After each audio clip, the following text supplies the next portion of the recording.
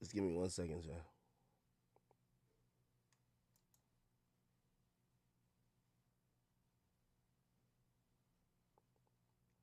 Okay.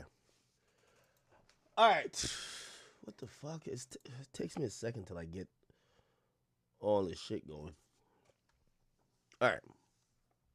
Let me just make sure I'm on.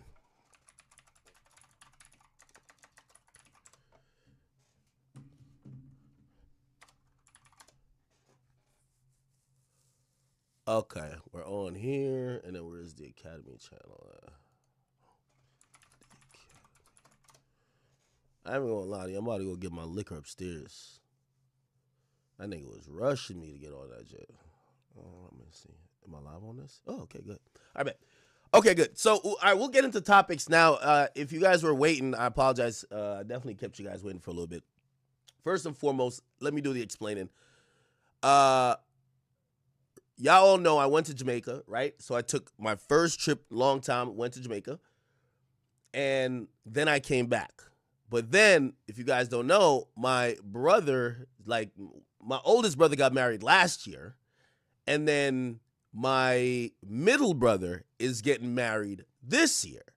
So they basically had a bachelor party, but it's not like it's like a bachelor trip party. It was like for 4 or 5 days. So essentially, I went out the country. So that's why I didn't stream. I'm done taking trips. The wedding is local, so I should be more consistent going forward. I understand I only probably streamed like 5 times. So apologies for the people who have been, missing the streams and shit, but I'm finally back. All right. Okay, good. So we're gonna catch up on a bunch of topics and shit. By the way, I don't even know if actually I'm gonna just keep it's a bachelor party. I'm gonna keep the details off of here. But yeah.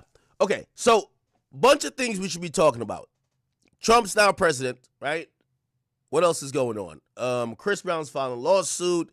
I'm just looking on here, just random shit. I see Devin Haney. Devin Haney's father is like trying to beef with me. Okay, brother. What else is going on? Fabio Foreign dropped the video with Platboy Max. Couple updates with the Drake lawsuit versus UMG. There's really an extension with that. Dirk, there's a couple updates with that. Bad Baby saying she used to get her ass beat by Chief Keef. What else is going on? Meg the Stallion, that's not really an update, but I'll get into talking about it. Yo Gotti, what about Yo Gotti? Yo Gotti signed somebody. Who else? A Tennessee shooter manifesto, and he streamed it on Kick. The NFL refs I got fired. Okay. All right. Let's just kind of figure it out. Obviously, I keep telling y'all, like, streaming is like a muscle, right? Like, you kind of get into the flow of things. And anytime you stop streaming for a while, especially since we're kind of like topic-based, we kind of get out of rhythm. So we got to find the rhythm again. Pause. And, yeah. Anyway.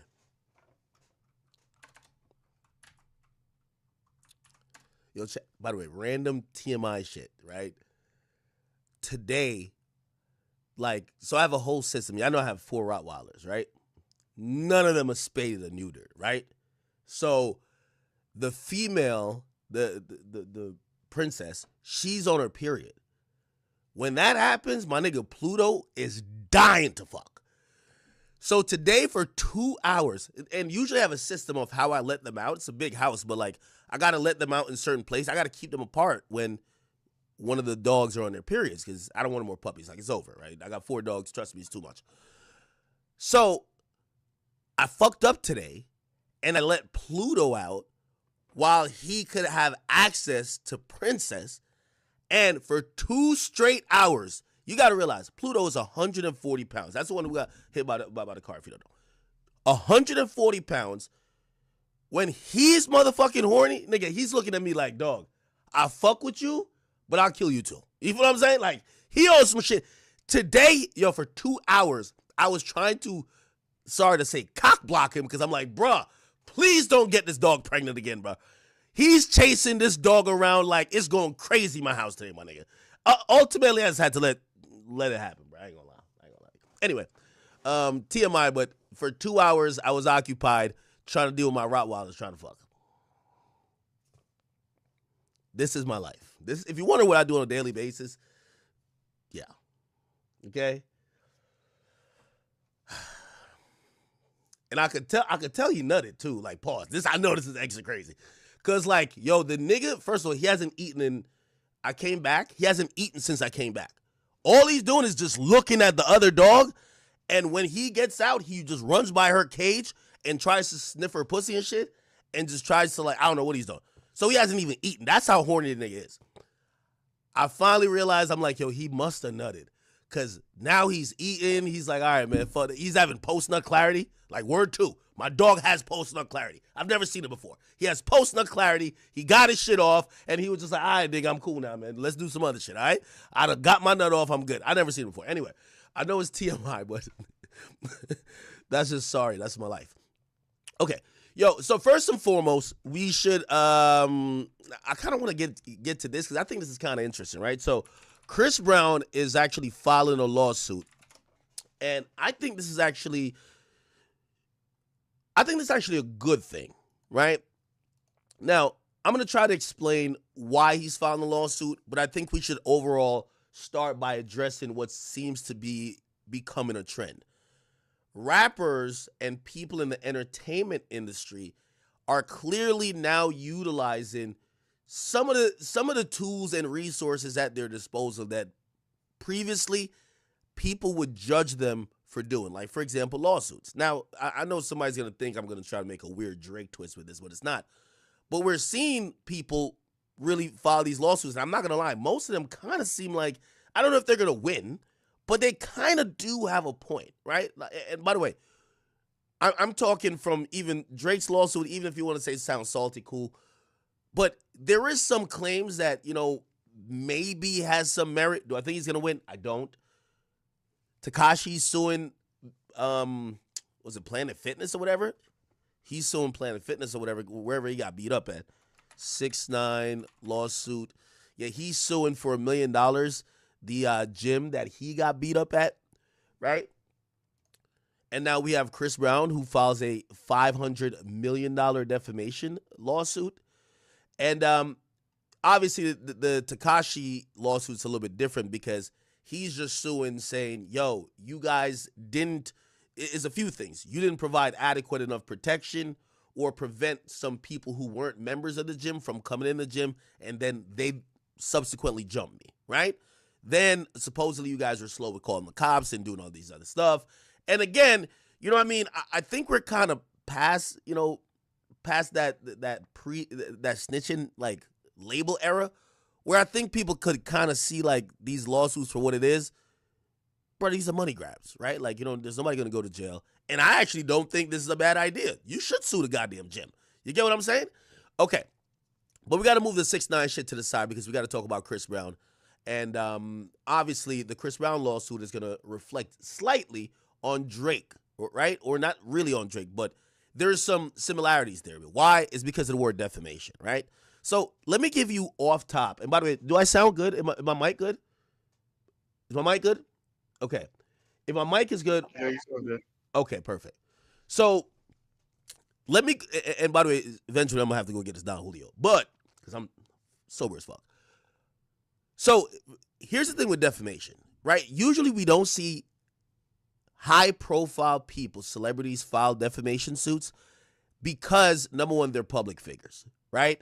And the thing with defamation suits, because trust me, I've looked into and inquired about filing a couple lawsuits myself because I've been seeing some people try to play with me too. But a defamation lawsuit, when you there's a few requirements that you have to think about when you're either going to pursue it, especially if you're a very popular musician.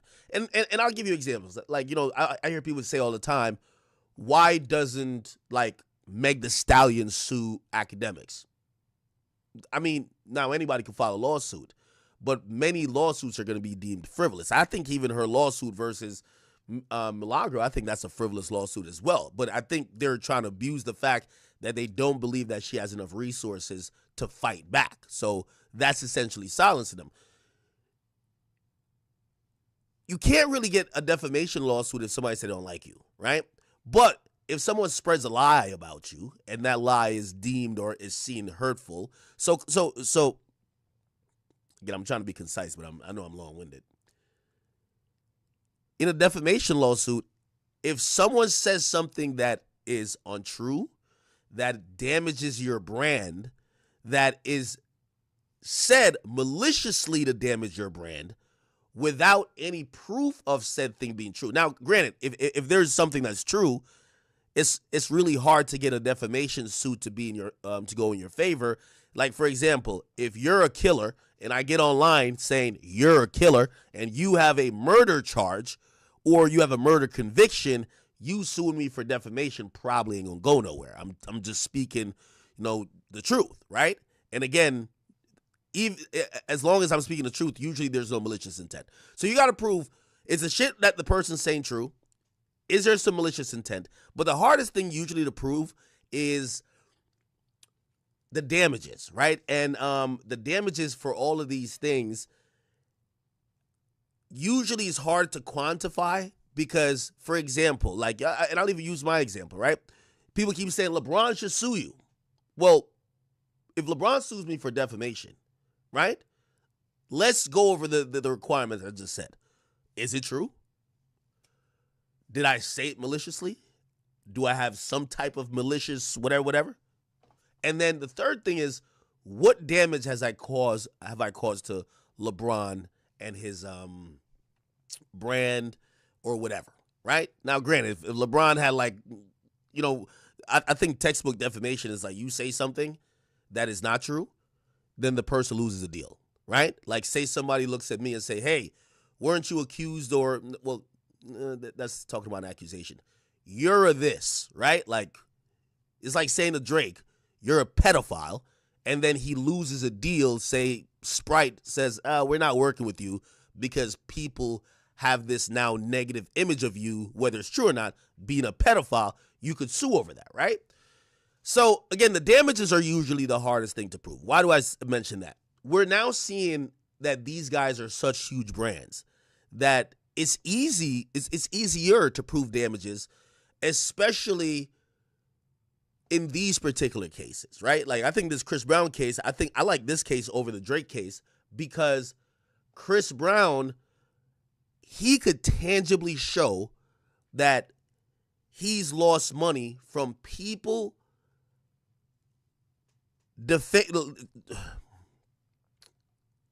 chat, again, I haven't streamed in a while, and I like to be really concise with y'all, but it's not happening.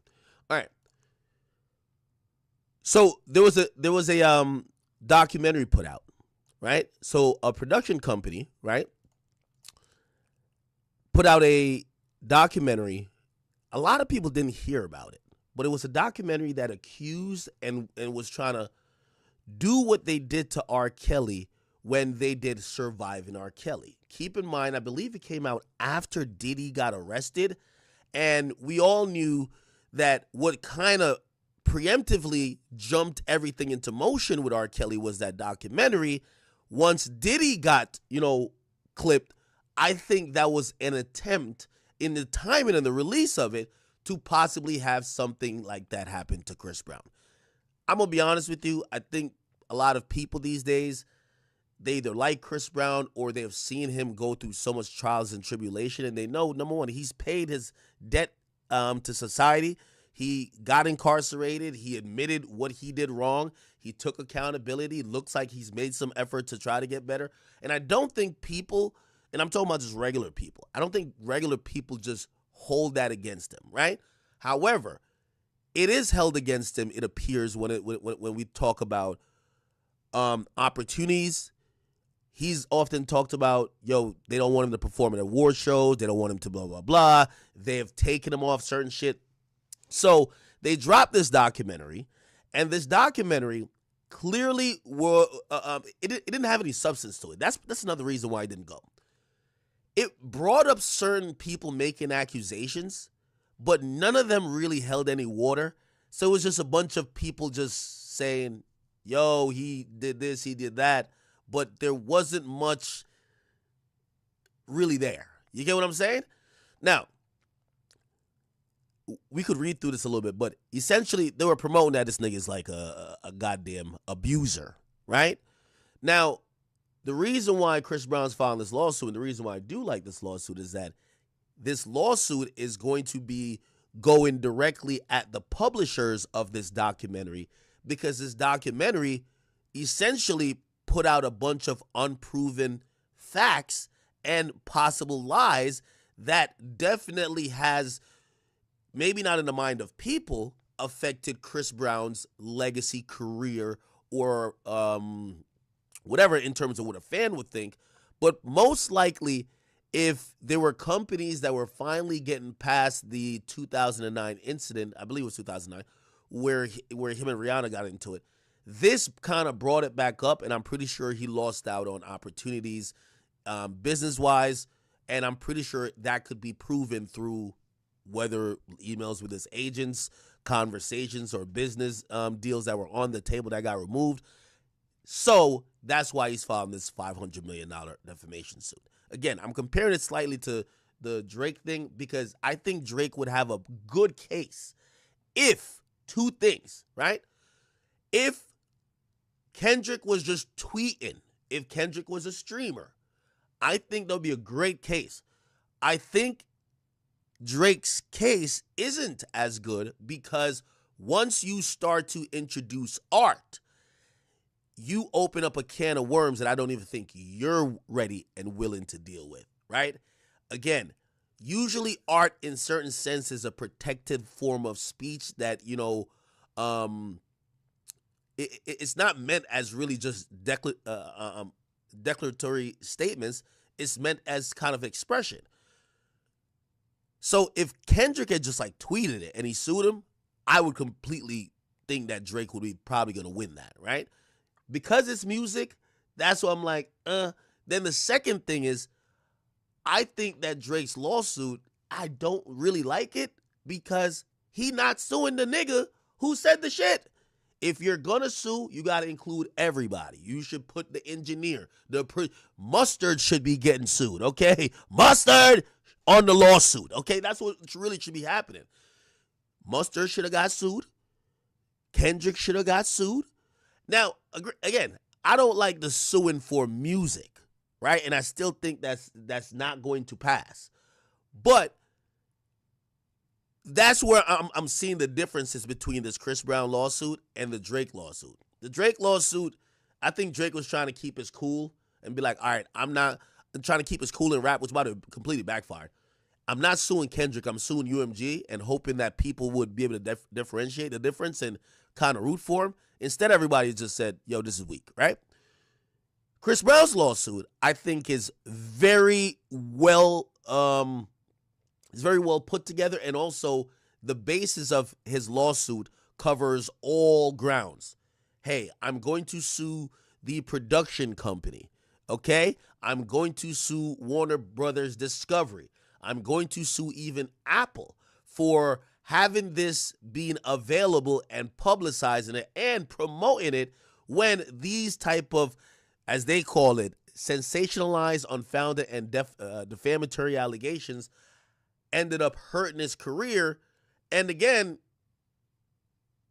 where's the proof, right? Now, by the way, the next thing we're going to get into, and we're going to get into after this topic, is Diddy doing the same thing. So we're now seeing like these entertainers basically almost try to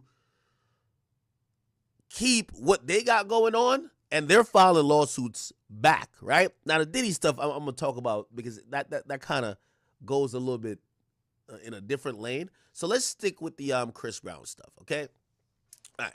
So, again, the documentary or whatever, the docuseries or whatever it was, I think it was a documentary, right? Chris Brown, A History of Violence, right? So let's just read through this. And by the way, this is a Billboard article. So it said Chris Brown filed a lawsuit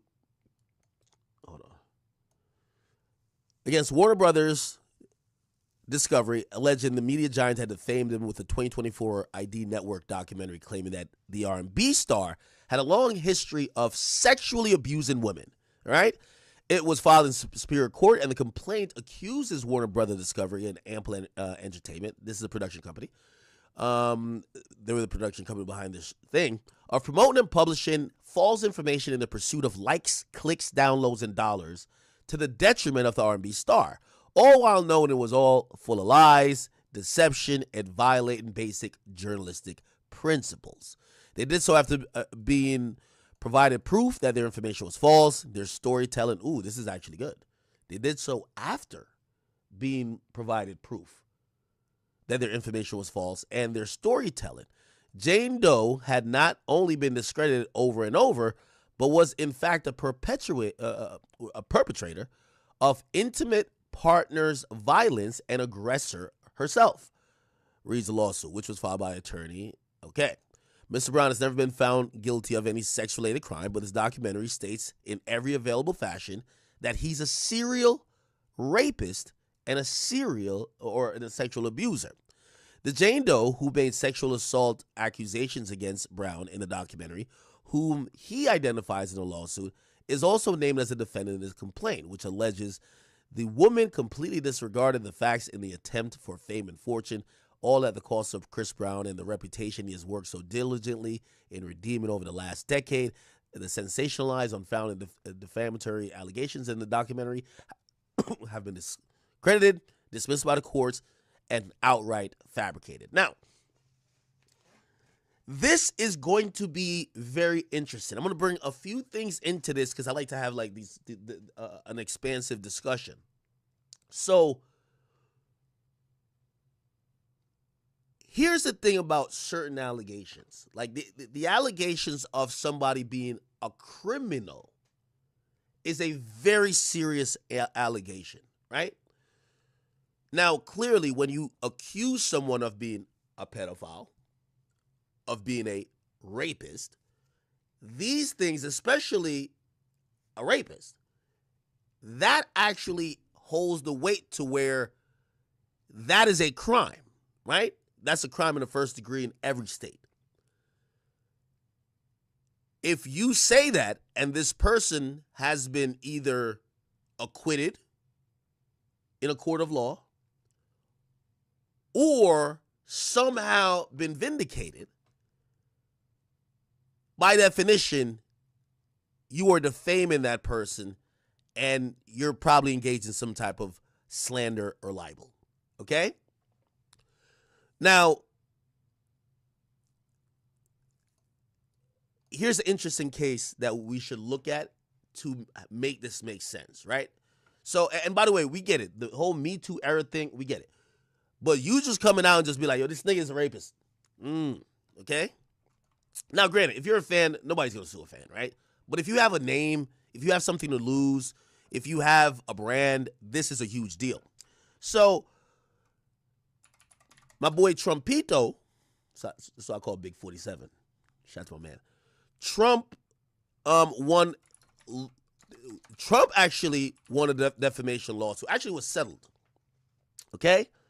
So, I don't know if you heard about this. So, everybody knows, well, not everybody knows, and I'll go through it.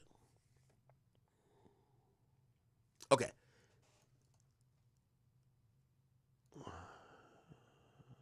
Here we go. No. It's ABC. It's ABC. Yeah. Okay. So ABC settled a defamation lawsuit with Trump for $15 million, right? Why did they settle with Donald Trump? Now, it's a very fine line, and these are actually credible journalists that made this mistake. So look, ABC paid $50 million to Trump in his defamation suit against the network and against specifically anchor George Stephanopoulos, okay? The settlement was filed publicly and revealed that the network is going to pay $1 million to Trump's attorneys and they'll issue an apology. Now, this is why they did this whole thing happen. They'll issue this following statement as an editor note, says ABC News and George Stephanopoulos regret statements regarding President Donald J. Trump made during an interview by George Stephanopoulos with Rep. Nancy Mace on the show on March 10th. So, I'm trying to give you the short of it. So Trump filed the lawsuit, and it basically said that ABC's journalists defamed him when the anchor said 10 times And now you got to remember, damages are a little bit easier proven because this person has a platform. ABC is a huge network, and this guy's a journalist. So the anchor said 10 times during a on-air interview with a GOP rep, Nancy Mace, that a jury had found that Trump raped a woman, right? Now, the woman had alleged that Trump raped her in a department store in the mid-1990s and that he defamed her, right, when he denied her claim. Trump has denied her. Okay. So in 2023, a jury found that Trump, and this is really interesting. So in 2023, the jury found that Trump sexually abused the woman, sufficient to hold him liable for battery, but it found that Carol, though it did not find that Carol proved he raped her. Now, this is the finest of line. They're saying that he sexually abused her, but he did not rape her. That's what was found in, and by the way, this was all in a civil proceeding, right? Because Trump was never criminally charged or even litigated with these facts or these allegations. So Trump lost that lawsuit, but in the lawsuit that this journalist kept referring to, right? So basically, this journalist, George Stephanopoulos, he kept saying Trump raped this girl, right? He says, and he was pointing to this case. He said, according to the 2023 case, Trump raped the woman. Now, again, the jury found that Trump sexually abused her, but it did not find that Trump raped her. So this journalist is misquoting what actually happened in a civil proceeding. Now, we all know, and I was going to say R word, but if it gets flagged on YouTube, it is what it is. We all know rape is just like, it just jumps off the fucking page, right?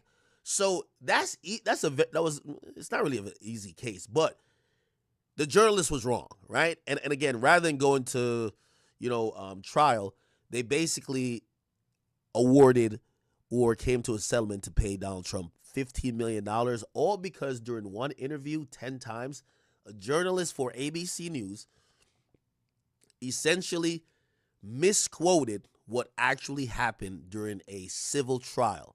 The jury found Trump sexually abused the person, not rape. So calling him a rapist means you're lying, and then the damages are easily proven. And also, if we want to talk about maliciousness, ABC and that particular journalist, they lean towards the other aisle.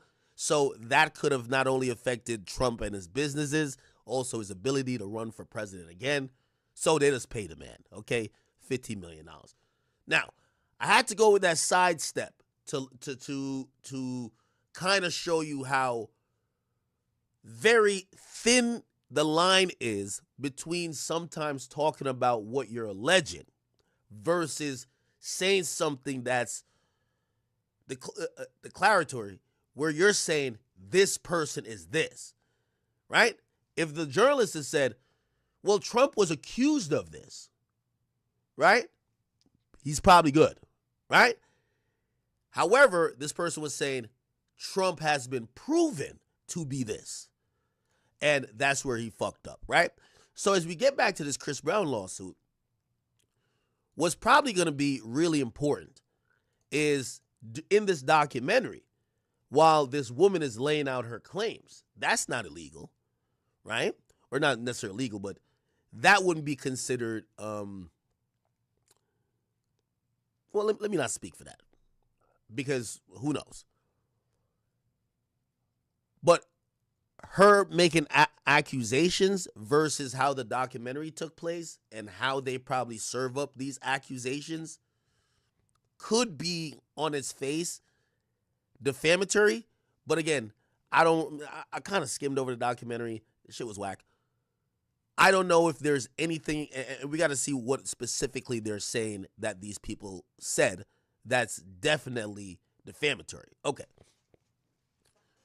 So, again, we show how thin the line is in terms of if you're a company that's making these allegations against someone, especially that someone's a sexual abuser, a serial rapist, right? Look, like you want to call somebody a serial rapist, you better got some proof, right?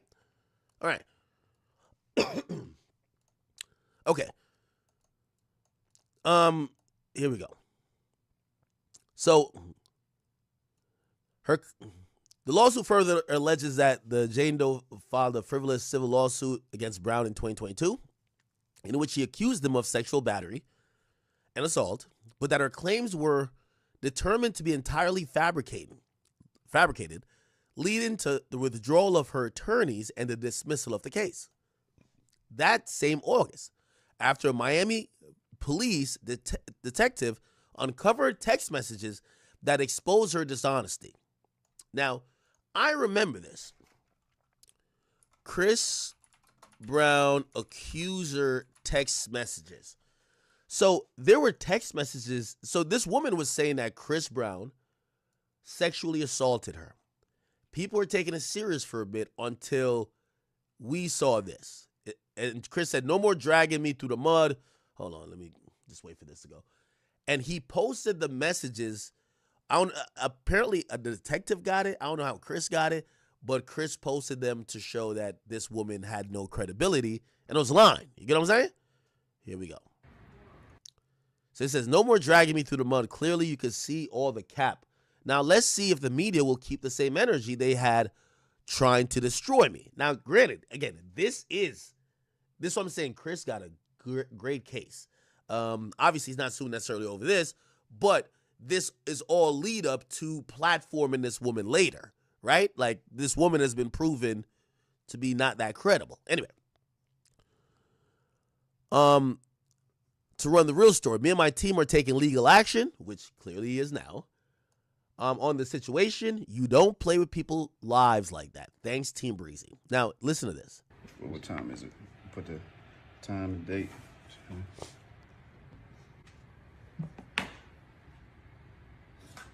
you're giving me mixed signals. You're like reading my messages and stuff, and you haven't blocked me yet, so I'm guessing you don't hate me. I just want to see you again. I mean, just answered the phone and then you just hung up. Like, just let me know. Like, if you want me to leave you alone, I definitely will. But I really just want to.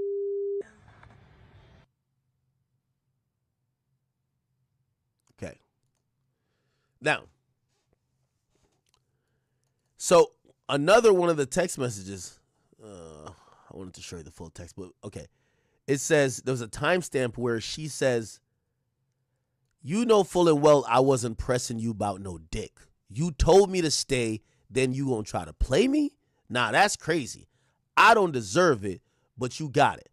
Even if you hear this video or this like audio message mixed with this text message of her saying, "Yo, you know," like she's trying to fuck the nigga. You get what I'm saying? Hold on, let me see if I could. All right. Here they were, right? Okay. Rolling Stones. Okay, baby. Okay, got it. Perfect. What the fuck? Okay.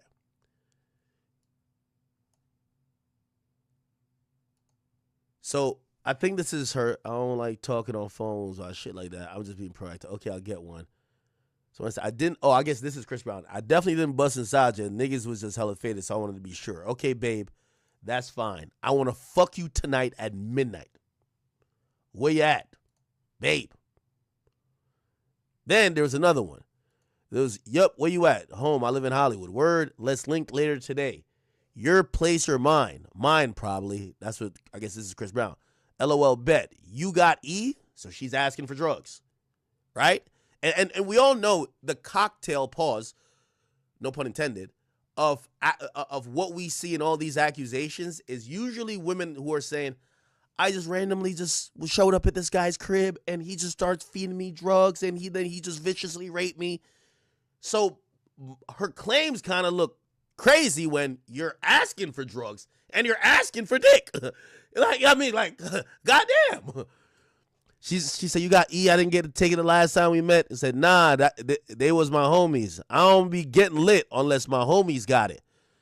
And then she says, okay, I guess we chill tonight? He says, I'll try to find some. What are you doing?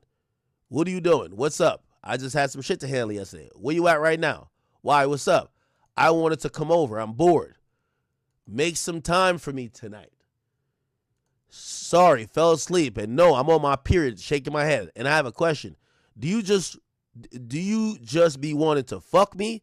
Or can we hang out like on some chill shit during the day? You know what this is, man. This is a sneaky link, late night ting. You know what I mean? This is one of them joints that you just, come on, you know what time it is, right? All right. You just want to fuck. I just want to know my role. If you asking that question, you know your goddamn role, okay? Okay, never mind.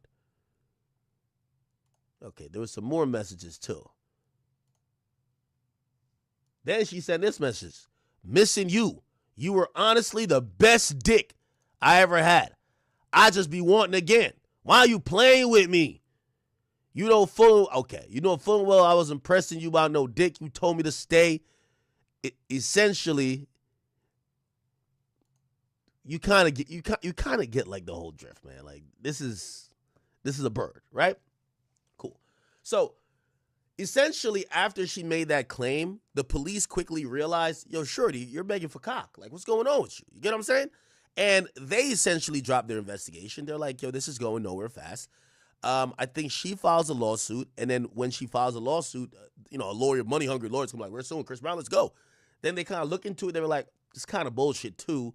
Her lawyers kind of fall back and fall out of the situation. And then, obviously, it's a sloppy case. It got dismissed. You get what I'm saying? Okay, cool. All right.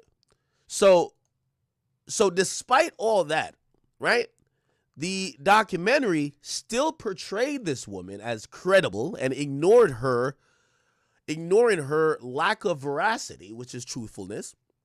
Later in the complaint, Brown's attorney breaks down Jane Doe's alleged history of violence and erratic behavior, so they did a little bit of research on her that should have raised red flags for any responsible journalist.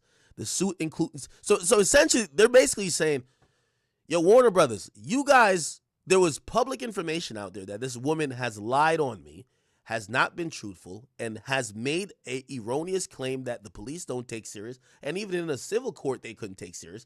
Yet you put her on a documentary to repeat these things, knowing that it would have all type of career harm and do irreparable damage to me, and you made millions off of it. And while you made millions, I lost millions. So now I'm suing you for $500 million. That's essentially what this is, right? And I think this is an amazing goddamn lawsuit because I think this might work, right? I think Warner Brothers might settle. The suit includes a copy of the alleged restraining order filed against Doe by an ex-boyfriend. Ooh, they did some homework on her. So the boyfriend, I guess her ex-boyfriend filed a restraining order on her, which kind of shows that this is a woman who probably, has been the actual violent person. You know what I mean? At least more recent than Chris Brown. And it says after she physically assaulted him, threatened him with a knife, and engaged in online harassment. So this is going to be very important in kind of like showing that this woman has a particular pattern of either not telling the truth or engaging in activity that, yeah. These incidents detailed in court records and leading to her arrest. Ooh, she got arrested. All right. By LAPD were disregarded by the defendants, who instead framed her as a reliable source to bolster their sensationalized portrayal instead of the physical aggressor in a romantic relationship. Key to the lawsuit is the accusation that the companies behind the documentary moved forward with its release even though they allegedly knew it contained false claims and violated journalist professional standards, claimed Chris Brown's lawyer. Several individuals who appear to be talking heads in the documentary are also named in the lawsuit. See, that's also, I should pull up the lawsuit. Fuck. It would take me like about 5 minutes for me to do. That's another thing, too. I do want to put this out there to a lot of creators, right? Because, by the way, they reached out to me, for example. Law and Crimes, they're doing documentary. TMZ, they're doing documentaries. They come out on Peacock, Tubi, all these type of things, and they're competing in that documentary market that go up on like some of these apps. And they always ask me, "Yo, do you want to be in the Meg Thee Stallion, Tory Lanez?" And I say, "No, I don't want to be in it." You get what I'm saying? And the reason why I don't is because even though I'm a person who I give my opinion a lot of times when you're in a documentary, there's a overall theme and agenda, right? Like, for example, if you could be an R. Kelly supporter if you're in a documentary called Surviving R. Kelly. Everything you say is being framed as R. Kelly's a monster. Not saying he is or he isn't. Similarly, that's why I was confused when I seen Diddy's lawyer in that Diddy lawyer in the TMZ documentary, right? And that was called The Downfall of Diddy. Like, I wouldn't want my lawyer representing me to be in a documentary that is being framed as my downfall, right? If anything, I would want my lawyer to be involved in a documentary that was being made about me that would be called, The Framing of Akademiks, The Lies Against Akademiks, not The Downfall of Akademiks. I don't want my lawyer like 10 feet from that motherfucking documentary. Why the hell is my lawyer going to be in the downfall of whatever? He should be in the goddamn, these are the lies against this nigga. Okay, all right. So, bet. So some of those people have also been sued, right? And I would imagine that, I think it's still going to be a weak case. It's going to be a weak case against them, strong against like the production company and probably the publisher. But what this is usually a strategy at is using these people, like probably hitting them up and be like, "Hey, listen, we don't want no money from you. We want $500 million from Warner Brothers or whatever the biggest company is, right?" And why did I think it was Apple? It's Ample. Oh, my bad. So it's Warner Brothers. They're the biggest company in this. Okay, man. So what's probably going to happen, they're going to hit up, and by the way, they did this in the Diddy case a lot. They would hit up the people who were also sued and said, "Hey, if you just give us a statement about how they procured your services for this documentary, which we could use," basically by saying, "Hey, they offered me $5,000 if I could do an interview to just say how Chris Brown is a monster," right? That helps Chris Brown's case. So that's why probably he's put those people in the lawsuit, right? So again, I think this is one of the better lawsuits that we're going to see. And I actually believe that Chris Brown has a legit chance of winning. And in the sense of, I know people have been having a conversation, should people be filing these lawsuits? I think this is a very valid lawsuit to file. And I think here's the thing too that's also different from the Drake lawsuit. I think the majority of people are going to be behind Chris Brown with this, right? I think this is something that we realize, was very predatory, because it's been 10 years of Chris Brown going through damn near hell, being dragged through the media every time they bring him up in whatever type of, whether it's E! News or any of these publications, especially the mainstream ones. They always say or reference the 2009 incident where he was arrested for, the violent incident with Rihanna. So that's important, okay? Now, as we speak towards that, the next thing that ends up happening is that Diddy is now filing a lawsuit. Okay? Y'all hear Pluto out there? Jesus Christ. Okay. All right. So all right. What I've realized, what's going on with Diddy now is that Diddy's trying to punch back. And you got to respect it, right? You got to respect it. Now, whether you think that Diddy's completely guilty or not, I think what Diddy did wrong is, hold on, I got to close this door. These niggas is tweaking. When one starts, the other three just start. I don't know if it's they're like wolves. They're like communicating or something. Fuck.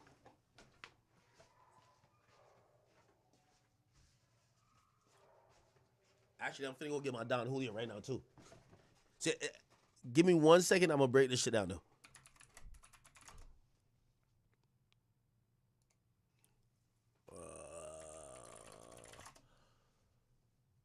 Give me 1 second. He was hip-hop's biggest mogul. Look, the rise and fall of Diddy. Jesus Christ, they never fucking stop. All right, where is it? Okay, I'm gonna play this real quick. Details revealed about Sean Combs and Cassie Ventura's freak-offs. Combs sued again, and a lawyer sues Jay-Z and his lawyers, making bold claims. I go through 7 major developments in Sean Diddy Combs and Jay-Z's ongoing legal sagas. This is a law and crime legal alert. Did you know that children are being diagnosed with serious conditions like type 2 diabetes and non-alcoholic fatty liver disease? And research is potentially linking ultra-processed foods to these outcomes. Morgan & Morgan is stepping in to fight to hold food companies accountable. With decades of experience fighting large corporations, they are ready to stand up for families who deserve justice. If your child under 21 has been diagnosed with type 2 diabetes or fatty liver disease, visit www.forthepeople.com/food to learn more. Welcome to Crime Fix. I'm Anjanette Levy. Sean Combs and Jay-Z have been in the headlines a lot over the last couple of months, and it's really not the kind of attention either one of them wants. The two rap moguls have known one another for years and years. They've supported one another in business, and now they're named as defendants together in a civil lawsuit filed by a woman who claims both men raped her when she was 13 in the year 2000. I'll get to the latest on that case in a bit. But first, I want to get to the most recent developments in Sean Combs' federal criminal case. It involves his lawyers and the freak-offs that he engaged in with his ex, Cassie Ventura. Combs, as I've told you many times, faces very serious federal charges of racketeering, sex trafficking by coercion, and transportation to engage in prostitution. He has, of course, pleaded not guilty to those charges and has insisted he is innocent. Now, one of the major pieces of evidence in this case, as far as the sex trafficking charge is concerned, are videos of Cassie Ventura having sex with male sex workers as Combs watched. They're called freak-offs, and Combs' attorneys say they've now watched the tapes, and they say they prove he is innocent. Combs' lawyers wrote in a letter to the court, the 9 videos at issue are the so-called freak-off tapes with victim 1, that the government has repeatedly referenced, causing wild speculation in the media. Contrary to what the government has led this court and the public to believe, the so-called freak-offs were private sexual activity between fully consenting adults in a long-term relationship. All right. Like many Americans. We're going to get to that part too. I'm actually taking shots today. We're going to get to that point too. So Diddy's lawyers... Yeah, so Diddy's lawyers, this is some freaky ass shit. So Diddy's lawyers, number one, they have requested that hold on. One large corp called guilty to those charges. Okay.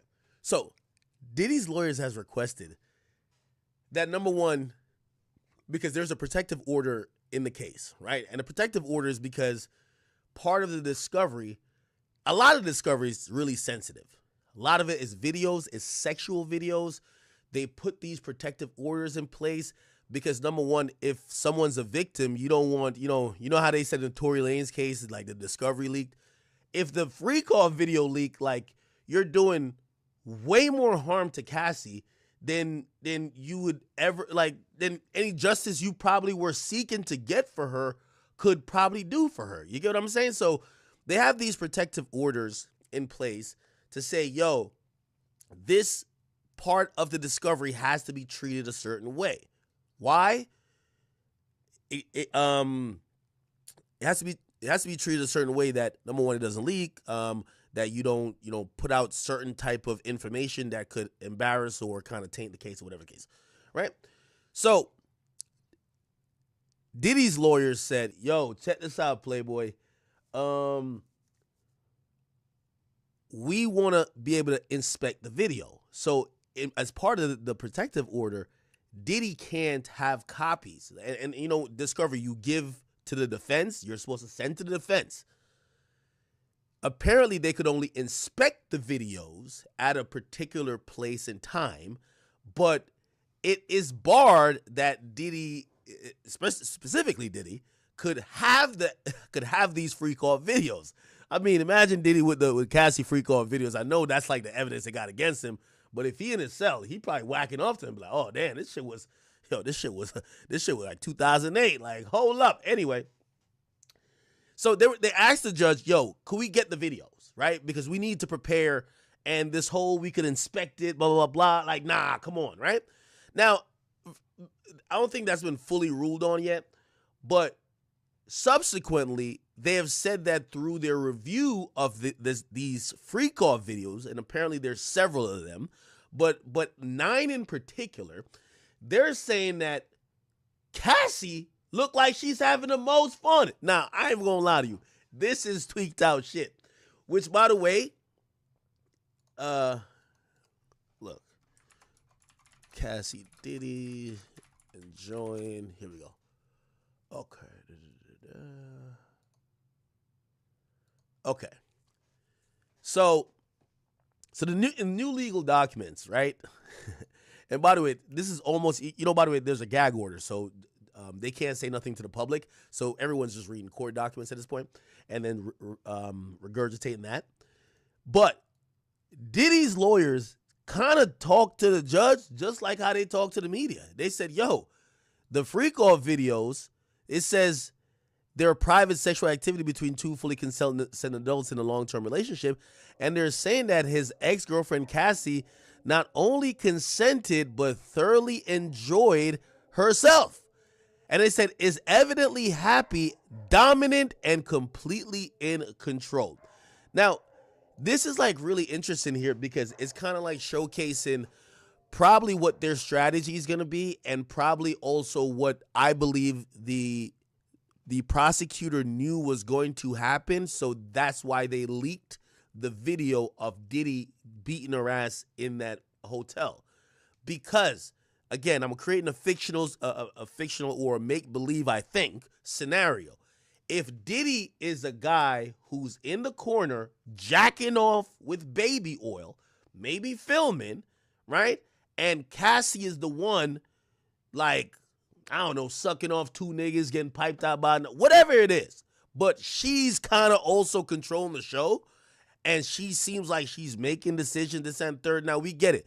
You could still do that. You could be coerced to do it, or you could be under duress. We get it. But those things could be seen a different type of way, right? It could be interpreted that maybe she was more of a co-conspirator than a victim. And keep in mind, this entire case thus far, she's the only victim, right? So we're getting to realize that Diddy's team is really attacking that, and they're saying, yo, in the videos, she's thoroughly enjoying herself, and she's evidently happy, dominant, and completely controlled. Now, one thing they don't say, which is going to become a huge point of contention, is she sober, right? Because I would imagine the prosecutor is going to say that, well, yeah, she might have looked like she was enjoying this and third, but that's because she was drugged up every time, right? Now, it said prosecutors had described the videos as elaborate and produced sex performances in the indictment against Diddy, but his lawyers say that the footage does not depict sex parties, but rather adults having consensual sex, plain and simple, okay? The attorneys say that the tapes were not secretly recorded, and they push back on some of the conspiracy theories surrounding the case, claiming there are no secret cameras, no orgies, no other celebrities involved, no underground tunnels, no minors, and not so much of a hint of coercion or violence, okay? And get this, Diddy claims Cassie kept the recordings on her devices for years and turned them over to the government herself. Now, this kind of plays into, this is a counterpunching method by Diddy's attorney, right? You remember in Cassie's lawsuit, Cassie actually made the claim that Diddy would send her the videos and force her to watch it. Which, if now we think about it, what Diddy's saying, yo, she was lying back then, trying to explain why she still had the videos, right? Remember, she said these were horrifying videos that she didn't want to see, but she did have them in her possession. She said Diddy would send it to her against her wishes. She was horrified. She couldn't believe she was taped. And also, they're getting at this angle because you know what Cassie said in the lawsuit, too? Cassie said that, you know, she was horrified that some of these sexual, you know, situations were taped, as if she didn't know they were being taped. Now Diddy's saying, well, number one, she's having fun in all of them. She's dominant. She's doing all the shit.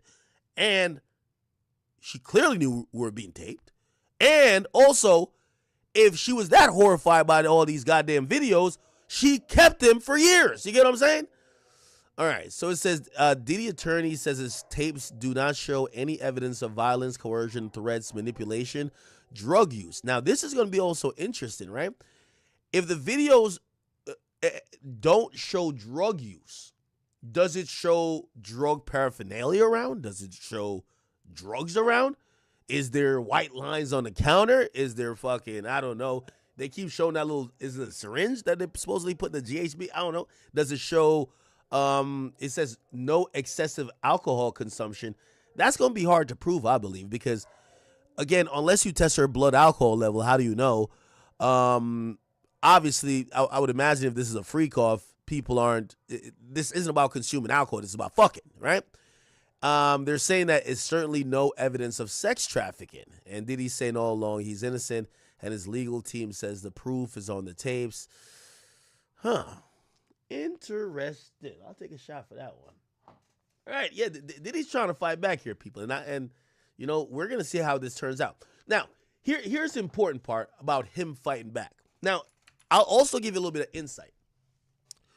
And I've spoken, I guess, at this point a few times about the me speaking to Diddy when Diddy's locked up. So when I spoke to 6ix9ine, 6ix9ine said, hey, listen, when he first went into jail, Diddy was like sleeping all day. And I'm not saying that he was depressed or anything, but it kind of felt like it's the first time Diddy's had to sit his ass down, right? Like he's probably not happy, can't do anything, this and third. So he's just trying to use everybody's jail calls to try to talk to people, blah, blah, blah, right? Now, I remember 6ix9ine said, he told him, it's like, yo, listen, right now, you're getting your ass whipped in the media, right? There's 5 accusations every day. Everybody is acting like they barely know you. They have memes, baby oil, this and third. You have to start at least controlling the atmosphere, or the forest fire, no pun intended, will run wild. And again, it's about controlling the atmosphere because you're eventually going to see a jury. And at this point, I would say, you guys watch me. So if you watch me and we go through court documents, we all know that in the current indictment, right? And I do think there's going to be a superseding indictment. There's one victim. There's been 100 people supposedly claiming something, and the feds only have used one. So you guys would probably know that because we'd be going through court documents. But for the random person who, I think everybody knows about his Diddy thing now, I think they probably think that there's 40 victims, right? In the criminal sense. In the criminal sense, there's only one. So I think what Diddy's doing now is saying, okay, if I'm going to potentially go to trial this year, and by the way, his trial is scheduled for this year, probably will get pushed back. I have to start doing some attacking myself. I took the punches while I was going through this whole thing with, you know, being investigated, the raids. I clearly, you know, was trying to get out of jail. But now as I prepare for trial, I need to start punching back to let people know, hey, there's a lot of cap out here, right? So Diddy's now suing a witness and a lawyer for defamation, okay? Now, let's read into this. Diddy's going after a grand jury witness and a lawyer he claimed to have been spreading lies about him, accusing them of fabricating stories for media attention. The disgraced mogul is suing Curtis Burgess, a man who appeared as a witness for the grand jury, which, by the way, he had spoke about, yeah, we're going to play this video, because he was claiming that he was in the grand jury proceeding and he was given some information that if you heard that information, you're like, Diddy's cooked, right? Also, Ariel Mitchell, she has been on Ariel Mitchell. She's been on Piers Morgan a few times speaking about Diddy. You get what I'm saying? And again, this was her. Hold on, sorry. All right. Regarding the victims, there are victims coming out every day, even someone who contacted me last night. So now, also, she has an interesting story because she was representing a potential victim, and that victim either fired her or wanted her fired, and the victim called her lawyer a clout chaser. Now, she said that her client was all over the place and wouldn't listen to her, but you also see this is a lot of shit going on. That you kind of start realizing the Cassie shit's serious, everything else circus. But then she also represents, so she dropped that one client that was accusing Diddy, and then she allegedly was representing or in talks to represent another client that was accusing Diddy. And it's only standing to be more individuals coming out. I do talk to some of the other attorneys who represent victims that we already have known because they filed cases, who have additional victims who plan to come forward, and they plan to file cases against very soon. So now I seen somebody mention that as well. I think Diddy also is looking at what happened with Sean Carter. Jay has played a very aggressive, offensive game. He's not going to sit back and get beat up on. I think, in my personal opinion, that Jay has stopped the bleeding, at least temporarily. If not that, he's weeded out all of the frivolous people, the chicks who got their back blown out on the Rockefeller tour bus that now want to say something because it might behoove them to try to get a check or at least some type of documentary look that could benefit them. You get what I'm saying?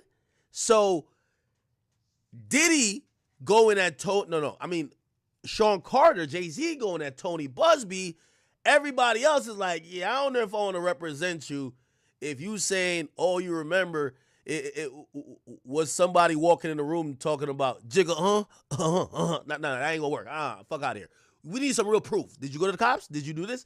So they're vetting the people with Jay a little bit different, while you have inmates, people who ain't never met Diddy, saying Diddy took their booty hole. You get what I'm saying? So I think Diddy's lawyers are realizing, or whoever his strategist is, oh shit, we got to play offense a little bit, right? So, and by the way, this lawyer right here, so Ariel Mitchell, Diddy's accuser claims ex-attorney was clout chasing. Huh? What the hell? Andrea English, the woman accused Diddy of sexual assault at one of his Labor Day white parties, has publicly called out her former attorney, accused him of clout chasing. By the way, you know Diddy's going to use this as part of his lawsuit against the lawyer, right? Whatever. Interesting, right? Interesting. Okay, so we get to find out that Diddy is suing two people. And by the way, this other guy, the grand jury guy, listen to him. Sorry, the draft king through an app real quick. Yo, chat. I've never seen more gambling ads ever in my life, my nigga. Like they advertise gambling like it's going out of style, bro. Okay, here we go. I know you did mention what was on the flash drive before. Would you be able to kind of go over that now, or is that something that you can't discuss? no, we're trying to Oh, so this is her new client, I think. You get what I'm saying? So again, Diddy is targeting now this lawyer to say, hey, your last client called you a clout chaser and wanted you off the case, and now you're with this other guy that participated supposedly in a grand jury proceeding that should be private, but he's doing interviews outside the courthouse, and you're walking with him. go to discuss that now, what we will be able to talk to in terms of what was available and what was on those flash drives. Okay. But it was the book, So it is Kim Porter's book, but not necessarily some of the stuff with the celebs that were mentioned besides. It's hers. Nobody touched it. Now, here's another lie. That Kim Porter had this unwritten book that a few people have tried to allege that they're in possession of, including one that put something out on Amazon that did great. But then the family of Diddy, including Kim Porter's own kids, said, could you please stop using our dead mother? She had no such book. This is a lie. Then the author later said, well, some of this stuff, couldn't verify, but, sounds like a good story. So again, Diddy, while fighting for his life, and here's the thing too, why Diddy got so many accusations, you realize they're starting to slow up a little bit, right? They're avalanching him. They're avalanching him.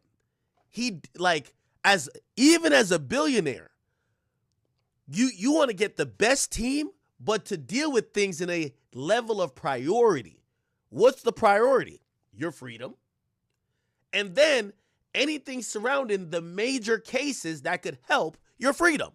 So if some random streetwalker said that you did something to them and you never met them, sometimes it becomes too much to just keep trying to put out little fires. You just want to get to the main source, right? Oh, so it is her official book. Yes. And by the way, you could tell they were piling up on Diddy a lot because there was an article also ran that says Diddy refuses to come out of his cell to get served. So they got to serve him in jail, and they were saying, I don't know if this is a legit outlet, but they were saying he was stalling the legal proceedings by, actually, no, this is legit. They filed this in court. According to filing submitted on December 30th, Tony Busby's co-counsel claims that Diddy refusal to accept service has delayed two specific cases. They're saying that Diddy won't leave his cell or won't, obviously they have him in custody, but he's not being cooperative. You get what I'm saying? And it shows that just a lot of fucking lawsuits. You get what I'm saying? So Diddy's now firing back, and I'm sorry, let me just play this in full. Kim Porter's book, but not necessarily some of the stuff with the celebs that were mentioned besides. It's hers. Nobody touched it. Oh, so it is her official book. Yes. Nobody, and no one touched it. Nobody altered it. Nothing. So it's not the copy that the gentleman said that he was selling before. No. No. It's two different copies. That one was edited, and we have the original copy. So you're saying that the other copy was an actual real copy, even though the family said it wasn't? It was a derivative work. It was edited. The only way the family say that is because I forgot his name. Albie Short. Yeah. Yeah. And besides that, how they know? A lot of stuff their mother did, they didn't know. And I'd like to say apologize to the mother and the family for the picture being on front of it. Right. You understand? I didn't put it there. Right. So, they got to worry about bigger things Right. than what her diary was. You understand? Right. They should have started worrying when he was beating her. Right. When you start worrying about your mother after the fact. Right. So the book, do you think it'll ever be open to the public or after this or? That'll be the next thing. I've been contracted to go to Amazon and work out whatever legalities that may have existed prior. Okay, so they're still going with this angle that there's this book where Kim Porter may have detailed freak-offs and brutal beatings, and she was going to put it out, and she just got killed before. Again, I do want to make it abundantly clear, because I know some people, y'all are really dense. Y'all be like, yo, I got on the phone with Diddy, and now he's a Diddy defender. No.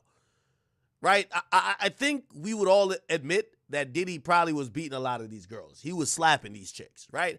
So accusations of that, I'm actually inclined to believe, right? I'm inclined to believe of a lot of what Cassie has alleged. I just know that there are nefarious characters out there that, they're just saying anything. You get what I'm saying?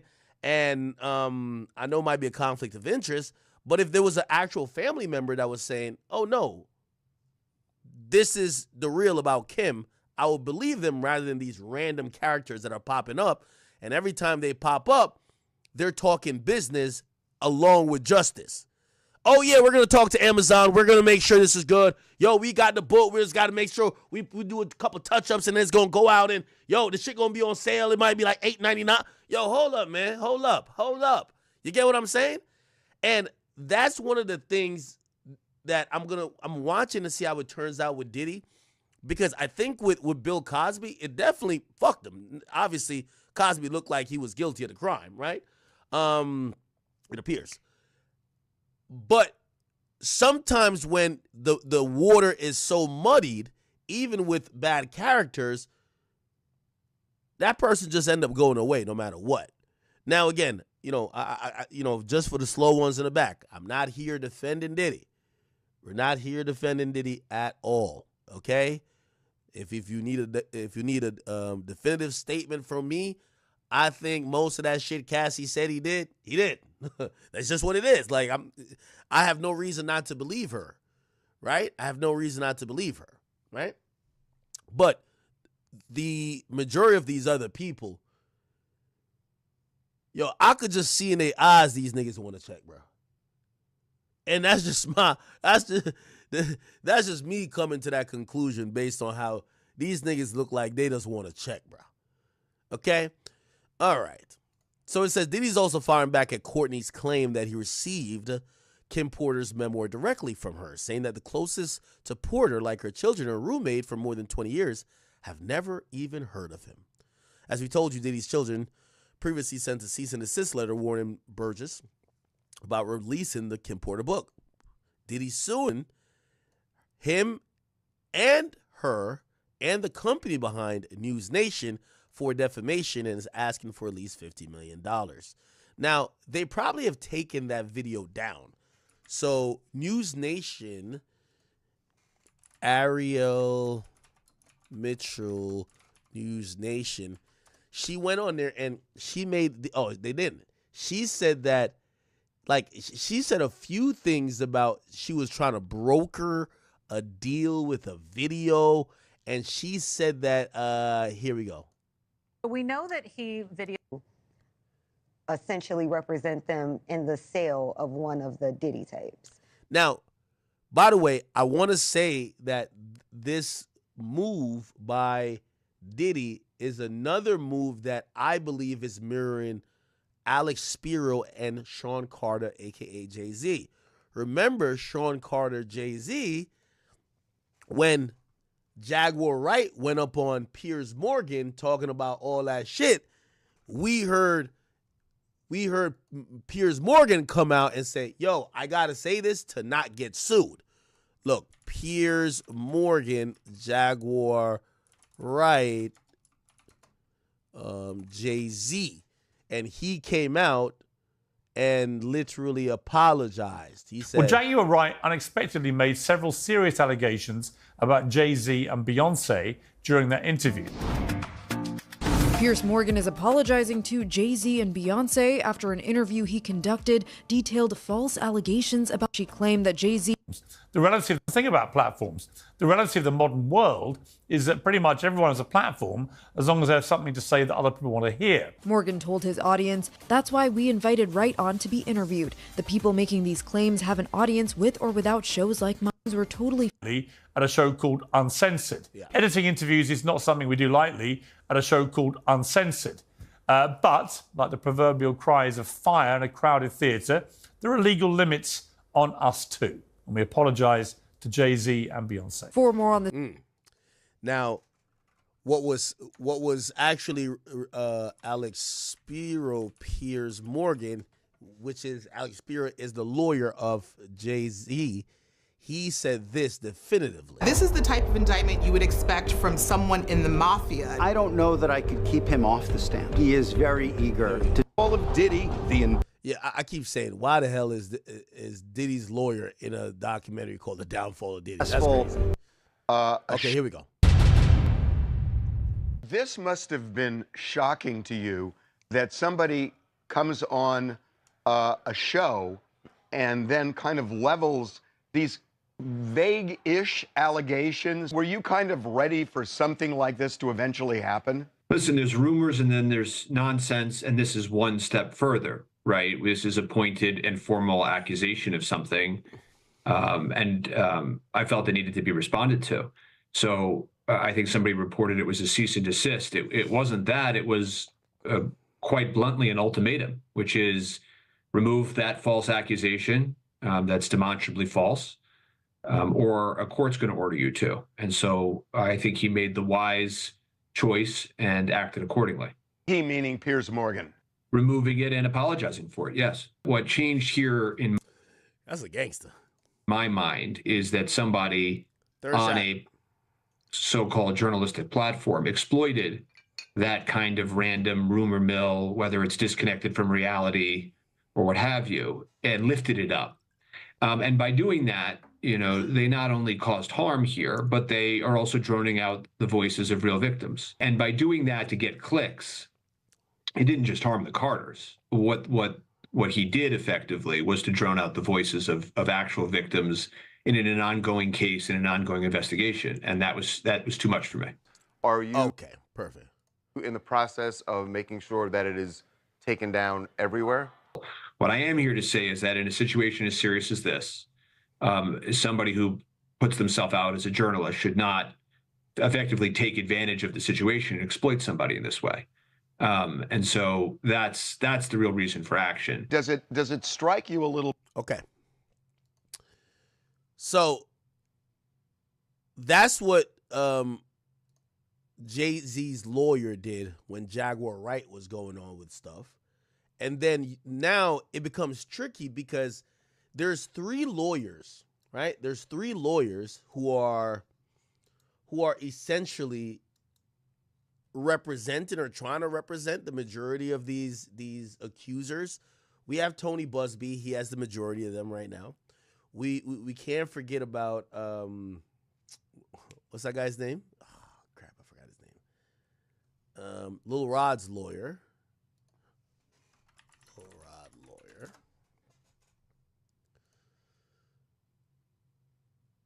What's his name? Tyrone Blackburn. Tyrone Blackburn. He's the second one. I've realized that he realized that they not playing around no more. He's fell back. He ain't fucking with no more Diddy stuff. I've seen that now. And then it looks like they're targeting Ariel Kidd or Ariel Mitchell Kidd. So the difference between Tyrone Blackburn was speaking, doing interviews at first. We haven't seen him do interviews about this case recently, but she has. And it's kind of interesting that Diddy and Sean Carter, they're taking aim at the lawyers. Because here's the thing. These lawyers are taking these cases with the hope of getting like, what is it like? It's probably like a 50-50. Like, yo, if you get $1 million, we just bust it down the middle. I'm going to represent you for free. And also, it then becomes, you know, slightly even more egregious because you'll get the lawyers doing interviews and the lawyers damn near are offering like testimony. Like, yo, I've seen this, I've seen that. Like, you know what I mean? So again, this is a lawyer and this is how she's speaking about Diddy. Again, Diddy is suing her. So, and he's suing this platform as well. Decline that because. Wait a minute. Say that again. Say that again. Back up. You're saying that there's tapes and they're being shopped? Yes, there have been people already shopping. We've heard about the tapes, but yes. The shopping thing is yes, there already have been tapes leaking around Hollywood, being shopped around to individuals in Hollywood. But one particular person contacted me to shop a particular video they were in possession of and to contact the person who was in the video to see if they were interested in purchasing the video before it became a public knowledge. I've heard this before, so like a catch and kill. Catch and kill, correct. Wow. Can you, and I guess you can't reveal the person who is on No, this I can't tape. explain who the person was, but Mr. High profile? Mr. Combs was in the tape, and this other person is, I would venture to say, more high profile than Mr. Combs. Really? Really? And you've seen it? I've seen stills of the video. Okay. So you can verify that it exists, that it's real, that the other person in the video is very visible. It's no question if it's that person in the video, and I can tell the video is pornographic in nature. Oh my, all right. So we know that he videotaped a lot of activities at his home, did he? And it sounds like there was probably a lot of hidden cameras as well. Is that what is being talked about? Yes, this was actually in his Atlanta home, at a home he had in Atlanta at one point. And somebody says I should get the tapes. Nah, that's one part of the discovery I do not want no parts of, bro. It does seem that the person isn't like looking into the video, so it's, to me, doesn't seem like that person knows they're being videotaped. It doesn't seem like they're active participant in the videotaping, like they're being surreptitiously recorded it. All right. I wanted to ask you about the police report we talked about, but when your client came out, obviously the neighbor knew. Did she talk to her family? Did she talk to her friends? Did she have another lawyer? Let's go back to your client. So at the time, she, as most rape victims are, they feel a lot of shame. Absolutely. And they don't want to vocalize what happened to them because then it makes it real. So they kind of internalize it and get over it. And due to the high profile nature that it was Mr. Combs who did this, she was afraid for her life. She was concerned that if she was to come forward and say something, that no one would believe her, because we're talking about 2018 when Mr. Combs was still pretty much at the... Now, I think this brings up an ethical question here, right? Where, like, you know, no one, including myself, would sit here and act like sexual abuse in any form is something that should be acceptable, or even to the level where someone has extreme amount of money and power and are abusing that to take advantage of people, that should be overlooked, right? So we obviously want bad actors to be punished, right? If you commit sexual assault or whatever, you should be punished, right? But we also have to, like, think about, like, the era we live in now, when you have the lawyers of these people, right? They seem more, they're more down to appear on news programs to kind of, like, recruit more clients by, like, you know, it's like sending a smoke signal saying, hey, I'm already representing one client. If y'all got a story, come hit me up, because we could probably make some bread. It kind of, I don't know, it leaves a, I don't know. You know, as one defense attorney told me before, they said, you'll know a attorney in cases like this have bad intentions when they don't try to protect their client. They only try to get publicity. Think about this. Someone getting taken advantage of is very embarrassing. Like, there is nobody I know who, maybe, like, no disrespect, like maybe Hassan Campbell, but nobody else gets, oh, somebody took it from you, and you're shouting on top of the mountain saying, that happened to me, because it's embarrassing. Like, you know, it's, a lot of times people go on the ground. A lot of times people become reclusive. This isn't something that usually you hear people very vocal about. When you see the lawyers of these people, they're usually, again, even if there exists a video of the acts being happen, or these acts happening, and you have control, or you see it, why are you on a news program further going into the trauma of your client? Oh yeah, I seen the video. Yeah, I looked at the video. I don't know if she could save this for court, right? And again, most of these people aren't people who are popular. So it kind of like, it leaves a bad taste, pause, in my mouth. Pause. When the lawyer seems to be trying to win in the court of public opinion, when their client, who's going against Diddy, isn't a public figure. You get what I'm saying? Yeah, I'm sorry. I hope that wasn't a Hassan straight. Hassan, I fuck with you, bro. Don't get mad at me. But yeah, so when you start seeing the lawyer doing a lot, like, look at this, right? Why you're here today? Yes. Okay. Homeland Security. Oh, wow. Remember, grand jury, especially federal grand jury proceedings, are private. when someone goes to testify, when someone is involved in that process, they tell you, because this is where the feds like to pop up and kick doors down. If you're doing an interview saying, yeah, I ain't gonna lie, I just testified at the grand jury shit, it's not secret no more. They tell the witnesses, don't do that. When you're walking outside the actual courthouse and you're literally talking to Fox 5, why? If you're seeking justice and you felt there was a crime committed, why do you need to, can't you wait till you get the conviction? Yet you get moments like this. So were you surprised, or was that the quote that you were kind of waiting for? Surprise. Oh. Do you feel like the interview had had anything to do with it, or? Yes. Yeah. How do you know Sean Combs? Generation. You know, Frank Lucas was my godfather and his father, and then we both was in the music business for 30 years. Did this nigga just say Frank Lucas? American Gangster? What the? Now, I do know there is some connection to Sean Combs' dad there, but they're asking, yo, you claim you got a videotape or some book from his deceased baby mama. How you get it? How long you know Diddy? Well, my dad and his dad, you know what I mean, back in the Frank Lucas days, we were, what the hell you talking about? What the hell you talking about?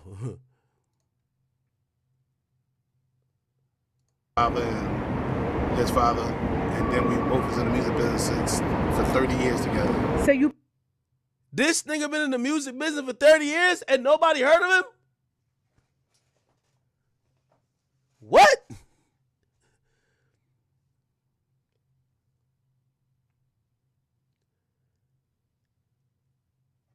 This is why the lawyers start doing the interviews. You want me to tell you why? Because anytime their clients speak, remember the one, the little genius that came out? Like, I ain't gonna lie to you. After I seen people thought that Jay-Z and his people like intimidated me. That ain't it. After I seen the interview by the accuser that was slow as a fucking turtle, I said, I gotta hop off of this train. Listen, I'm not one of them motherfuckers that be like, yo, I'm gonna be on the bandwagon until this goddamn train crashes. Look, can we find a video? Is this a video? This chick was slower than Franklin the Turtle. I said, get her ass on out of here. This when I realized, I said, Tony Busby, if I could tell that this slow motherfucker is full of shit, how could you not? How could you not? Hold on. It was a CNN Jay-Z accuser interview. Let me see. Oh, no. Where is it?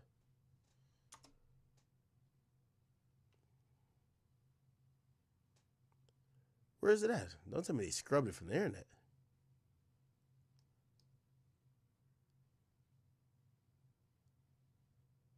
You know the one I'm talking about, right? Where she's like,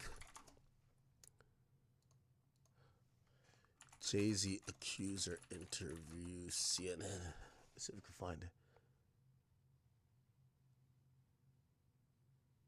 Oh, yeah, this is... According to your law, the tray of drinks that came by Sean Combs in the Hamptons. What was that experience? No, this is a random nigga.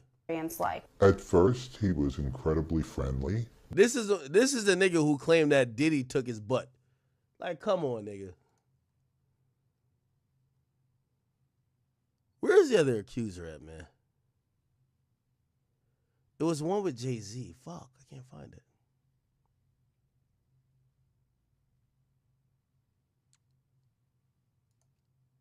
You should always advocate for yourself and be a voice for yourself. You should never let what somebody else did ruin or run your life. A 38-year-old mother from Alabama who has filed a lawsuit accusing Sean Diddy Combs and Jay-Z of raping her when she was 13 years old is speaking out to NBC News for the first time. She asked us not to reveal her identity. What made you want to come forward? Some old country Bama with a whole bunch of DuckTales. Let me tell you this. I think Jay-Z is scummy as the next nigga who think Jay-Z is scummy. But once I heard this country Bama try to describe what the hell happened and then double back and said maybe there's some inconsistencies, you know what I said? Jigga, my bad. My bad, player. Let's take a shot. They lying. I'm sorry. Yo, I can't rock with the lie. I'm sorry. And talk today. Because I think that I've been quiet long enough about what I've been through, and it's been hard enough to be quiet. But it's a chapter of my life that I'd like to close. An NBC News review of her account found inconsistencies with her allegations. She says that she went to the MTV Video Music Awards in 2000 to catch a glimpse of her favorite celebrities. You weren't scared to be all alone? No, with having autism is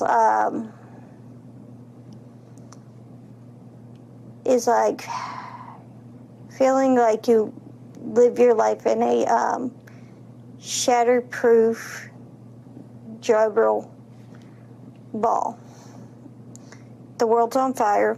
The fire is in the. Is this bitch describing LA? The ball with you, but there's no way for you to get out. In addition to having autism, the woman. Wait, how the hell did I do that? I move this thing. Oh, you could. Yo, YouTube is crazy now. You can move the caption. Chat, I'm moving the caption. What the fuck? All right, let's put it up here. Let's put it over here.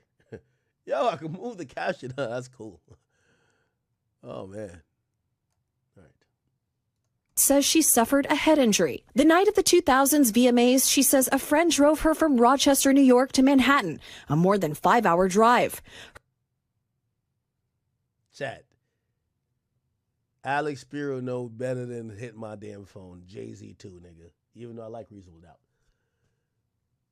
For anybody who thought that the Carters, her Rock Nation, just like, no, nigga, I seen a liar. I'm like, all right, y'all lying. I'm just get out of here. I thought y'all had something. I thought y'all had him. Holla at me when y'all got him dead to rights. But right now, he's spanking y'all. I'm good. Her attorney provided NBC News with the name of the friend who has since died. The woman says she spoke. 5-hour drive. She's like underage. The friend who drove her there died. I guarantee when they Google the friend, I guarantee they do some research on the friend.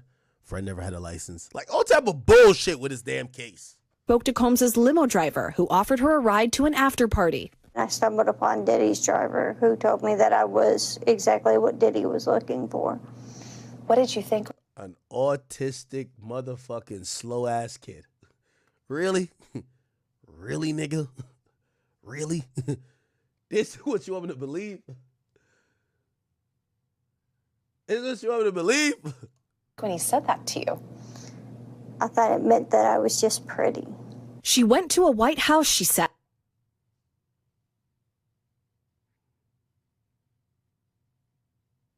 This is offensively disrespectful. It's just offensively. Where she spoke to musicians Benji Madden and his brother. I'm talking to Benji Madden about his tattoo because, you know, I have about his tattoo that's the Last Supper because I have a religious background. So it was just something to talk about. In a statement to NBC News, a representative of the Maddens confirmed that they did not attend the 2000 VMAs and that they were on tour in the Midwest at the time. At the after party, she says she had a drink that made her feel woozy. Then she says Combs and Carter took turns raping her while a female celebrity watched. JC comes in and rapes me.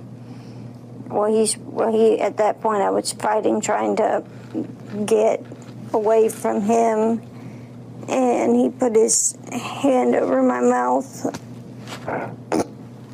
and told me to stop it, cut the After the alleged rape, she says she ran to a gas station where she called her father, who picked her up and drove her home. We rode home in silence. He didn't ask me what happened. He didn't ask me what I did or where I was. In an interview with NBC News, her father said he could not verify the claims. Quote, I felt like I would remember that, and I don't. I have a lot going on, but I mean... Yo, if you gonna cap, at least get your father down with the cap. Like, yo, Dad, remember back in 93 when you picked me up at the gas station and I had a towel around me because I was booty butt naked and I was 13? Even the dad is like, yo, I can't even go with this cap. This is crazy.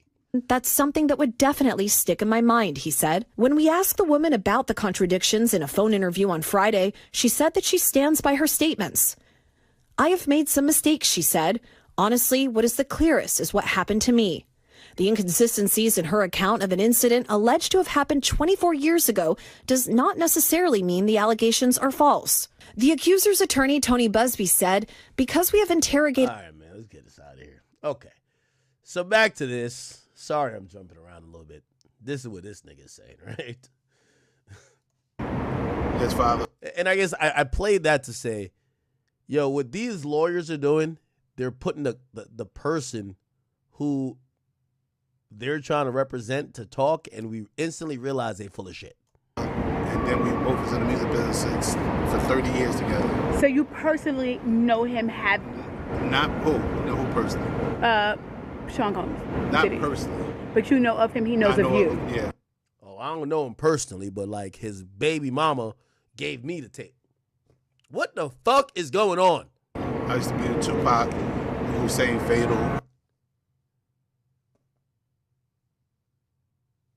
This nigga think this is the Pac and Biggie movie. Nigga think this is Notorious. Y'all used to be with Tupac and them. Hussein Fatal. He was with, what the fuck?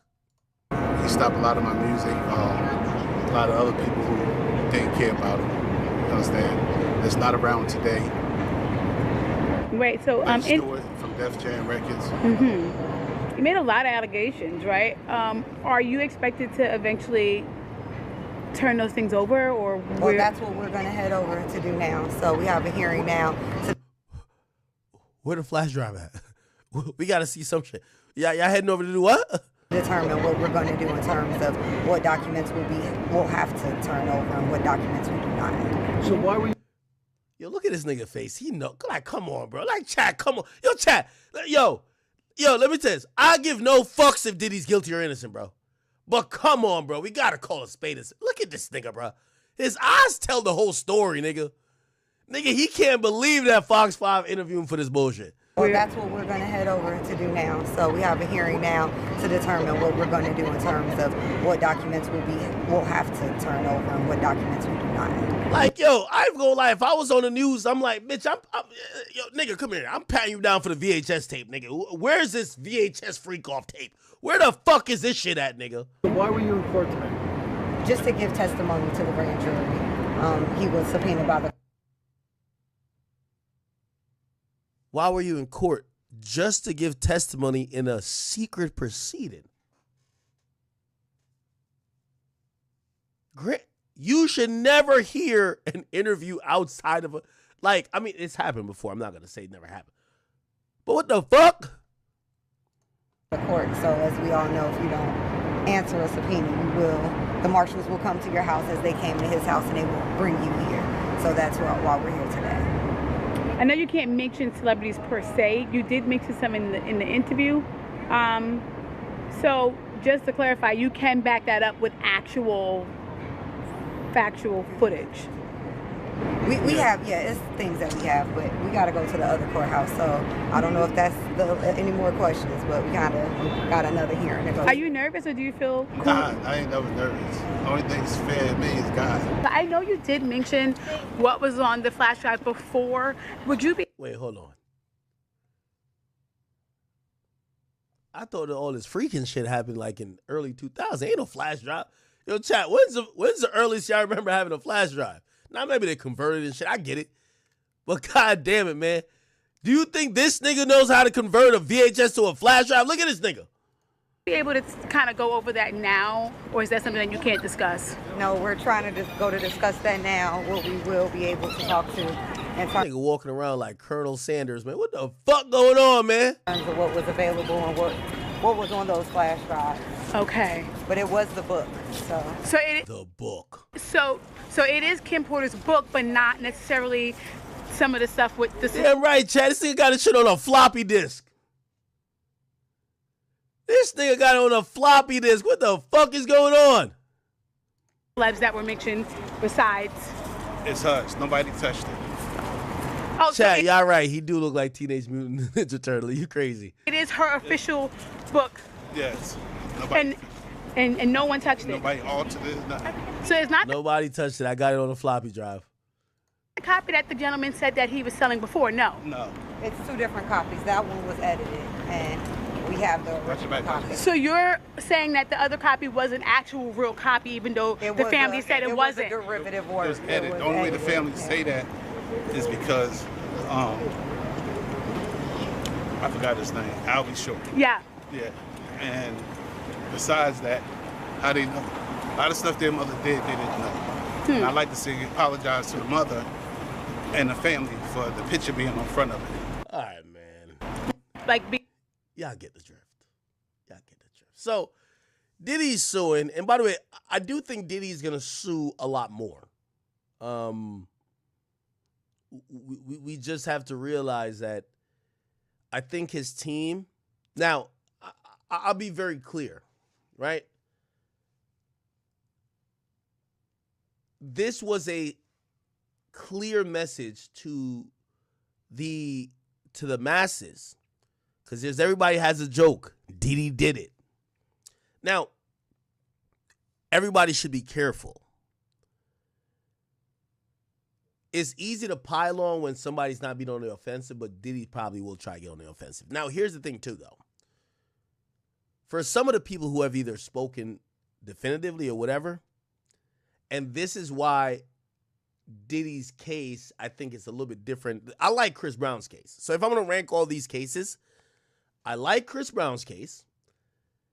Diddy's case, I'm going to put Diddy's case next to Drake's case. No pun intended. Or probably below Drake's case, honestly. I'm going to put it below Drake's case. Here's the reason why.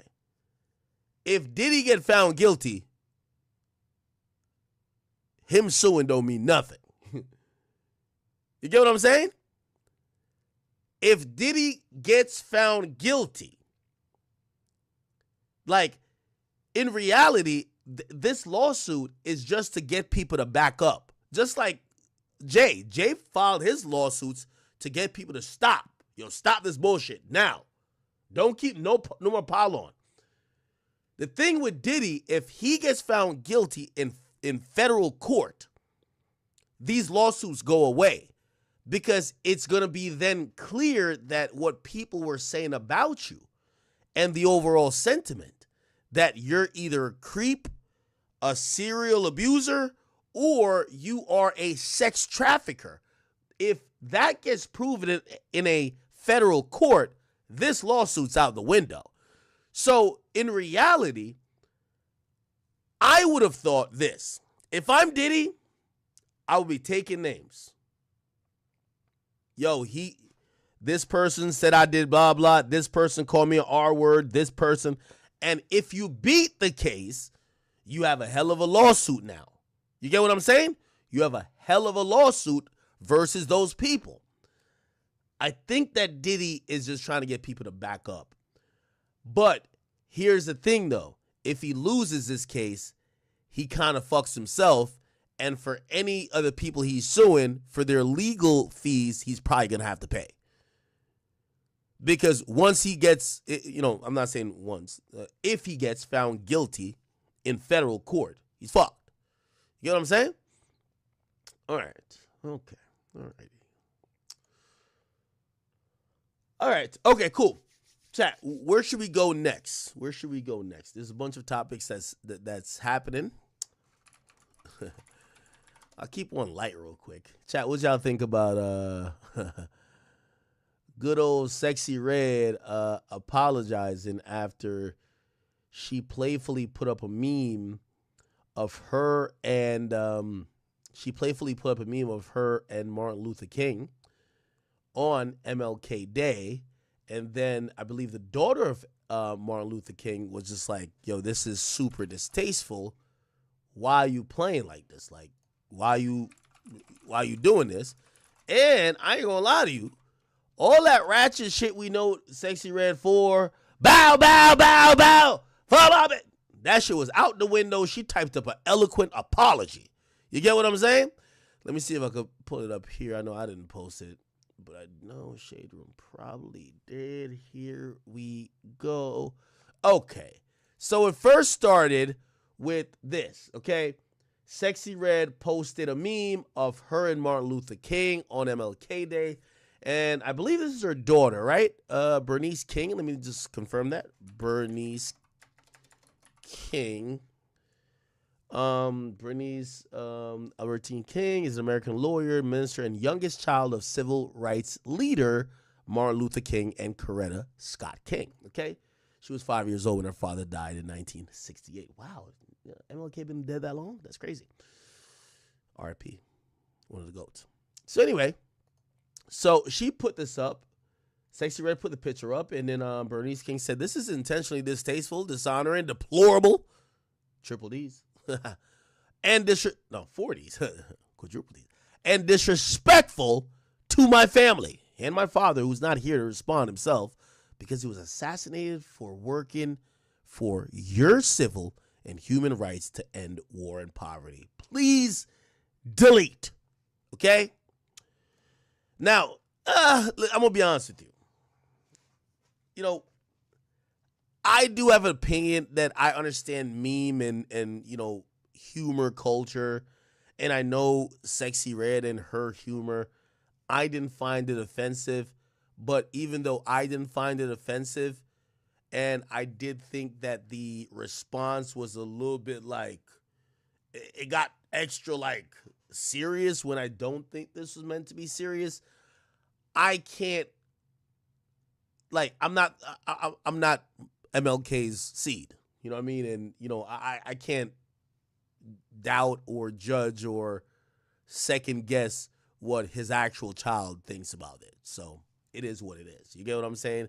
And that's just part of respect. And I'm going to be honest with you. I want to give Sexy Red so much credit because you know what she said? You ain't wrong. I never meant to disrespect your family. My apologies.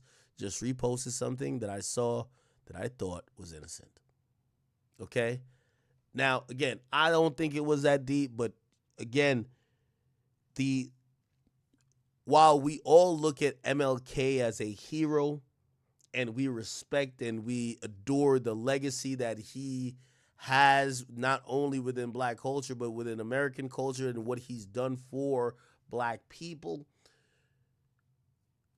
when his daughter says this is disrespectful to my family and my father, it don't matter if even if you think in your head, damn, why is she over whooping? Why is she doing too much? No. It doesn't matter. You just have to take the L.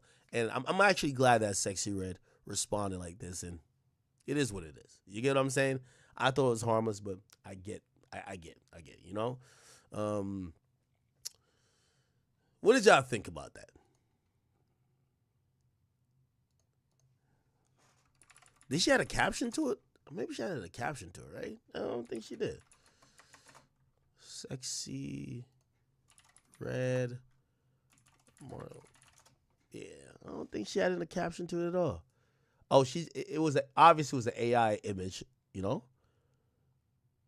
And maybe in reality, this should probably spark a conversation about AI, right? Because, you know, there's meme culture, and obviously memes, we all know memes, but these days AI, especially when someone has passed away, I've realized, like, again, the Tupac estate wasn't that fond of Drake using AI.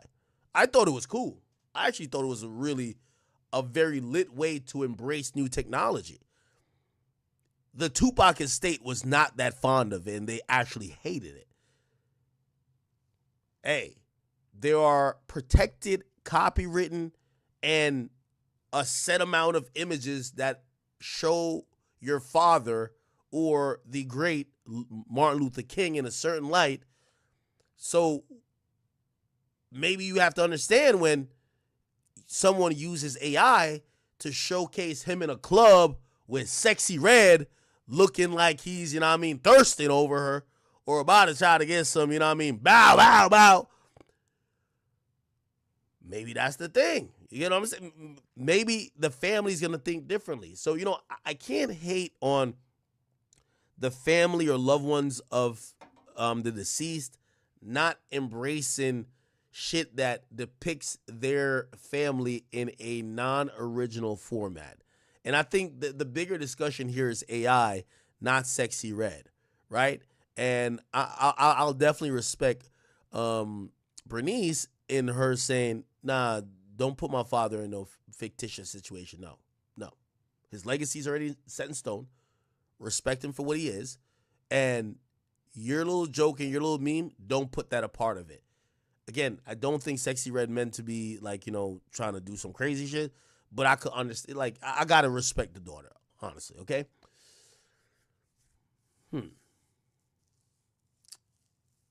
Yeah.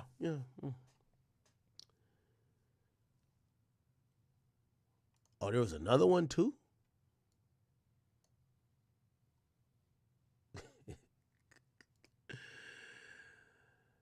Oh, man. Yeah, I get it. Somebody said, internet culture really be trying to tear down our legends. Well, I'm going to be honest with you, these days on social media, but that's what social media is, though. Have you seen on Twitter, bro? Bro, I'll be on Twitter, and this is one thing that Twitter's just notorious for.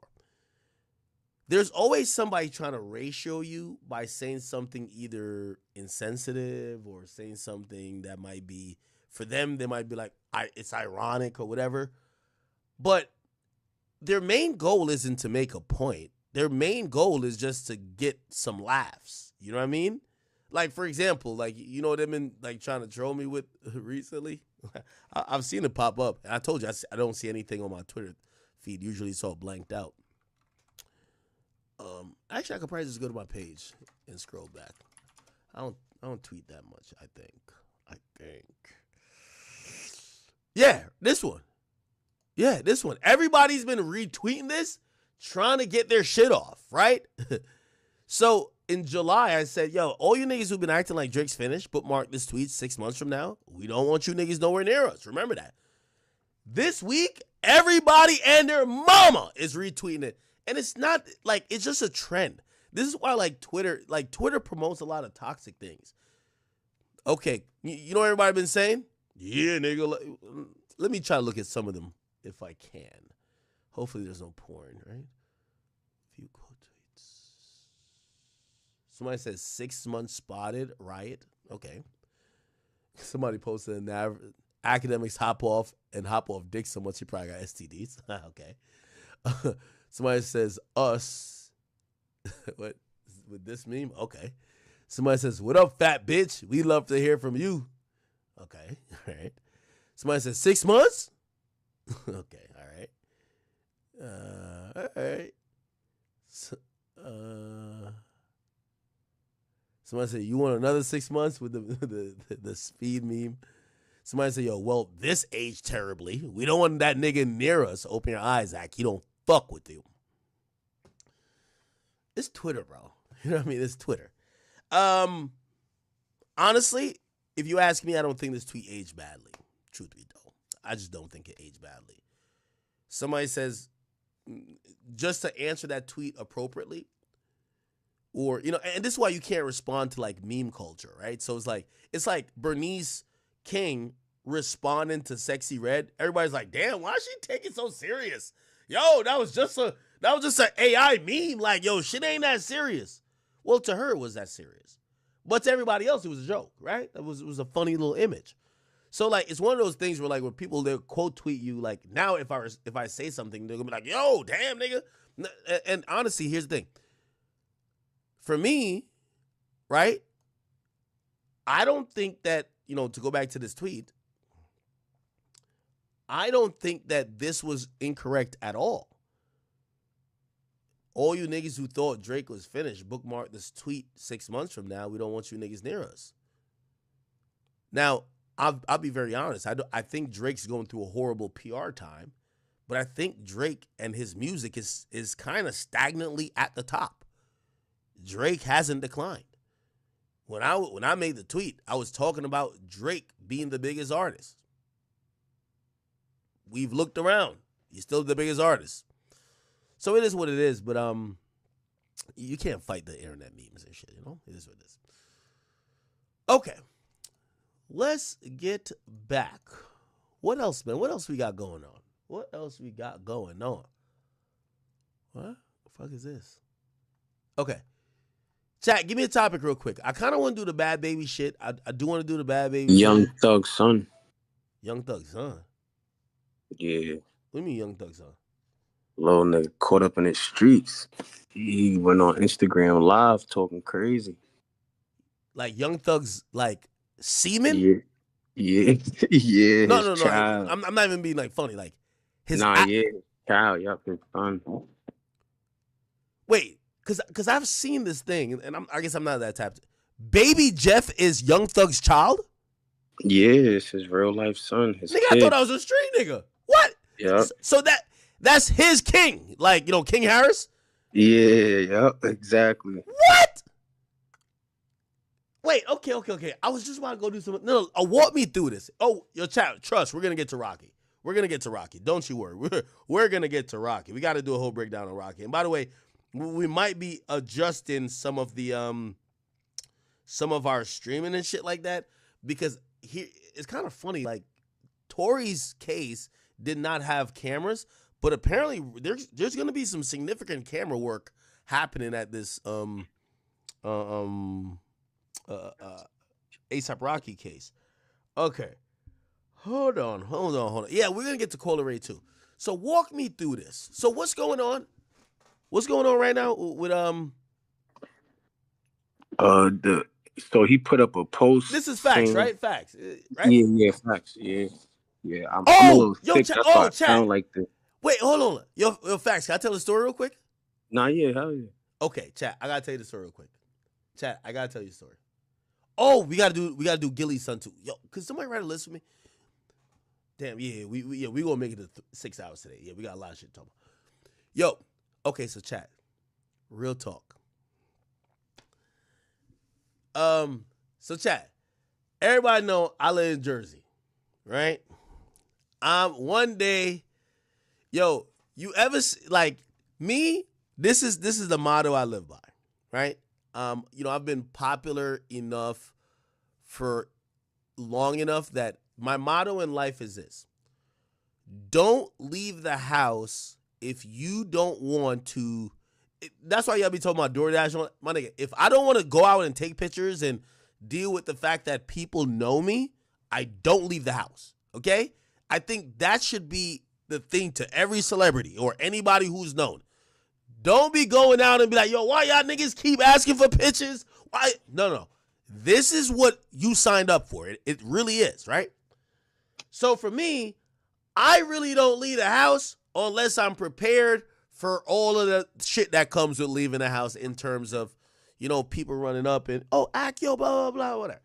Anyway, y'all all do know. You know, sometimes when you dealing with like a girl or some shit like that, man, all of a sudden when you're like, yo, you ain't trying to go nowhere, like, nah, I gotta go to the mall, just take me to the mall. So anyway, I live in random nowhere, New Jersey. I go, this person had to get their phone. I think their phone had to, you gotta go to the Apple store to get your, like the phone was broken or some shit. Now I'm like, yo, I'm gonna send you in an Uber. It's like, nah, yo, why you can't just take me? Like, yo, my phone not. I'm like, yo, God, you know when a girl just starts, all right, bet. I'm gonna take you, bruh. I'm not going in with you because I've been to the mall before. Like, I just get stopped all the time. I don't want to take pictures. I'm going to just stay in the car. So anyway, I bring this person to the mall. I'm just chilling in the parking lot in my car. Now, I'm in the parking lot. and this is my only car because it's a newer car. I just got it. It's the newest car I just got. I'm fishbowling it. But where I live at, I'm going to be honest with you, this is why I like where I live at. I go to the grocery store, and there's a lot of white people that don't know who I am, and I'm not, they're not into what I do, so it's like, they just look at me as nigga. They don't look at me as that's act. So anyway, I bring this person to the fucking Apple store, and I'm chilling in the parking lot, and I'm like, damn, it's probably going to take an hour. So I'm just, all right, let me just play some music. I'm playing Young Boy, playing some Dirk, you know what I mean? Doing my thing. And all of a sudden, I see a BMW. I've seen it like twice or three times. I'm always like a little bit alert, you know what I mean? Because I got to have that, you know what I mean? I see it pull by a couple times. Now, one of the times it pulled by the last time, it stops. Now I see somebody hop out the car, and they said, yo, that's Act. Now, every time that happens, I got to tell you, this is what I tell people, you know what I mean?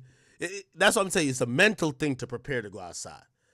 Because especially when you are like me and you got issues with 30 niggas, but of course you have the chat, which are the best people in the world, you got to be able to distinguish. So I seen one nigga say, yo, that's Act. Now I ain't gonna lie, this nigga look like the definition of a YN. Now I got to post this too. Because I see there's a couple people in my chat. Y'all are perpetrating and y'all are frauding. So let's bring this out first. And I'm going to continue my story. And then, Facts, I need you to chime in here. And then you can chime in later when I bring you up. Nah, for sure. Yo, so there's a couple of y'all who believe y'all are YNs. Okay? We're going to do a check right now in the chat. Okay? You ain't a YN if you 30. You're not a YN. Stop it. You need to stop. So here's a list. And some people told me this is a little bit, it shouldn't be this, because they said 24 isn't a YN. They said 21 is a YN. But apparently 13 to like 21, 24, that's a YN. Okay?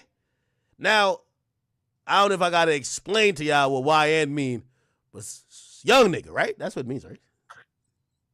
Yeah, facts. Okay, yeah. Okay. Basically one of these little ignorant niggas, man. Crash out mafia, okay? So if you're between 13, I like what this guy said in the chat, the comments here. 13 to 21 is YN, right? No, actually, no. I'm going to go 13 to 24. I'm going to agree with this. 13 to 24. You know why? Because 25, you get to be called big bro. So 25 to 35, you big bro, okay? 36 to 48, you unk. And after that, you old head pops. You ever heard somebody called school? What's that? Old school? Oh, okay. Maybe that's what it is. I bet. Okay, cool. So anyway, remember I'm just chilling in the car. I'm waiting for this person to come out of the motherfucking the Apple store. One car pull up. The nigga say, yo, that's Act. And then another nigga pops out. They're both YNs. And then they both pop out the back seat of this BMW and they said, yo, I told you that was Act. It is Act. So now I'm looking, I'm like, how the hell did Lil Baby or Meek Mill find me in nowhere, New Jersey? What the fuck? Yo, so that happens. Then the third nigga hops out on the right side from like he's riding shotgun. Then another car pulls up. Remember, I'm parked. You know what I mean? I'm parked. Like, remember, there's nobody. People are hopping out with Chihuahuas, Pomeranians, all type of shit. Trust, anywhere I go, I'll count them on the black people as here. Another car pulls up right behind that. Be like, oh shit, Act. And I'm like, I ain't gonna lie, because I'm getting a lot of YN energy, I don't know if this is a friendly. Because usually when people see me, the first thing I look at them and I'm like, is this gang or is this somebody who's going to try to do some bullshit? This mad YN energy. And we know YN energy is crash out type shit. Then there's a third car that pulls up. Nah. I'm serious. Third car. And this nigga hops out. He's almost skipping.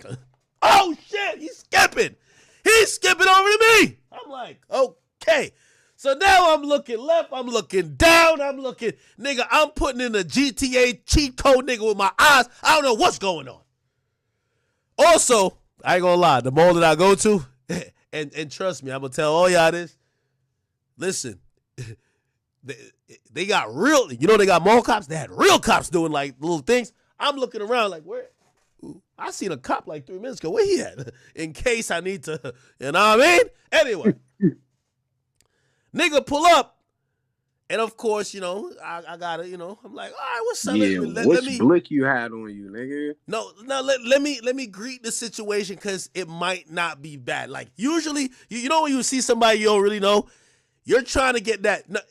You're trying to get that. Oh, what up with y'all? And if he's like, yo, fuck you was talking about, nigga, now you know it's beef, right? So I'm like, yo, what's good with y'all, man? So now I'm trying to hear if they're like, nigga, you know how low we've been trying to catch you? I'm like, oh, fuck, this is bad. If they're like, yo, nigga, you know what time it is, get out the car. Like, you know it's bad. So I'm over here trying to get, are we cool? Are we squabbling? Okay. Then this nigga, he says to me, he pulls up, he's like the main dude. He's like, yo, you know who I am, right? So now I'm like cycling through all the niggas. Chat. That's such a scary question. You know who I am? Wait, hold on. Did I tell you to eat a dick before? Did I call you a bitch? I'm over here like Rolodexing, scrolling through everybody. I'm like, I'm even going through the beefs I've squashed just to be like, in case I gotta tell these YNs, I thought we was cool. Anyway, come to find out, it was love. It says, yo, bro. It's like, yo, you posted me not too long ago. Remember, I was getting into the 4-1 niggas, blah, blah. It's like, yo, bro, like, matter of fact, and I ain't gonna lie, facts. This is where you come in. He said, yo. He's like, yo, facts my mans. I'm like, whoa. Woo! That's what I'm talking about. That's crazy. Wait, did you hear the story? You didn't hear it yet? Nah, hell no. You're lying. Because he tried to call you like 3 times in front of me. And I'm watching all the YNs. I'm like, oh, okay. They fuck with me. Okay. All right, man, we good. Now, you know who it was? It was, I got to get his name right. 26 something. What was it? Oh, 26 AR? Yes! That's who I ran into. Oh, shit. 26. My son. Nigga hopped out with like 15 YNs. I'm like, what the fuck? Oh, nah, you was protected, nigga. 26 AR. That's a certified shooter. You protected. Yo, yeah. so he was just like, I ain't gonna lie to you. He tried to call you like 4 or 5 times. He was like, yo, facts my mans. I ain't gonna lie to you. Nigga, I was so relieved. I told him, bro, man, next time, man, me and Facts about to interview you, man. We doing that in the studio, bro. I ain't gonna, nah, but it was, but yeah.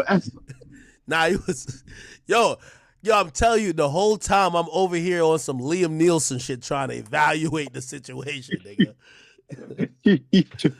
Anyway, man, shout out to, is it 26 AR? Okay, shout out to 26 AR. Cool ass nigga. Yo, I don't even know if we took pictures. We just exchanged numbers and and there was this dude with the white dude. His name Max. Oh, something. you 917 racks. Yeah, bro, I ain't gonna lie. Yeah, yo. But listen, all good vibes to them guys. Yeah, but they name dropped you. They name dropped you. They name dropped you a lot. They were like, yo, bro, like Facts our nigga, bro. We about to call him. All right, anyway. Okay, cool. Nah, that's funny as hell. All right. Yo. So that was my little side story. But now we got Facts in the building. What was I talking about just before then, chat? Oh shit. Oh, Thug Son. Oh, okay, perfect. Thank you. Okay. Y'all gotta walk me through this. So you're telling me that Young Thug's son, Baby Jeff. Do you want to break it down what's going on with him? And I could try to find some support and shit. Because I've, like,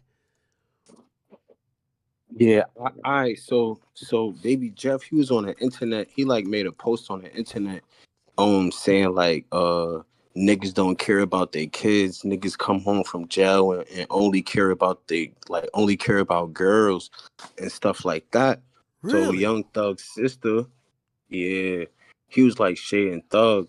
So Young Thug's sister, she made a post and was like, man, only if y'all knew like you well taken care of, you got kicked out of school, you know what I'm saying? You won't even go to school, you want to smoke weed, make drill music all Wait, day. hold on. And Just hold on 1 second. So I got the post here. Let me just try to read it. So apparently his name is it's on site.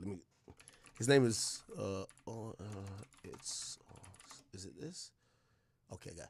All right, cool. I'm gonna read this real quick, chat, that we could get up to speed, bruh. Young Thug. I thought this is how I realized, chat, I might need to go have some kids or some shit like that, because like Young Thug kids is out here like committing felonies, nigga. Like I thought everybody had like small children. Like his kids. He says shit different, but when your own family ain't with you, broken heart. He said, I don't need no nigga for none. I'm on my own. Fuck my family. 100. My dukes gonna be fleeing like nobody here with me. Can't believe niggas pick they hoe over they kids. Shit crazy. I'm tired of this shit. Gang, love y'all, my soldiers. Oh, shit. I mean, let me ask a question. And, you know, this might be a rhetorical question. Chat, y'all know, I went to Jamaica. I interviewed Vybz Kartel. We talked on and off camera. When I asked him about, he served 13 years in prison after he was incarcerated for a conviction of murder, right? When I asked him what he did when he came out, he said, fuck. Like, which is very not, like, that sounds like a pretty just honest answer. Hey, I've been locked up for 13 years. I spent a few days just fucking my girl. Okay. Young Thug's been incarcerated for, I believe, 2.5 or 3 years. I think 2.5 years. He's free. How long do you give him to put in that work on Mariah the Scientist before he got to deal with the other people who are probably dependent or caring about him? Or am I looking at this wrong, and no matter how much you fucking your girl, you still got to deal with your kids? yeah, you got to deal with them kids, bro. You got to deal with them kids. Somebody said 2 weeks. How long Thug been out right now? Probably like a month. Ooh. Well, here's the thing though. Has Thug really been an active parent if your son name is Bloody Hound Baby Jeff? I don't think Thug could be an active parent the way he want to be anyway, because of what he doing in the industry, because of his lifestyle. So I don't even think he could be an active parent. Well, I ain't gonna lie. Everybody getting at me in the chat. They said, Ak, you better stop that bullshit. Kids first. Yo, chat.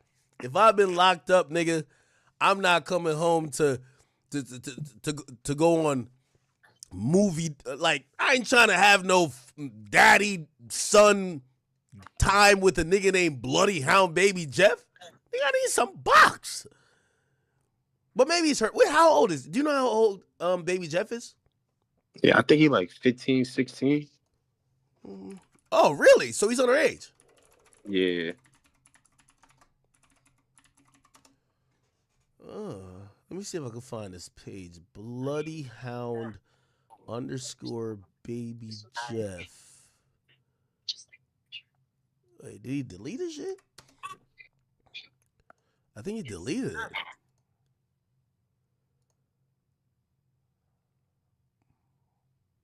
Young Thug's oh,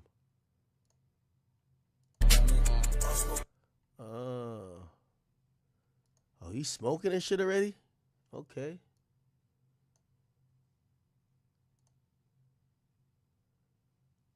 Okay. All right. Okay, good. So then the sister, responded, which is his aunt, right? So that's Young Thug's sister, which is aunt, responded. Says, try dealing with kids who chose street life that wasn't raised in the streets, who could get whatever they want, whenever they want, but chooses not to go to school and drop out. A woman has nothing to do with my nieces and nephews. Real talk. Entitlement does, with no sense of direction, no ambition, no future plans, no respect. All they want to do is make drill music and do drugs. Kids been given multiple opportunities to go to school with the rich, and yet they turn it down and stay on the streets and call requesting cash apps and Zells. For what? Won't get my money either. Go do something positive with yourself. Still love them all equally. You want to be grown? You got to pay the price to be grown. When you realize you want to be a kid just to get what you want and then go right back to being grown, that's when adults are the problem. We fight hard for him every day, even his mom did, till her last breath, and couldn't get him to gather himself. This ain't nothing new. Nephew been trying to live like this and actually want to live like ruggish or thuggish, I don't know, when he ain't never had to or have to. And the doors will never close. We're just waiting on him to be ready for the change. He knows that. I'm going to be honest with y'all.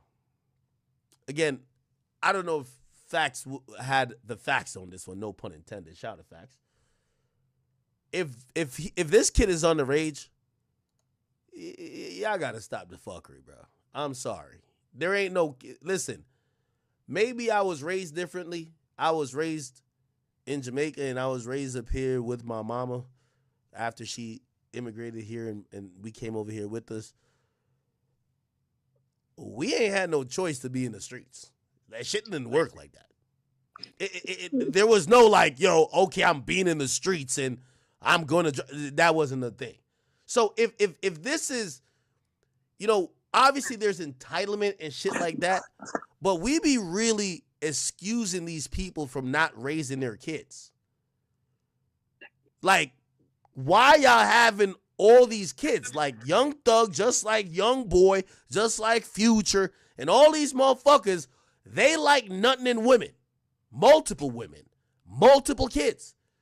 If all y'all want to do is be at the Louis store, fuck random women, and not be there for your kids, and then your kids end up trying to emulate your life, and I'm going to be honest with you, I'll say this even to T.I. If you're not raising your kids actively, and they see a portrayal of you online, where you online is this thugged out, gangbanging killer, so because you're not active in their life, to then say to them, hey, me on a music level is entertainment, but I'm your father. Sit your ass in the house, nigga.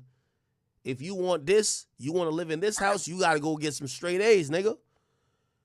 If we're blaming the kids and not acknowledging that there's a lack of parenting here, I don't know what to do. Does anyone know this nigga's age? Now, if he over 18, he on his own. But if he's a child, what, you know, again, and I'm you know, again, this is their family issue, so I don't want to just act like I'm no authoritarian figure when it comes to speaking on them. But it seemed like y'all got some parenting issues here. How the hell y'all blaming a kid for making choices at 15? I didn't have no choices to make at 15. There was no choices for me to make at 15. There was no choices I had to make until I became a grown man, until I stopped living with my mama. So when I hear these parents or adults saying, oh, nah, they're making these decisions, like, I don't know about that. Am I tripping, chat? His oldest son, he's 14. I confirmed he's 14. He's 14? Nah, I'm blaming I'm blaming the auntie and I'm blaming Thug. I'm blaming Thug. I gotta blame Thug. But they can't. I mean, I blame Thug too and the aunt. But yo, act like remember you were saying like back in the day you had to go to school and shit. You was getting we was getting disciplined when we was younger. Like you can't even hit kids right now. Like you can't spank your kid or none of that shit. You're going to jail if you hit your kid or discipline them in a certain type of aspect. You feel me? But I completely get that. But here's the problem. These motherfuckers have kids and they don't do the parent. Bro, again, there's many people raising really good kids that don't have to. I get where I come from, and I know what type of parenting, like, you was getting your ass whipped. But it's not about disciplining in terms of beating kids. It's about being present. Yo, these niggas was nothing in random women leaving kids left, right, and center and just going on tour and doing other shit. Yes, you're 14. Yo, for everybody let me tell you, young boy is going to go through hell. My nigga, you have cussed out all their moms online. Even if you've spent some time with them, you've also spent significant time in jail. They miss their father. When they go to school and they see their other friend's father always there, they might not have as much money as you, but they see their friend's father being a father. Every young boy wants to be. You look at your father somewhat, even if he's a drug dealer and a bum, you look at him as something to aspire to. That's your first role model.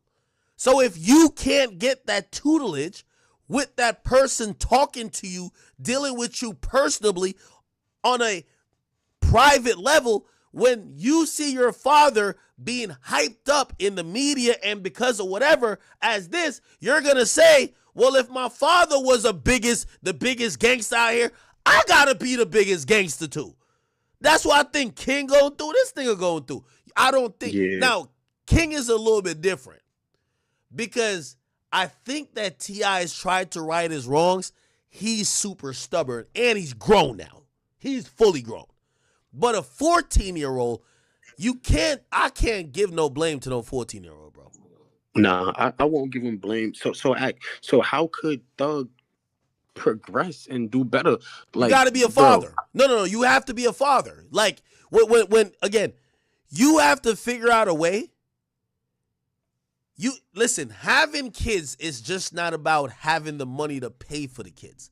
That's what one of the biggest problems we see when we see these rappers who have a lot of children. Oh, okay, now I have the resources, I could just send you money. But I'm not there with the time for you, right? Again, first of all, the majority of the women who would sign up to be the 4th, the 5th, or the 6th baby mom of these people, they're not the best people who would be the best mothers anyway. But when you're also not absent, this just leads me to say, what is Young Thug's parenting like?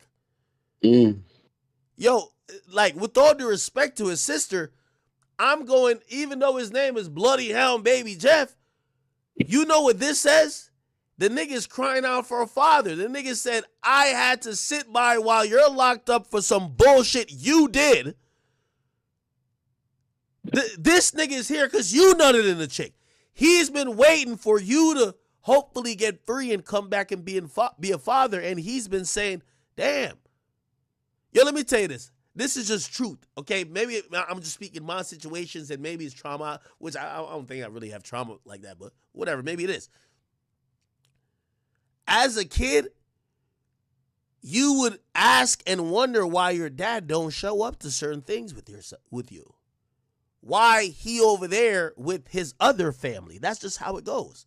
So I'm giving this kid the benefit of the doubt if he's 14.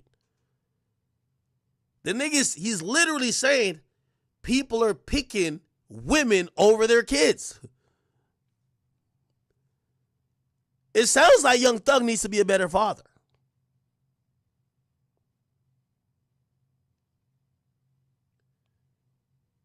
All of these rappers got 10 kids and don't want to be around for 10 situations.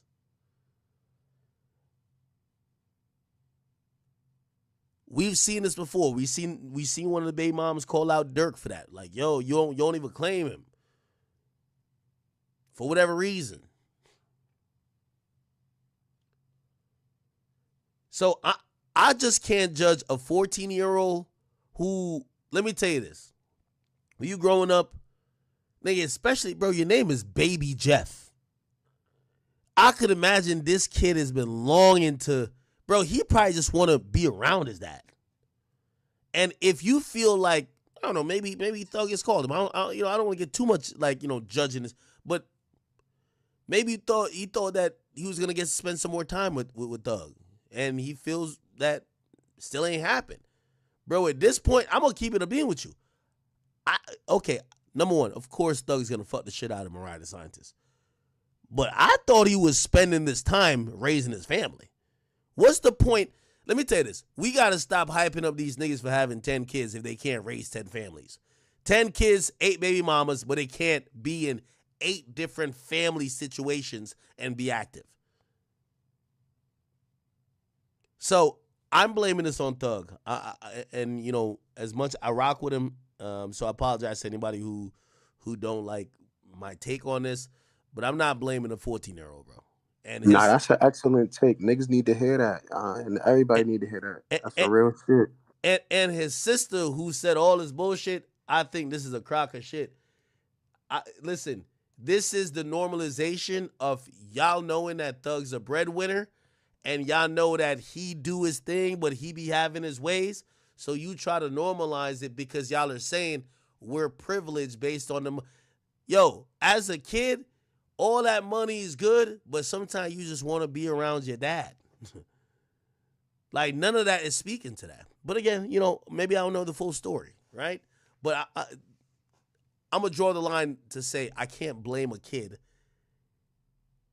for making decisions. How the hell does that work? Oh, he made his decision. He don't want to be. He 14. What decision he made? Y'all need to be parents. Okay. He just won a father-son video. Something of the sort, right?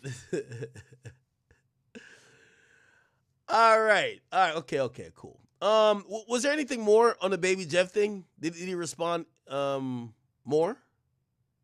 Nah, you covered it. That was about it. Okay. Yeah, Thug, man. Yo, just overall to the hip-hop community, when a rapper is starting to get a lot of money, they go through this no pull-out phase where they're like, yo, they look at having a baby as a check, and they also look at it as having some control and claiming these women, like just having some control over them. And okay, that's fine, or for whatever reason, maybe they have other reasons why they're just having kids all over the place. But we've yet to see any of these people, when the kids have turned to teenagers or about to be full-on adults, these kids are respecting or understand what the fuck is going on.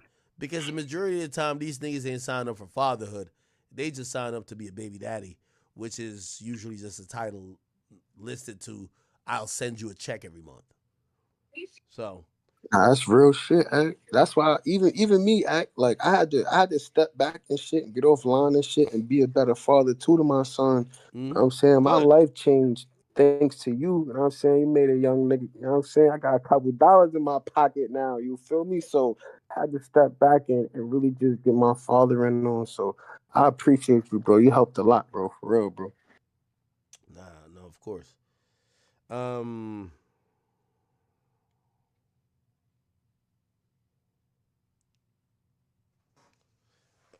Okay, good. All right, cool. We'll move on from that chat. What else? I know there's a bunch of little small topics. I want to get to the ASAP Rocky thing. Clearly, that's like, I want to lay that out. Pause. We do have to get to Bad Baby as well. Okay. Maybe we get to Bad Baby at first. So, not gonna lie to you. The Bad Baby shit is really nasty work, Chad. Really nasty work. That shit broke my heart. Now, I'm gonna be honest with you. I had to speak with a few. Actually, I was talking to a few women who actually let me know that this was normal because this was it was so shocking to me. I felt like I was overreacting. Bad Baby, I felt like we watched her grow up, and she posted a video of her with 2 black eyes and her looking bruised up. And at first I looked at it and I said, wow, don't tell me this LV guy is still beating on her. Like, you know, we all know she has cancer and is going through some health issues. This situation is getting sad now, right? Because it feels like they're in an abusive relationship. I'm like, she posted 2 black eyes. Now, she had posted a caption saying, day 6, nose jobs are not for the weak. She said, so swollen. Now, somebody I was communicating with said to me, yo, Ak, I'm going to be honest with you. When women get nose jobs, sometimes they get black eyes. Now, I had no idea. You know, I'm not, you know, some of these women that they be following all the, like if they're following 10 doctors, it's never like doctors of, you know, anything of any substance. It's doctor of motherfucking plastic surgery. Okay, they following Dr. Miami, 3 doctors in Colombia, a teeth doctor down there like by Medellin. You know what I mean? They following all the doctors that could get them to look like Bernice Burgos. Okay, you know what I'm saying? Like that's what it is. But they told me, they said, yo, Ak, it's normal. Women when their nose, and by the way, I gotta like research this a little bit. I don't have a video to play because I've heard this rumor, and you guys tell me if it's true. They say that nose jobs, to properly fix a nose, sometimes you have to break the nose, which that sounds old. Yo, there's nothing about surgery and like all these cosmetic enhancements that sound dope. You know what I mean? Yo, you have to like break something to do something. I'm like, what the fuck?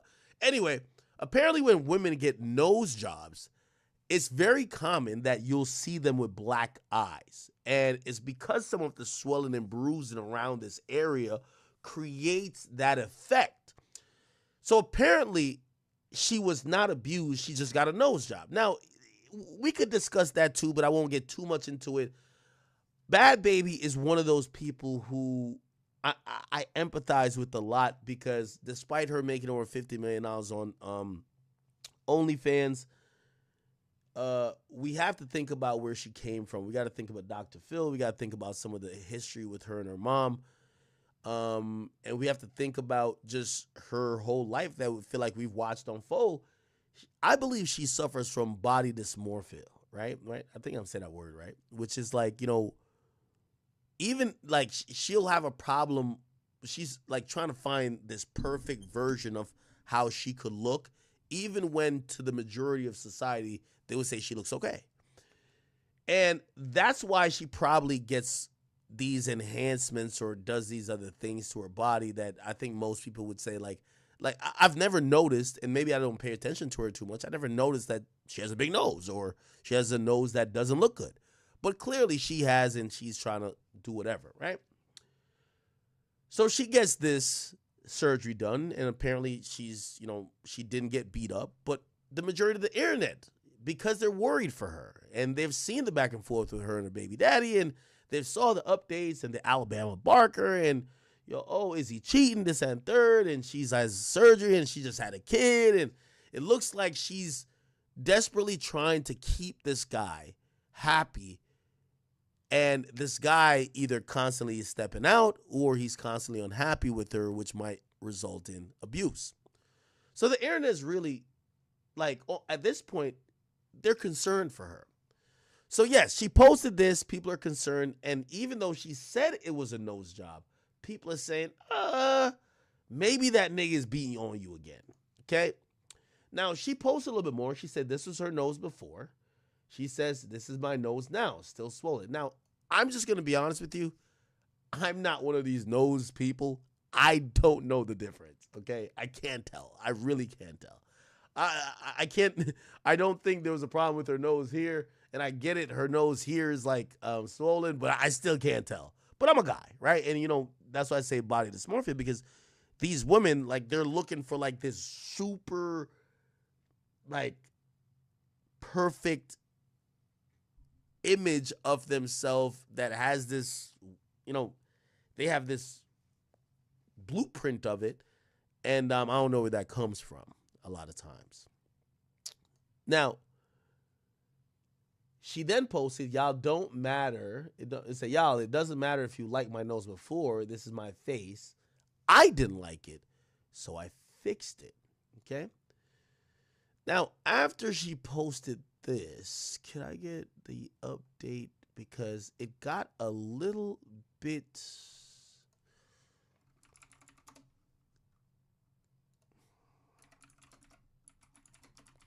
Okay. It went a little bit off the rails. Okay? Give me 1 second. Now, hold on. Give me 1 second. Can I find it?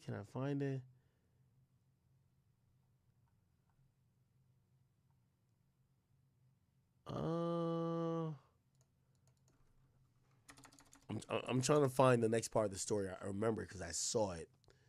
Okay. Oh, yeah, right here. We got it. So essentially, she posted another picture, and this is her with actual bruises, it appears, and bandages to her leg, this and third. And she said, to make LV, now LV is her baby daddy. She said, to make LV feel a little bit better. So what's happening is that she posted the picture of her healing from her nose surgery.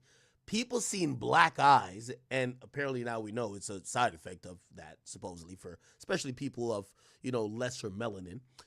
And people started saying, oh my God, the nigga's beating your ass again. So I guess they're hitting him up saying, you're a piece of shit. Why the fuck you keep beating on this girl? Like, stop abusing her. She has like cancer. She's going through a lot. Stop being a piece of shit. And I guess he's seeing this message and he's looking at her like, why the fuck did you post you with a black eye? Because now they think I gave you the black eye. And she, like, you could tell this is such an unequal relationship in my estimation. Bro, she cares about this guy's every feeling. She posts everything to try to make him happy. You could tell. She says to make LV feel a little bit better because y'all want to keep trolling. Y'all got this motherfucker arguing with me for sharing my recovery journey, and now y'all want to make jokes. He's not the only one who's put his hands on me. I have only had 3 men I took seriously, and all of them put their hands on me. Maybe I'm the problem. See, that line right there tells you this woman has never experienced a natural and a safe relationship, which is very sad. Now, she says she's been in 3 relationships. I think some of y'all can name the 3 that she claims that were serious. She says, my ex did this to me September 2022. Now, what y'all also, what was very interesting that we should also discuss is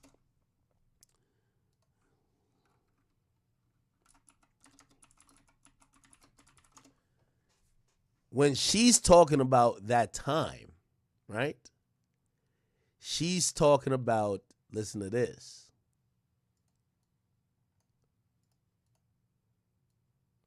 Remember this?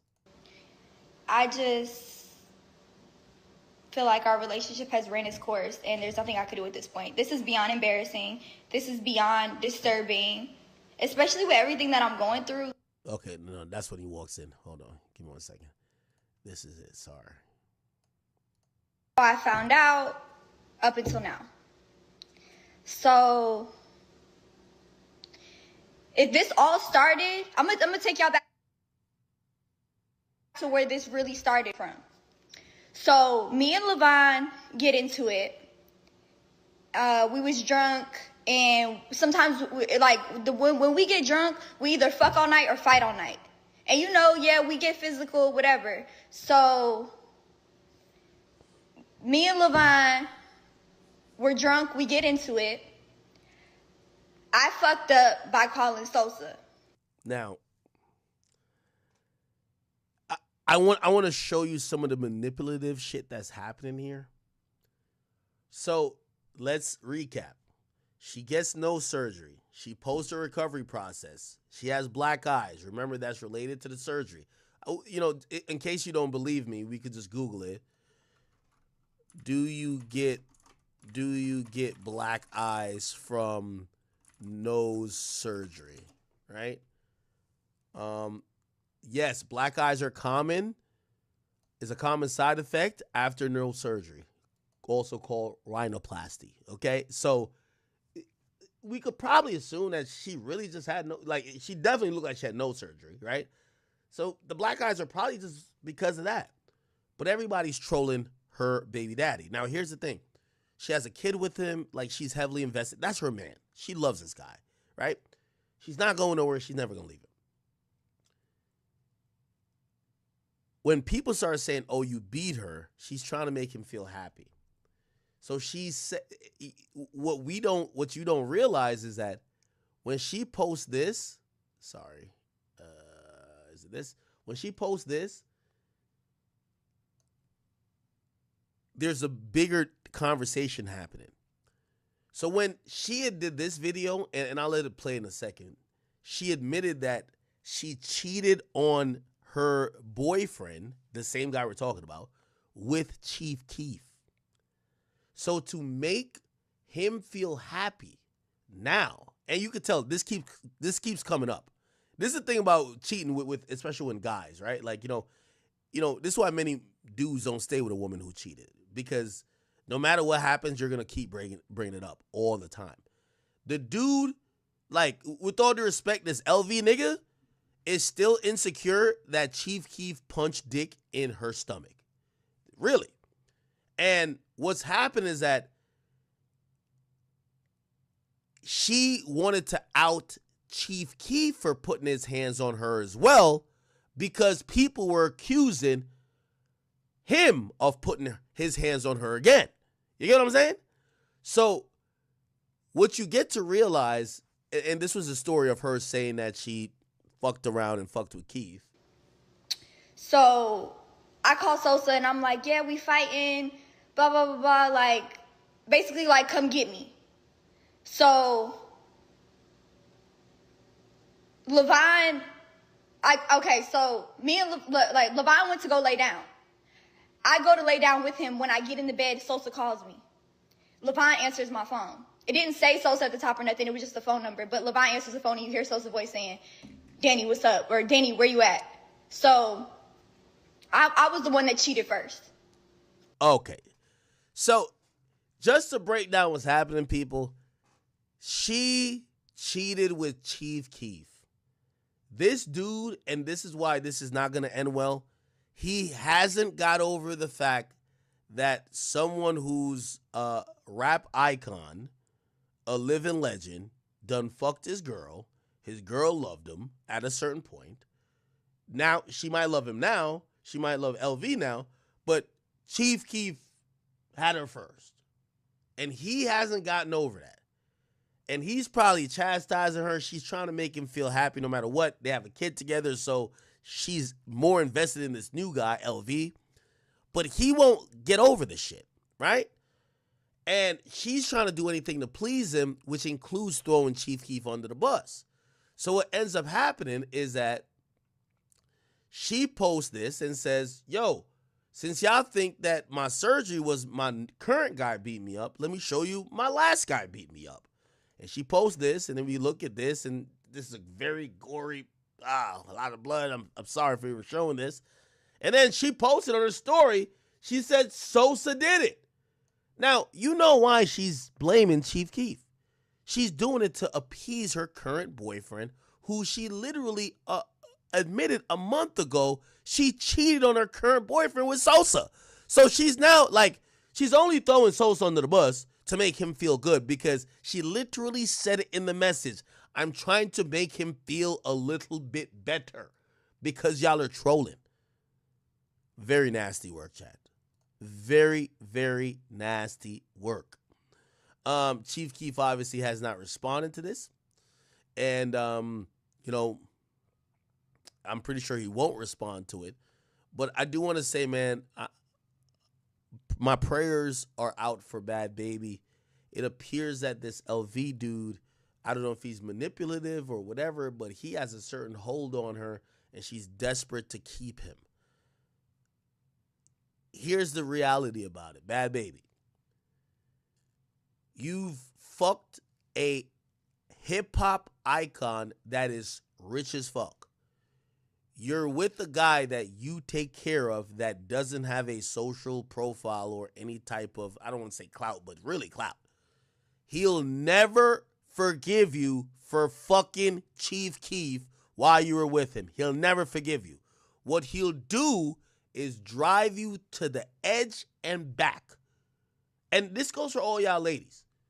When y'all with the nigga and y'all like all that this lick back shit, a nigga gonna torture your ass when especially they can't get over the fact that you stepped out. Because I'm not saying women get over it, because women a lot of times don't get over a dude doing the same. But a straight man will never sit here and let you go fuck another nigga unless you Adam 22 and he's getting paid millions from it. Especially you go fuck another guy who's richer and more successful, and he got to go deal with you coming back to him. So I'm saying this to Bad Baby respectfully. I know you're going through a lot. I know you got a kid with this nigga, but this nigga going to torture the shit out of you. You know why? Because you fucked Chief Keef. And him having you in a roundabout way expose Chief Keef for beating you up too is him trying to like even the score. But here's the thing. He'll never be satisfied. Why? You could never take back the fact that you cheated on this man with Chief Keef. So no matter what he tells you, you're going to end up in this situation. You get what I'm saying? I wish her the best of luck. I know she's going through a lot. But I know what this is. You know what I mean? Yo, your girl done fucked another nigga who's more lit, more successful, and yeah, you might fuck with her, but you ain't never gonna let her ass forget it. If anything, you gonna gaslight the shit out of her. So it is what it is. Hopefully, you know, I'm praying for her because I feel like she's going through a lot. She's uncomfortable with her body. And also, I think a lot of it does come from this dude, though. Like, I remember when she had called him out.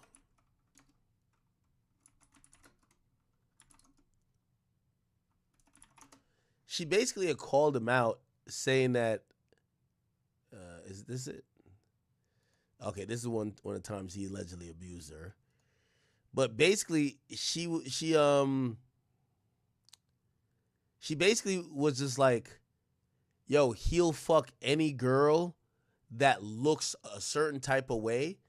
And then it was like, yo, any like, I don't know if it was like a Latin girl or whatever. She said, who gives a fuck? Anyway, she described a certain type of man, a certain type of girl that she felt that her guy was attracted to. And if you notice over time, she keeps changing her features to try to fit that mold. That's going to end that, right? You're like, you said online, let me see if I can find it.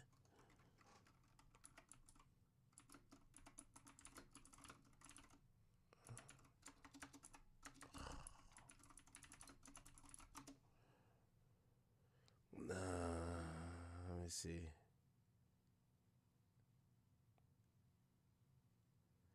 Yeah, all this stuff's going to pop up.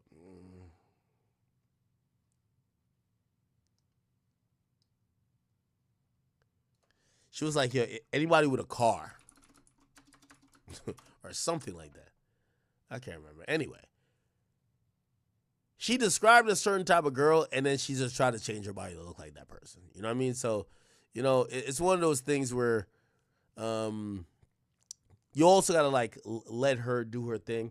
I'll give y'all also a quick story. So I'm on the plane flight coming back, right? Remember, I just told y'all I was at I was on like this bachelor party trip, right? So I'm on a plane flight coming back, and there's this couple sitting right next to me, right? And this couple, I have plane anxiety, like extreme plane anxiety. No flex or nothing. I just have extreme plane anxiety, like really. I can't fly anything but first class. And really, it's a claustrophobia thing. Soon as I get in the plane and that door closes, I want to get the fuck off that plane. I kid you not. Like my mind starts going crazy. Sometimes I've had to call people. Like, it's really bad. You know what I mean? Either I got to go on a plane really tired or really drunk, because I have this. I don't even know how it developed, because at first I was cool with flying. Like, now I'm just like, I really don't like it. So anyway, we're in first class, and the only thing about first class I like, fuck the food, is like it's unlimited drinks, right? So I'm like, all right, bet, and that helps my anxiety. I really don't know why I have that, but whatever. So this couple next to me, they're about 60. They've been drinking the whole time too, right? Now, the plane flight is coming. Remember, we're coming from a different country. Homie and his girl is so lit. This is white dudes. This is a white dude and a white woman. Yo, this dude starts screaming at this chick, and at one point, nigga raises his hand and sucks his girl out. I'm sitting in the front row of the plane. I'm like, what the fuck? The white dude sucks his woman mid-flight. Now, and I'm going to tell you why it connects to this. First of all, everybody's like, even like the little air hostess who've been serving the drink, like, they came over. They're like, yo, and like the wife wasn't like, oh no, he hit me. She was just moving a little bit different. Anyway, I later seen her get at him. Like, she just grabbed his face or whatever. That's whatever. But we watching, like, they're fighting on this fucking plane. There starts to be chatter. The person behind them says to the air hostess, like, yo, bro, like, y'all gotta get this. I think he about to beat her ass. I ain't gonna lie. At one point, he actually says, wait till we land. I'm gonna fuck you up. I'm like, okay. Now, there's conversation growing around the rows behind me. And they're like, yo, we got to intervene because this guy is drunk. Yeah, she's drunk too, but he's starting to be violent with her. At one point, he starts banging. Again, we're in the first row. He starts banging on the thing of the plane. And we're looking like, now me, you got to remember, I've been on 2 vacations now. I need to go stream. I got all type of shit. The whole time I'm thinking, and call me insensitive or you are, I said, bitch, you better not have this damn pilot land in motherfucking Miami. I'm going to New Jersey. No matter what you do, if this plane got to land, nigga, I'm going to fuck you up my damn self. Anyway, someone says, yo, I think we should step in. Now, chat, y'all tell me if I'm wrong. I said this to this person. I said, I'm going to be honest with you. They're both 60. And I'm looking over there, and on both of their fingers, this one right here, the ring finger, they're married. They're probably have been married for 30 years or more. I'm going to stay the fuck out of their business. However it is, I'm going to stay the fuck out of it. As long as this plane don't got to land, whatever they got going on, they've been doing this shit for 30 years. I'm going to stay out of their business. Now, I know this might be, but it is. That's honestly my thought. I see some people like, nah, yo, like, this guy behind me, he's like, yo, he's abusive. I'm like, I'm going to be honest with you. I'm going to stay out of their business. Anyway, the air hostess talked to him a couple times. All right. About an hour later, like, I could tell the air hostess keeping an eye on him. About an hour later, Shorty's trying to go to the bathroom. She almost fell. He catches her ass and shakes her and be like, yo, he's shouting at her again. I'm like, oh my God. And the whole time I'm like, yo, chill out. Anyway, long story short, she comes back. She sits down. I think they bring her something to eat because, like, they're super drunk.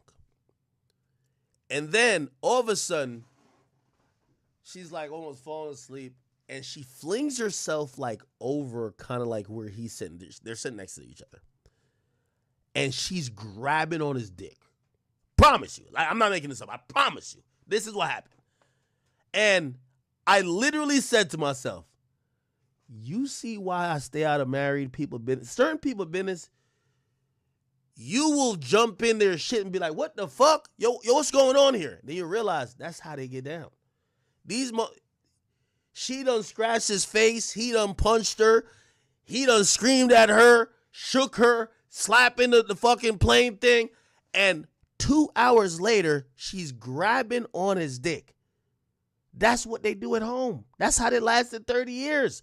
They get drunk, they fight, they cuss, they argue, and they fuck.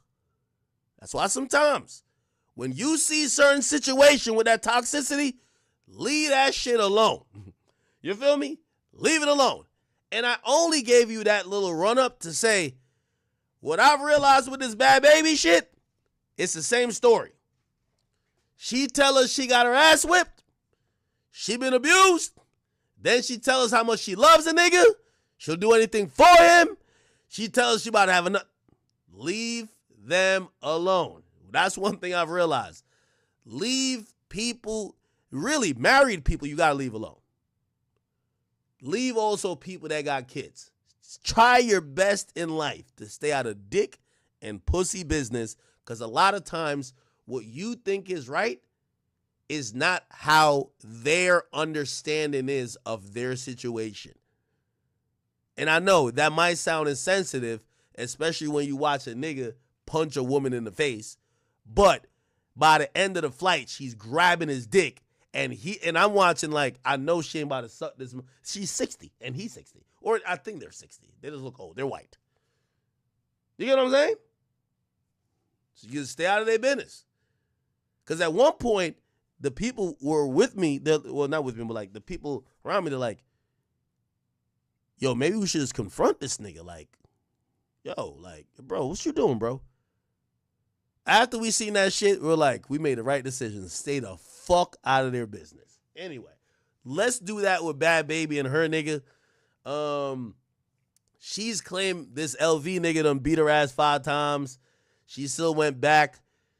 Yo, y'all gotta remember, she did this video right here where she literally said, oh, I'm done with the nigga, and the nigga walked right through the video. Look. Like, it's just. Then she literally said she done with the nigga walked right by. Look, it's over. Like, come on.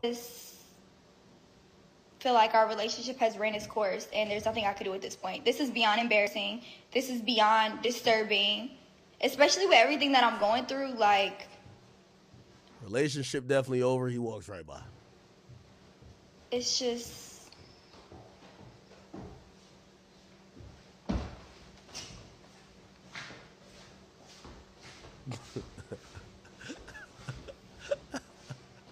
Yo, once you see shit like this, you gotta mind your fucking business, man. You gotta mind your business. The way she looking at her, you gotta mind your business, bro. You got something you want to say?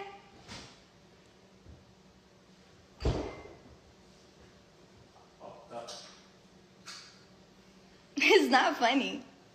Nigga went to the fucking fridge to get some apple juice. I'm telling you, just leave these people alone, man. All right, all good.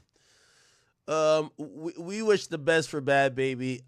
Listen, despite what you're alleging with Sosa, we not getting mad at Sosa neither. I'm sorry. We're gonna just stay out of your business because, you know, Bad Baby, unfortunately, you're somebody who will allege that somebody is beating you up, but you love them in this, like, indefinitely. So we're just gonna stay out of y'all business, and unless you go to the police or something like that, we're good. Okay? We're good. Good. Chat, let's actually but let's go into what's been happening with this A$AP Rocky thing, right? So A$AP Rocky is now at jury selection, okay? What's very interesting is that, I'm going to be honest with you, I've never seen such a thing where A$AP Rocky is getting this incredible, he's getting this like, his case is being treated very differently from like Tory Lanez. Let me explain the similarities and maybe the differences. So they're both accused of shooting somebody. So Tory Lanez was accused of shooting Meg Thee Stallion. A$AP Rocky's accused of shooting A$AP Relly. Now, what might be in A$AP Rocky's favor is that the majority of the witnesses, and there are people who are witnesses, seem to be on A$AP Rocky's side, as opposed to Tory. Even though Tory thought at first they were going to be on the side, by the time it got to trial, they were not. Obviously, there was a community outrage. There was someone famous that got shot by Tory. And, you know, even though A$AP Relly has this, like, you know, he has somewhat of a digital footprint, he's an A$AP member, and he's not Rocky, right? So people don't really have that empathy for him. And if anything, people would probably look at him and want to call him a snitch.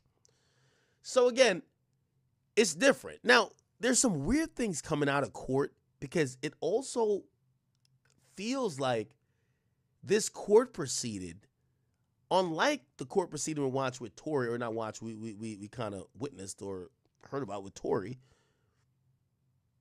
they're really sprung on A$AP Rocky and even A$AP Rocky's baby mama, Rihanna.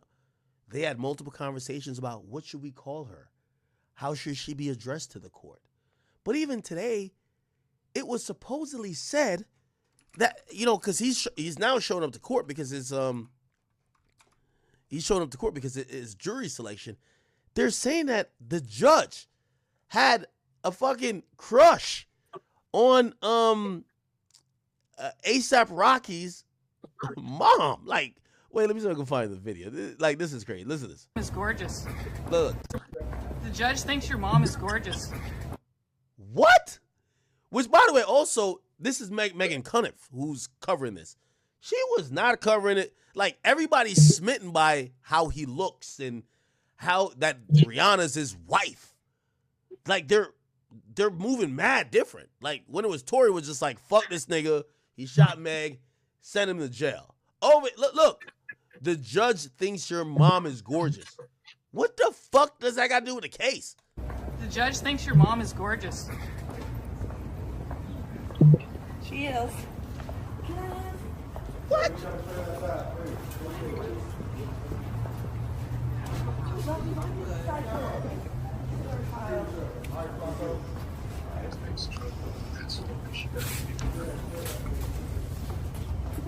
Okay. Now, sorry, I spilled a little bit. Okay. So, here's an interesting backstory to this too, right? So A$AP Rocky, and this is before jury selection, it was reported that he actually turned down a plea deal, right? He turned down a plea deal that included a 3-year probation, a 7-year suspended sentence, and 180 days in jail. Instead, he's chosen to face trial. Now, some people are looking at that because they're thinking about the Tory Lanez situation. They're saying, Tory got 10. Why would you turn this down? Remember, if he had taken this, he would have got 180 days in jail. California jails are completely inundated. Also, they got the fires going on out there. It's probably likely he would have spent 45 days, which is a month and a half in jail, right? Now, obviously, we all know from the Young Thug situation, what we got to think about is that, hey, these 3 years of probation are no joke, right? And also, when if you fuck up on probation, you get the suspended sentence. You don't want to be almost like a prisoner of the state like that, even though, somebody tell me if I'm wrong, doesn't he spend the majority of his time with Rihanna outside of the country? I don't know, whatever, cool. But he turned it down, so he's going to take it to trial. And by the way, here's the thing too, maybe later on he could get a more favorable plea if the case start going in his favor, because again, plea deals aren't one and done. They could obviously be offered at any time and also considered at any time. And obviously it's a mutual party type of thing where for it to be a thing where it's been agreed upon, the defense has to agree, but of course the prosecutor has to offer, then the judge has to sign off on. So he's going to trial. And, you know, the other part that we got to talk about as well is that when you do take a plea like this, you know, sometimes they'll tell the victim like, hey, listen, we're going to get this guy to take this plea.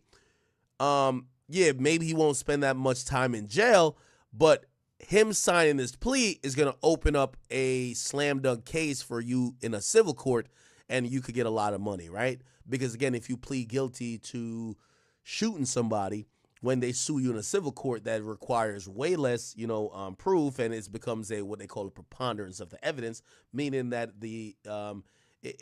we've heard the evidence, and it's not beyond a reasonable doubt means I have no doubt in my mind that this happened. Preponderance of the evidence says, after hearing all the evidence, this is a likely conclusion. You get what I'm saying? Which is just a way lower burden. If you get found guilty in the criminal case, usually a civil case is a slam dunk, right? Maybe they try to tell Relly like, yo, bro, you could sue him and just get a big settlement or whatever the case is, but we're going to offer him this deal. Regardless, this is pretty much a sweetheart deal, but maybe Rocky turned it down because they're like, yo, if you're giving me this deal now, you probably don't have shit to try to really convict me, so fuck that. You know what I mean? So we're going to see what that is. Anyway, he turned that down, and now we're watching all of this mess, you know what I mean? And there is a mob, you know what I mean? And we're not talking about ASAP. He's in and out to court every single time. It says Los Angeles County Superior Court Judge Mark S. Arnold to ASAP Rocky's mother. You must have had him when you were about 7. Oh, that's flirting. Oh, my God. The judge said to ASAP Rocky's mom, damn, I guess he's trying to compliment how young ASAP Rocky's mom looked by saying, you must have had him when you were around 7. Rocky mom says, no, I had him when I was 26. And then the judge says, you are very beautiful? That's on record? What? Weird. Nah, that's crazy. It's apparently also, which I see Al Sharpton chiming on, Rocky's lawyers took issue with the racial makeup of the jury pool. So there's 106 people who are reported for jury duty in this particular case, and they're saying that only 5 are black, right? Taco Pina says that there could very well be no black jurors on the case, and it says we're in downtown Los Angeles, not a small town in Montana. We're troubled by that, to say the least. And then obviously, I haven't heard from Al Sharpton in a really long time. So to see Al Sharpton get involved in this, I'm like, okay, some things are at play here. Let's see if we could pull this up.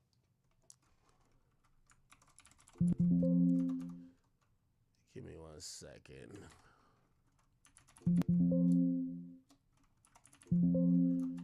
Okay, I got it on my page. Don't worry about it.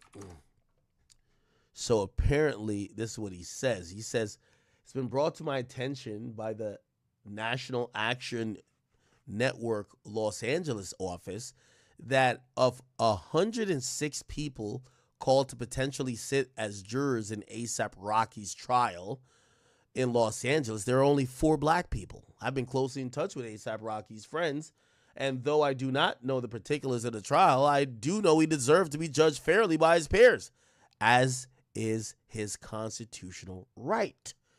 It's absolutely ridiculous that the jury will not be fair and representative so as to deprive Rocky of a fair trial when we have 4 black people in the city of Los Angeles out of 106 and exactly 0 within the first 30 possible candidates for the jury. Something appears to be very wrong with the system. I'm monitoring the trial and challenging the Los Angeles District Attorney to ensure that fair and representative justice is afforded to Rocky. Interesting. Wow. Let me see if I can get some more Rocky. Give me a second. Rocky. Okay. No, that's old. Well, hold on. This might have some good stuff here. Hold on. So this is in court. brownie points or lose. So, by the way, this would be the judge who complimented his mom. This nigga must like black girls. Look at him. Brownie points. I'm just using the word brownie points just as an illustration. Because of their status in life. Everybody has to be treated the same. If the evidence proves a defendant guilty beyond a reasonable doubt, I'm going to tell the jury, your job is to vote guilty. If the evidence doesn't prove guilt beyond a reasonable doubt, your job is to vote not guilty. And I'm going to discuss with the jurors the various levels of common law life. Discovery, I understand the people have fully complied with Penal Code Section 1054. What I have directed the defense to do is their witness list consists of, what's the total number of people on your witness list? 30? It's 34 years. 34 people. You mentioned that it's your intention to not call many of them, but what I directed you to do is for those witnesses you know you're going to call, or you reasonably know you're going to call, that you are to provide complete discovery, any written statements, recorded statements, any statements of any kind to the prosecution. For those witnesses that you're not sure of, I want you just to provide a paragraph summarizing what they would say if they did take the stand. Sure. Although the witnesses were not named, the court had indicated when counsel said there were two witnesses, that those two witnesses are to be provided the full discovery now. Wait, has that been provided yet or not? No, it is not, but it is to be provided. But we'll get to them, but they do have. Can you do that in the next 24 hours? Sure. Provide them full discovery of the people that you know you're going to call? Yes. Thank you. All right. Your Honor, speaking of which, apparently, now I'm communicating with my office in New York. Mr. Siegel's been in touch with Paul, and apparently there are two witnesses on their list. Apparently we don't have any discovery from, and there's been no summary of what their testimony will be, either Vivian Gonzalez and Patrick Marr. That's not true. Vivian Gonzalez and Patrick who? Marr. Spell it. M-A-R. They are both employees of the Orange County Regional Computer Forensics Labs. They are the technicians that imaged or duplicated the defendant's cell phone. So the defense has been provided a full Cellebrite copy of the defendant's cell phone, and the reports associated with that extraction, which is where what they did and their statements are contained, was also provided to the defense. So Vivian's and Patrick's statements were provided? Yes, their reports. Provided to who? To the defense. Okay. To Mr. Tacopina? Okay. Yes, they're his office, him, Miss Kaplan. Did you do it, Mr. Persona? I would have to look at the discovery receipts. I know it's been turned over to them, but that may have been provided by Ms. Okay.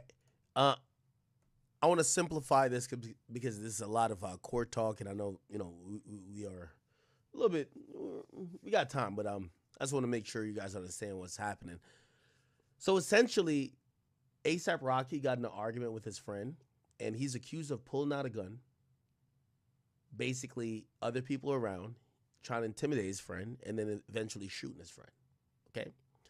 This was a guy that was in the ASAP mob. His name is Relly. And again, we haven't heard too much from him, but I would assume that the district attorney of Los Angeles, because they're going forward with a trial, they're going to compel that nigga to testify, which he should say, Rocky shot me. Now, here's the proof. And by the way, here's the thing. All the other dudes, as you would imagine, they're not going to tell on Rocky because they're Rocky dudes. So they're like, nah, this is all cap. Rocky's defense, and they kind of put some of their defense out in preliminary hearings and such forth, and some filings, basically saying Rocky doesn't have because there's a video that shows Rocky with what seems to be a gun in his hand. They're saying it's a prop gun. And also the people there, other than the victim, are down to admit it was a prop gun. Let me show you the surveillance footage that they had. Here we go.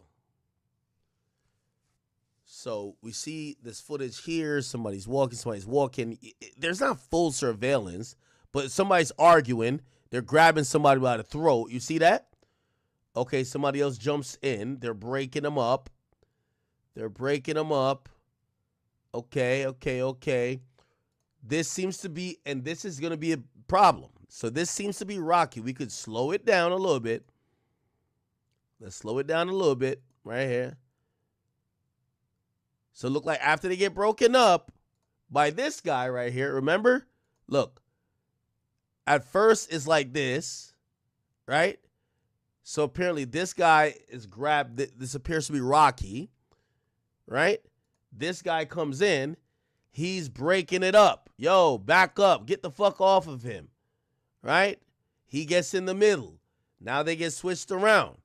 Then we're going to see this guy, because he was the one backing Rocky up at first, right? Or not really. No, well, Rocky was kind of, backing him up, but looked like he was grabbing Rocky. The guy comes in. Yo, chill out. Chill out. What the fuck? Yo, stop it. He gets in the middle. Blah, blah, blah. The guy's taller than Rocky too, right? Which, by the way, this is all going to be a part of, I would imagine, the prosecution or the defense. Okay. All right, cool. Yo, chill out. Now, this guy's kind of like detached. He's backing up. He's like backing up, and Rocky's talking shit. Look like there's another guy here too. By the way, all of these witnesses, they're on Rocky's side, okay? The only person who ain't on Rocky's side is the nigga who got shot. Then Rocky's talking to shit. He's whatever. This guy's trying to like almost say, Rocky, chill, bro. And then what happens is that Rocky, they're accusing Rocky of having a gun right here. So right here in his hand, they're accusing Rocky of having a gun. Let me make this a little bit bigger. Pause. They're saying this is a gun, okay? Right here, they're saying this is a gun. Now, Rocky's statement is that it's a prop gun. I never had a gun. There was a prop gun in my hand.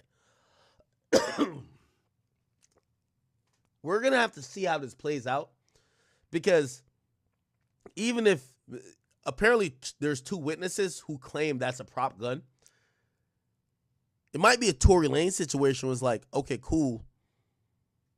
Even if people co-sign that argument, how did this guy get shot? So, okay, this happens, da-da-da-da. Okay, the gun is still pointed down. Look like he's trying to put his back in his pants, da-da-da-da-da. Okay, we see people walking down there. I don't know if you can see it, but there was a few people walking down there. Okay. And then there's another angle, okay? Let's see.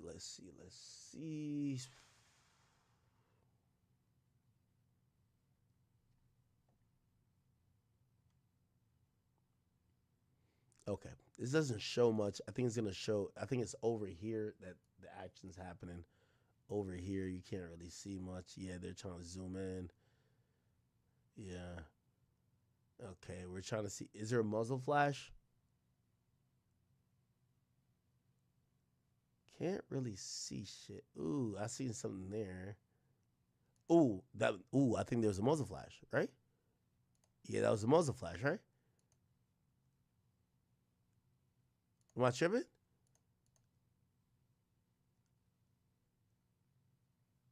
Right there, right? Could be tripping. It look. Yeah, right there.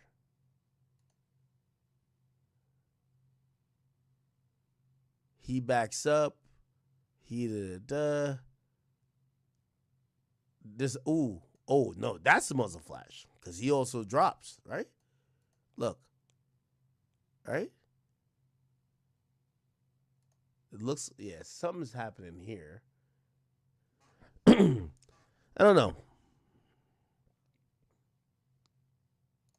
Whatever. Okay.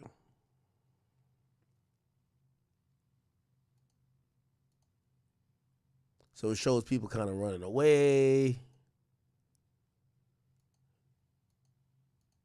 Yeah. Now, granted, the medical people are going to be very important here, because essentially Rocky's saying, they're not denying that that's Rocky in the video. They're just saying what he's holding is a prop gun, not a real gun.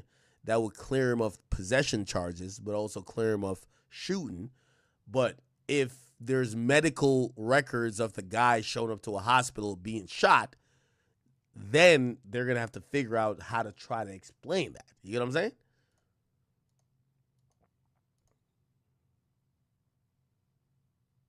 Okay. So those are like the important pieces of what's happening with the case currently.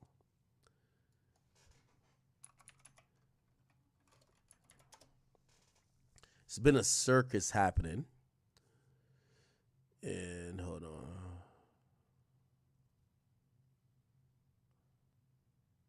Hold on. Give me 1 second. So you can see Rocky, like, and Rocky showing up to court like a rock star. He's smiling ear to ear.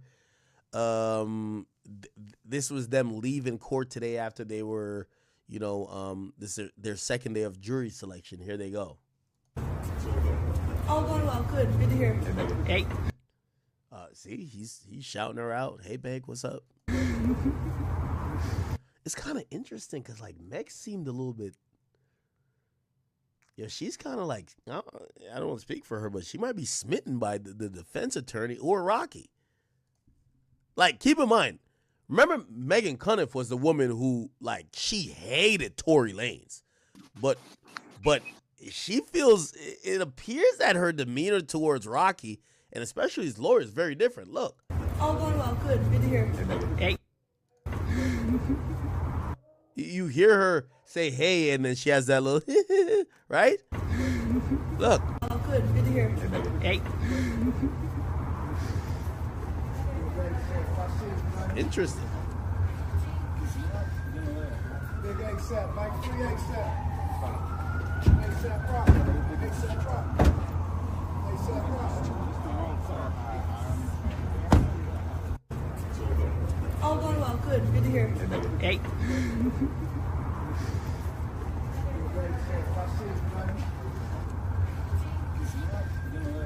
Big egg set. Mike 3 egg set. Okay. So the offer was for him to plead guilty to. Oh yeah, okay. I see why he wanted to plead guilty to that. Felony gun assault would put him in a really interesting position. Yeah, he would take anger management class and do 480 community service. Like, those are light, but is pleading guilty to that felony gun assault charge. Lewin is a longtime prosecutor whose recent cases include murder trial of Robert Durst. Rocky defense is that he had a prop starter gun that couldn't fire bullets. He has a carry permit, and police found real bullets in his home, but his lawyer says he carries a prop gun. Yo, sometimes, this is what I say, like, especially once we get to trial. Yo, you hear these defense attorneys say a lot of shit, and all I will say to you is that, bro, the jury's not going to sit there and listen to dumb shit. Oh, no, he has a carry permit, but he carries a fake gun. Really, my nigga? That's why I be like, sometimes these things sound ridiculous, right? The mom thing happened. My fault, Ak. I just want to say they ain't going to take no dumb shit unless it's from Desiree Perez. And it's how Rocky is married to Rihanna, and Rihanna is, you know what I'm saying? I'm just trying to say, if you wonder why Rocky got a little bit of favor, I'm just saying it, you know what I'm saying? I'm going to mute my mic. Yo, I ain't gonna lie. Like, so Megan Cuniff, she's a journalist, says, by the way, I think she does a brilliant work. She was really, like, against Tory, right? And this is before Tory even said anything about her. I understand once it gets personal, but she was really against Tory. Now, one could say, well, he shot a woman and she shot a famous woman, but it appears that, like, they're very, like, they like Rocky, and maybe it's because Rocky is his baby mama's Rihanna. Rihanna's with Rock Nation. Rock Nation, we know how they get down. Hello. That's interesting. The coverage here is very different, huh?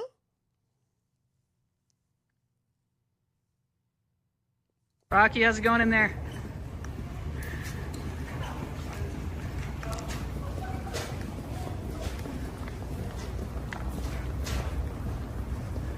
Joe, how hard is it for you to not talk right now?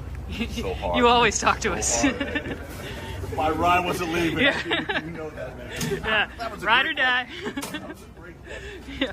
I'm sorry. Yeah, I ain't gonna lie. She was definitely not so chummy with Tori. She was like, fuck this nigga.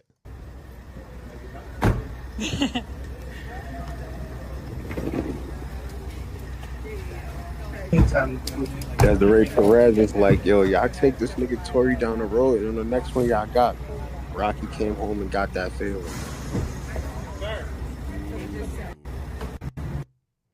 To see they can't. What's up, guys? All right, 10:30 tomorrow. All right.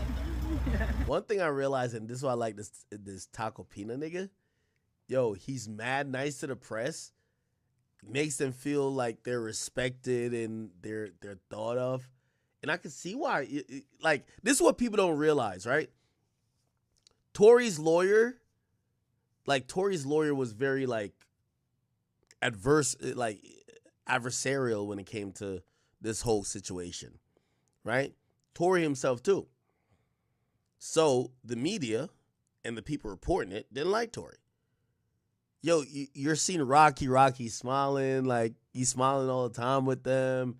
The lawyers saying hey to them, this and third. They're like them in turn saying, "Yo, you know the judge likes your mom, thinks your mom is pretty." Like that's just kind of shows you how shit is, right?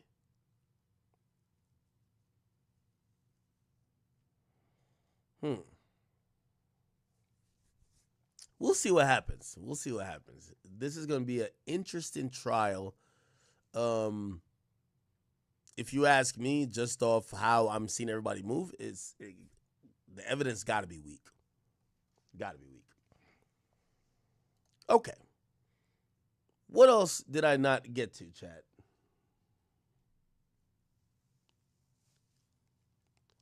Everybody tell me that Trippie Redd is it's a Coyle Ray says she was cheated on. Okay? I'm gonna be honest with you again. These motherfuckers having a kid. These days, I've realized the younger people they go to the internet as their friends to get some type of back end, but they go right back to the same situation. Here's the reality of it, okay? So Coyle Ray posted, if you don't know, she's pregnant for Trippie Redd, okay? She posted today, nothing worse than being cheated on. I wouldn't wish this pain on my worst enemy. God bless. Now, I'm going to just be honest with you, and I'm going to be straight up blunt. This trend that we're seeing happen in celebrity life, that I hope that if you're a regular person, you don't continue this trend. I don't think this is a good trend. If you are a young woman, right, and you are seeking to have a baby with a man before you get married or have any type of commitment or a promise of commitment, you're having a baby with someone who you don't even live together with. You don't know their mannerisms. I've been saying for years, you're never really in a relationship till you live with someone, right? But that's just even a relationship. We're watching people having kids like a collab. This is like an album, okay? That's it. And if that's how you're treating having a human being, and then you later pop up before the baby's born saying that there's nothing worse than being cheated on, the only thing I got to say to you, you should go get a actual commitment from a man, which would probably be marriage. But even if it's not marriage, it's something more than just a fly by night, oh, I'm with this person. Now, obviously, I get it, we're in a new era. Like, for example, somebody said, yo, Coyle Ray, I guess he bought her a car recently, and people were like, yo, like apparently this is like proof that they're in love. Listen, man, usually what these things are is a goddamn lease. You know, it's not that much of a commitment. It's not about the car. So I don't want to, like, you know, and Trippie got money, and Corey probably got money too. These days, we just got to be honest, man, that the state of the majority of women that we're watching in this entertainment bracket, they choose having children over having commitment. I've been watching Shade Room go crazy over figuring out who the hell is Dream Doll's baby father. Like, there is no commitment in sight. She ain't getting, whoever is nutted in her is not getting married to her, and probably you'll never see the nigga. The reality of it is that women these days have lowered their standard to just being vessels and cum receptacles, right? And I'm going to be honest with you. All this fuck my baby daddy and all this hot girl summer shit, I've always said in the end, it behooves a man because you are carrying a child. You're the person who's inextricably like linked with this person or this decision for life. Yes, the man is too, but he gets to walk away. These women don't care about commitment. They care about semen. And that's just the reality of it. Why would you not try to get legitimate commitment with someone where you wouldn't have to be posting online that he cheated on you? Not saying he can't cheat on you if he was married to you or something like that, but we're watching this new era where being pregnant is a new commitment, right? And I guess maybe some people just look at it like that. Well, I guess we're locked in for 18 years. Well, the way how this is going to work is that, you know, Coi Leray got money, Trippie got money. If they choose not to be together, one person is just going to have to take the L in actually being the parent while the other chooses their career. And usually it's going to be the woman. So, you know, it is what it is. But I don't really have the sympathy, and I don't think she was looking for sympathy, but I don't have the sympathy for Coi Leray or anyone else. The majority of these women now, they're just having kids. They don't want commitment. So, okay, cool. Let's all cohabitate. You getting nutted in doesn't mean you're special. And if the nigga cheats on you, it's just par for the course. Again, until the culture reverts back to people saying, hey, I'm not having a child with someone who I have no commitment with because I need to trust this person. I need to be in love with this person. I need to feel like me and that person have a substantial commitment to our future before we have a kid. As long as the kid is a symbol of it, yes, the moment you get pregnant, that nigga's going to want to fuck some other girl. It is what it is. So we can't feel bad for these people. This has been a trend, and I don't see it stopping anytime soon. Okay? Alrighty then. I think she's like 5 months now. She posted like an updated baby bump. I don't know if y'all seen it. Coi Leray. You know, she's like super like tiny and shit like that. Is that? Oh, this is her with her baby. They've been saying she's 5 months pregnant. I don't know. Whatever. You know what I mean? Oh, right here. I believe that I am 5 months. I have 4 more months to go. And I'm so widow. That's kind of crazy.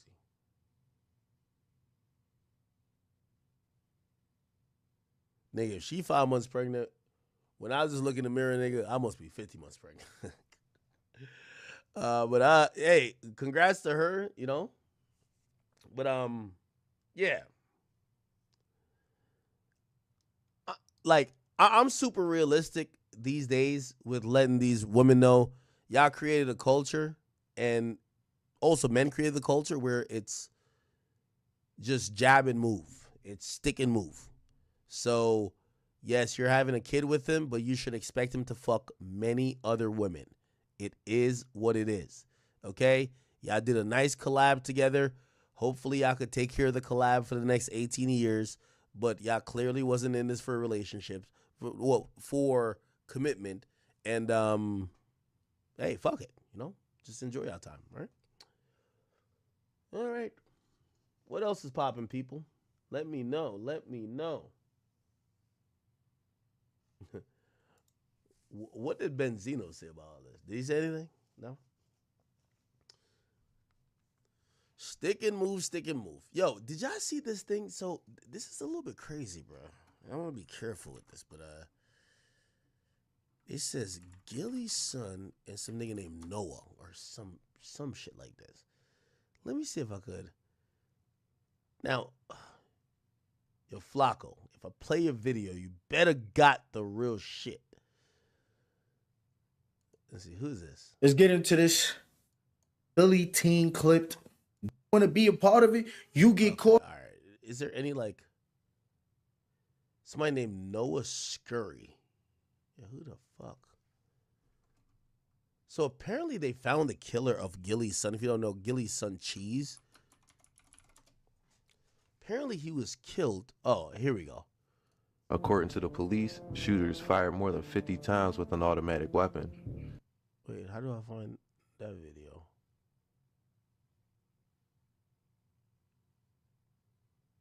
Maybe it's this?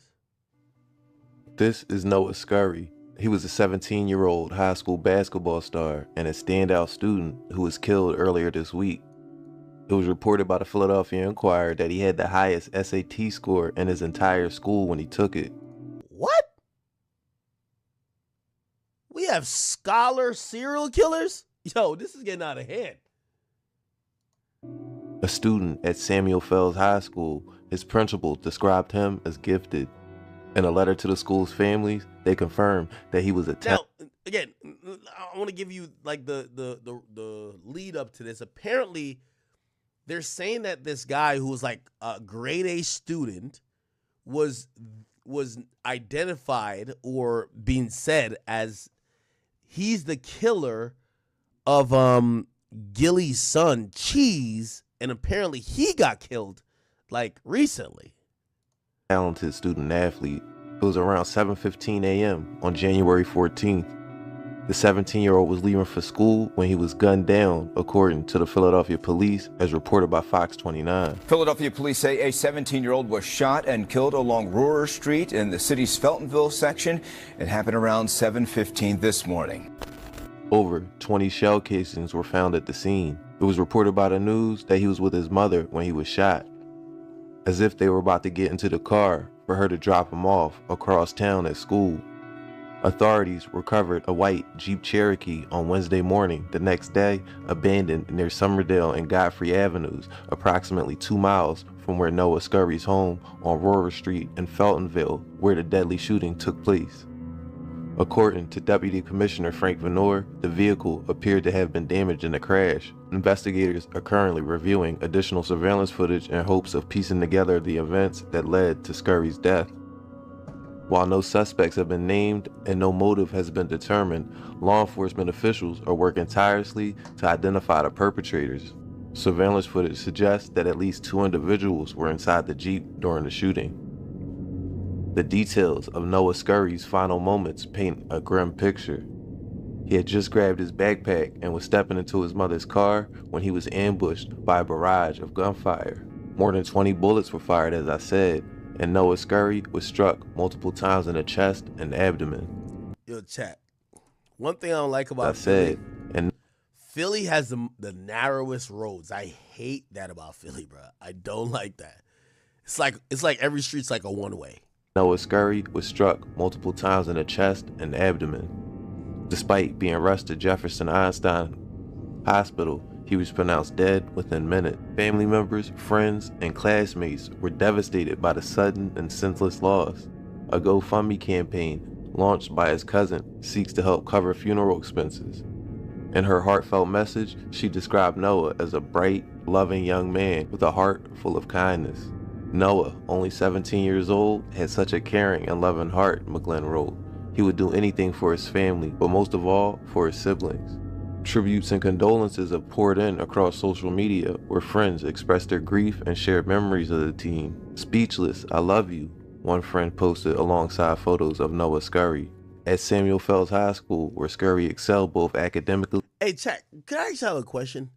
Do y'all think that, you know, like the normalization of this drill culture is the reason why some of these people who seemingly have bright futures and promising, you know, outcomes later in life, they're down to crash out? Like, why the hell would a guy who has, you know, he's supposedly was a D1 basketball prospect and also he was a really smart guy, why would he be involved in murder? Like, why would he be involved in that life that supposedly ultimately took his life? Like, what do you think is happening here? What am I missing? Or do you think maybe he's just a victim? Maybe he ain't got nothing to do with nothing. No, that instant gratification, that acknowledgement, the whole thrill of going on a drill. Niggas just lost. This drill culture Hold on. really put fucking. Hold on. And I don't mean to cut you off. Wait, you think these young kids are having a thrill of killing people? Yeah, hell yeah. It's a thrill. Like, after you let off a gun, like, like that feeling that you get, they chase that feeling when with the bodies. Like they want to catch that adrenaline rush of clapping a nigga. That's evident, I mean, I shoot guns all the time. I don't shoot them at people. I mean, I shoot them at targets Yeah. at the gunnery. So you're saying them killing someone is like an adrenaline rush? Yeah, for sure. It's like, you know how you argue with, it's how you play Fortnite with AJ. You argue, nigga, you ain't shit, nigga. Like niggas be, they're going back and forth and arguing this, nigga. I clap more niggas than you. Like, nigga, what are you talking about? Like, I clap more niggas than you. Like, and that's how they argue with each other. Like, that shit is a thrill. Okay, but It's a thrill. Yeah, but now I'm confused. If you're saying your thrill is killing people, why do all this other shit that would seemingly put you in a good place in life? If your thrill is killing people, why are you studying for the SAT? If your thrill is killing people, why are you over here practicing a fucking post move or boxing out? Maybe all you need to do is just go to the gun range. It's like, I agree. Maybe I'm thinking that, okay, if you're gonna be one of these killer type guys, you're gonna be a dropout and a damn near degenerate. You're not gonna have really good things going on in your life. Like, that's the thing confusing me. So it's like, right, just a little quick, real quick. These niggas they're young and they live at home with their parents. Is this YN culture? This is YN culture. Yeah, exactly YN culture. Exactly YN culture. Really?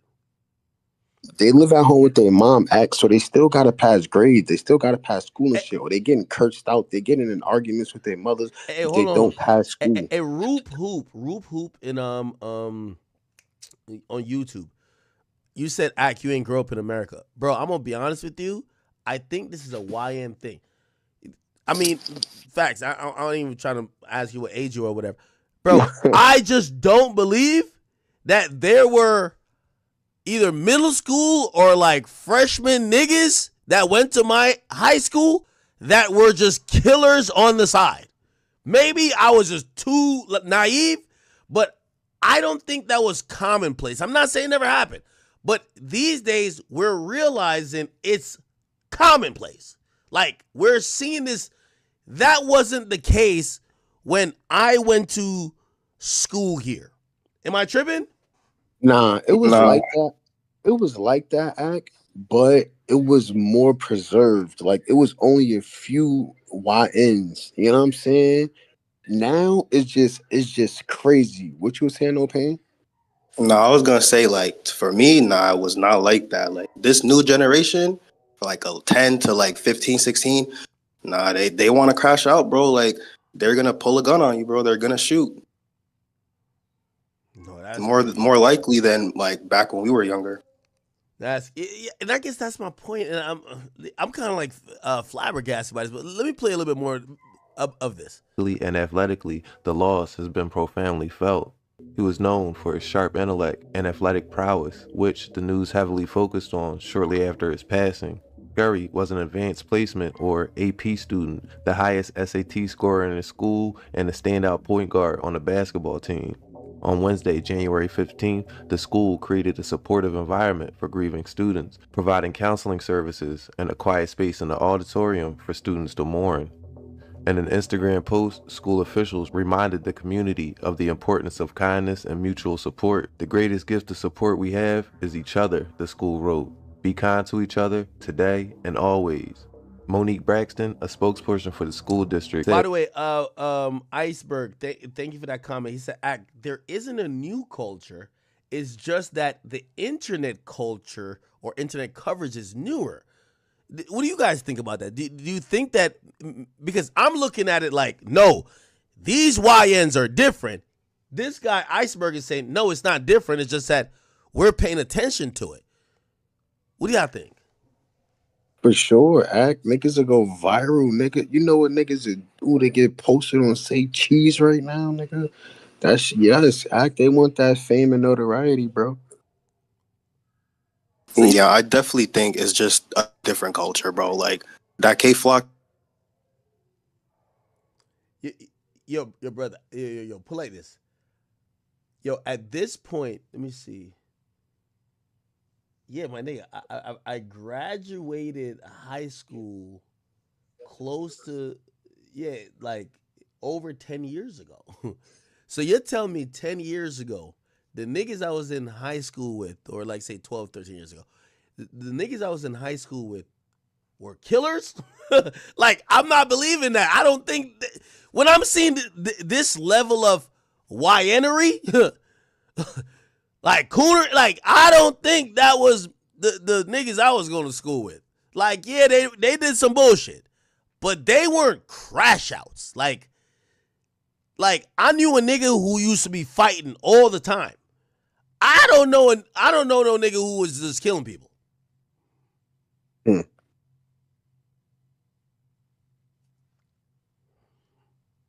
Anyway, anything more to add before I jump this? Nah. Yo, chat, I didn't graduate 10 years ago, nigga. I was like, what the fuck? Yo, I graduated, no. I graduated college 12 years ago. Yeah, so like, nigga, I've graduated high school like, wait, am I getting my times wrong? I graduated college 2013. Yo, Ak, you don't ever remember like being in high school and you see on Facebook like a nigga you went to high school with is wanted for or some shit? No. That's what I'm trying to tell you. No. That man, nigga, I went to public school. No. I've never seen a guy who I went to school with wanted for murder. No, I've seen niggas sell drugs. They're doing shit like that. They fighting. Like, yo, they got into some shit. They jumped somebody. I've never seen, like, the murder thing is a crash out, my nigga.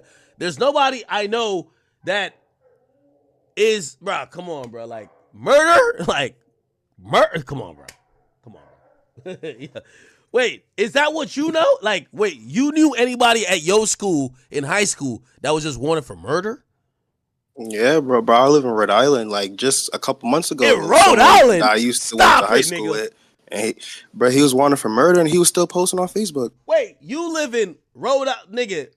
Wait, no, I ain't trying to dox you, nothing like that. So you saying a nigga from Providence or Kingston was wanted for murder? Yeah, Providence. Man, stop the fuck. I know it's small, but bro, they get down on here. A lot. Somebody said I went to a Catholic school. Nigga, I went to Hackensack High School. Stop playing, nigga. Nigga, I'm just saying YNs that time was different, nigga. Like, when y'all saying YN, you put like this. YNs now have guns. YNs back then, they were just fighting, just like disobedient. This is why I know, like, I'm happy to be in a big bro category. Yeah, I'm big bro. I'll take that. Big bro. YN is completely, yo, I want to crash out before I could legally buy a beer.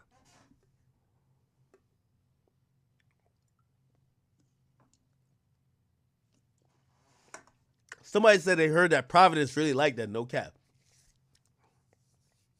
Yo, my brother went to the University of Rhode Island. And I remember when we went up there to visit his ass, it was all white people that went to the college. Matter of fact, two of his homies came on a trip to, because he's the one to get married. And they were telling me, they're like, yo, they said Providence and Kingston isn't nothing like University of Rhode Island. Because University of Rhode Island was like 93% white at the time. They're like, no, if you go to Providence or Kingston, Rhode Island, there's niggas there. There's Dominican bitches. There's, people out there type shit. You feel me? Which I didn't know. I didn't know that. Yes, Sirski. All right, let me keep playing a little bit more of this. That Noah was the kind of student that everyone wants. Noah Scurry's social media was filled with basketball highlight reels that showcased his skills on the court, where he effortlessly crossed over defenders, executed smooth layups, and nailed three-point shots. His undeniable talent was matched only by his bright future, a future now tragically cut short. The broader context of Noah Scurry's death is part of the Philly daily reminder of a persistent gun violence plaguing the city. According to Jackie Golden of the city controller's office, there have been 30 shooting victims in the city this year, 5 of whom were 18 years or younger. As the investigation into Noah Scurry's death continues, his memory lives on in the hearts of those who knew and loved him. His life, marked by academic excellence, athletic talent, and a caring spirit, is a painful reminder of the urgent need to address the violence claiming young lives. Family told police the teen and his sister they worked at McDonald's about a mile. Was gunned down after school during Izzy Stanley and the 18 else. No. All right, man. I ain't gonna lie. Let's get to the video where they claim he has something to do with Gilly's son.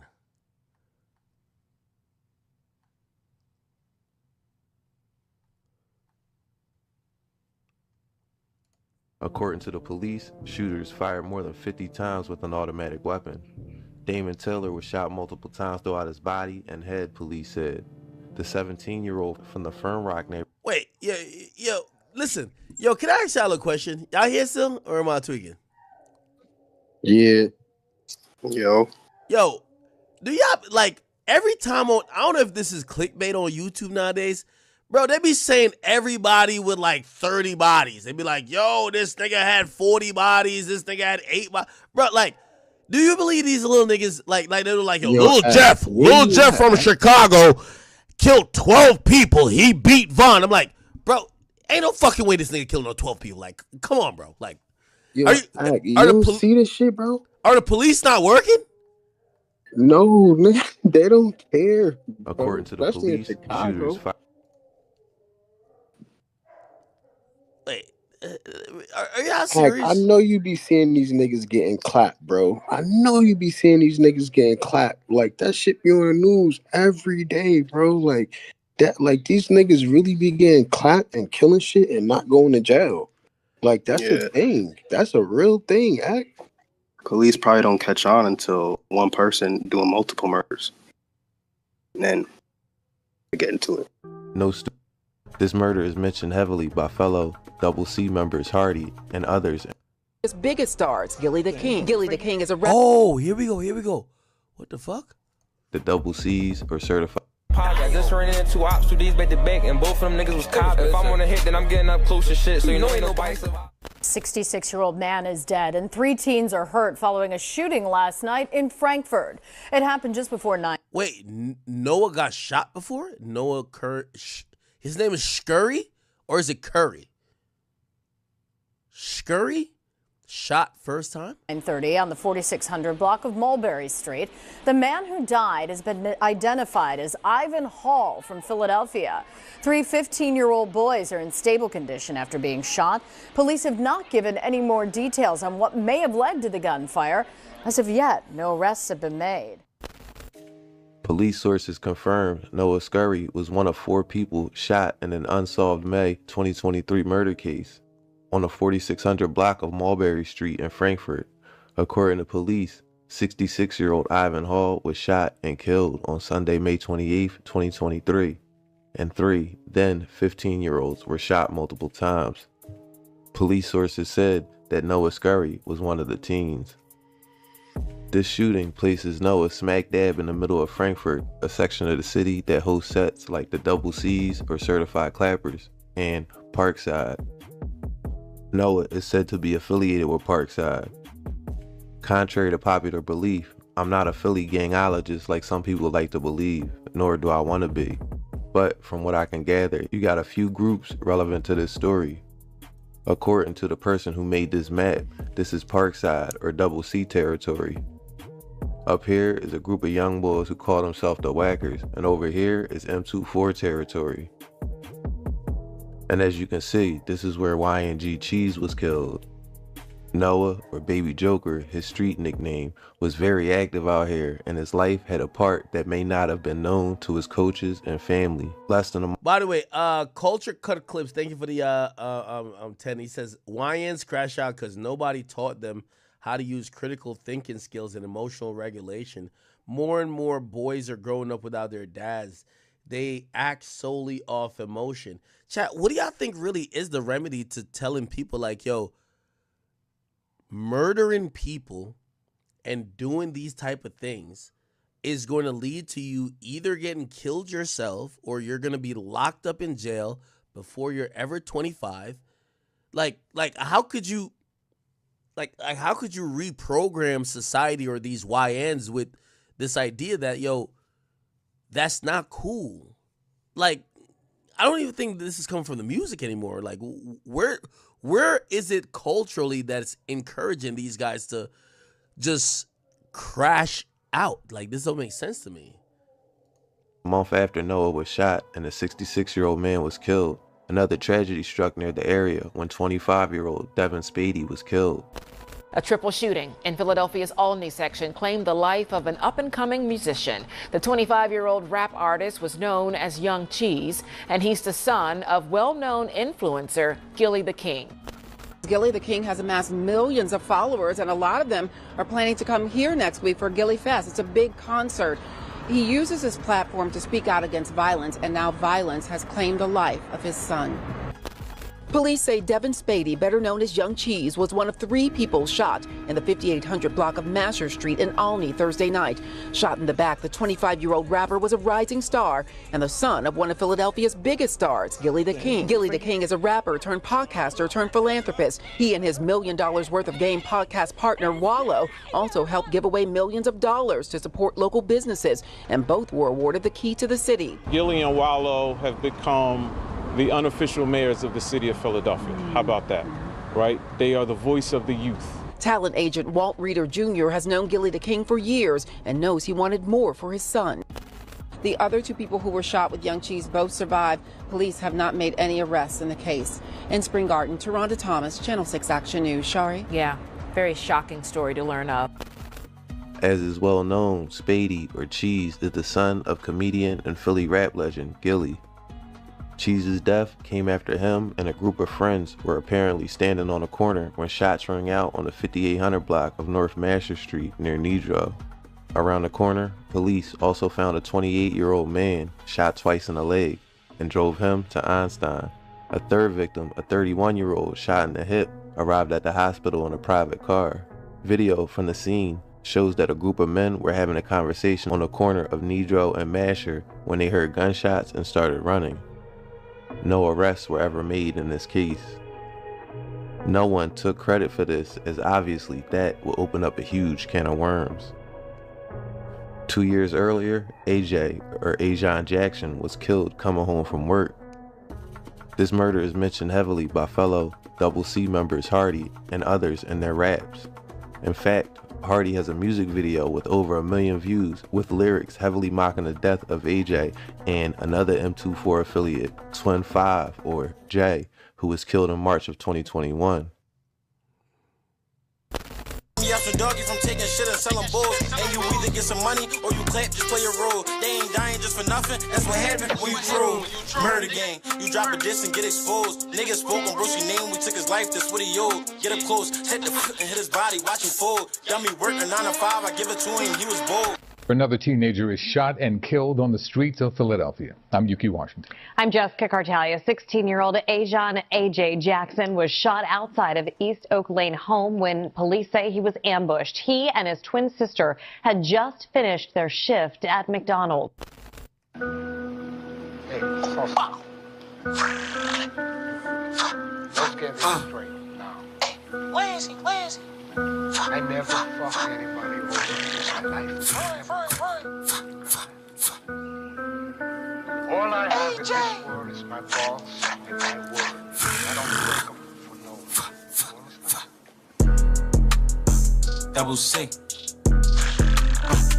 Don't speak on bodies in them trenches. I can rap because I did it. Got 2 shooters and 1 driver and this squatter and this tenant. All right, man, enough. War they run. Now he got out of that car that somebody started firing at them. You can see there on the ground a McDonald's bag and a wrapper right in front of their home. Police tell us this happened before 11 p.m. on Ferriston Drive near the Philly and Montgo border. Family told police the teen and his sister, they worked at McDonald's about a mile away. They finished work at 10 p.m., ordered a Lyft, which dropped them off right in front of their home. When they got out, police say it was two males who came toward them, opened fire, hitting the boy in the torso, the back, and in the head. They fired at least 15 shots. Police say he was clearly the target. The sister was not hit. She was able to run home. They talked to other employees at that McDonald's who say that they hadn't seen any fights, no altercations, especially involving the 16-year-old. So police are continuing their investigation. They did find a weapon here. Teens were shot and wounded to a automatic weapon fired at a group of young people. And after his death, Noah was linked to several homicides through street rumors. The ones that seemed to gain the most traction were Fat Dame and Cheese. Let's talk about the ops. They talking about switches and drakes and don't even got them. I'm with the vid. She talking about his face is going A-whack. That shit out of pocket. This ring. His face is going. I'm with the vid. She talking about his face is going A-whack. That shit out of pocket. This ran into two ops, 2 D's back to back, and both of them niggas was cops. If I'm on a hit, then I'm getting up close to shit. So you know ain't nobody survive. Bro said when he got to the drop, he was coming out the crib, so we gon' call that perfect time. This nigga thought he was my man, he gave me his gun, he must have ain't know I was slimy. We loafing in his phone, what I say last song, watch how I creep up behind. They doing them low ass shoes and calling to get back, how about come catch you a body? Catch a nigga out on the floor and I like my door was the bet, I hop out frying. Niggas can't talk about Chris if he ain't gonna. I ain't gonna lie, man. I'm glad I stopped doing the war track when Yo, this shit is like next level now, bro. Now, Chicago was always wild shit, but like it wasn't. Yo, niggas be just like spelling it out. Like, if I was doing the war in Chirac now, it would be just disgusting. Anyway, yo, Manny, thank you for the 10. He says, yo, nah, it was never this bad. Some of them were YNs, but they definitely weren't scholars. It's the OGs and the rise of drilling that made killing cool. Old heads are supporting it. Jim Jones. He says Jim Jones. Morgan Linton also thinking for the 5. He says, yo, from the area, boy think he need to be bad to survive. Look up his dad. You are who you are.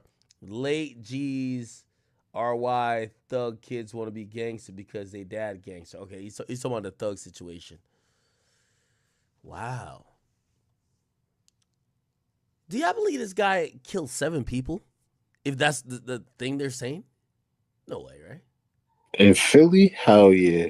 No way. By the way, ayo, One Champio, thank you for all the gifted subs. Appreciate you. I'm talking about how Fat Dame so left nigga check. Bitch, do you fuck with the ops or not? Cut that low act. We already know if you lying. Out on my block, I don't do the hiding. We is the reason them niggas is dying. Crack a 4 ain't meet the 10. No, we ain't playing Defiance. They got a fully behind it. Give me a drop, I'ma bomb it. Pop with a cut, it's surprising. He don't see me, but I see him. Left and right, let's block. Linked to the death. Also, through unsubstantiated sources, he is linked to the death of Izzy Stanley and the 18-year-old 10 Millie, who both died in June of 2024, a week apart. Now, I'm not trying to go around putting murders on people, so please take all of this with a grain of salt.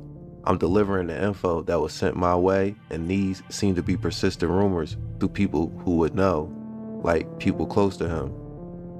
Damon, or Fat Dame as he was called, went to Imhotep High School.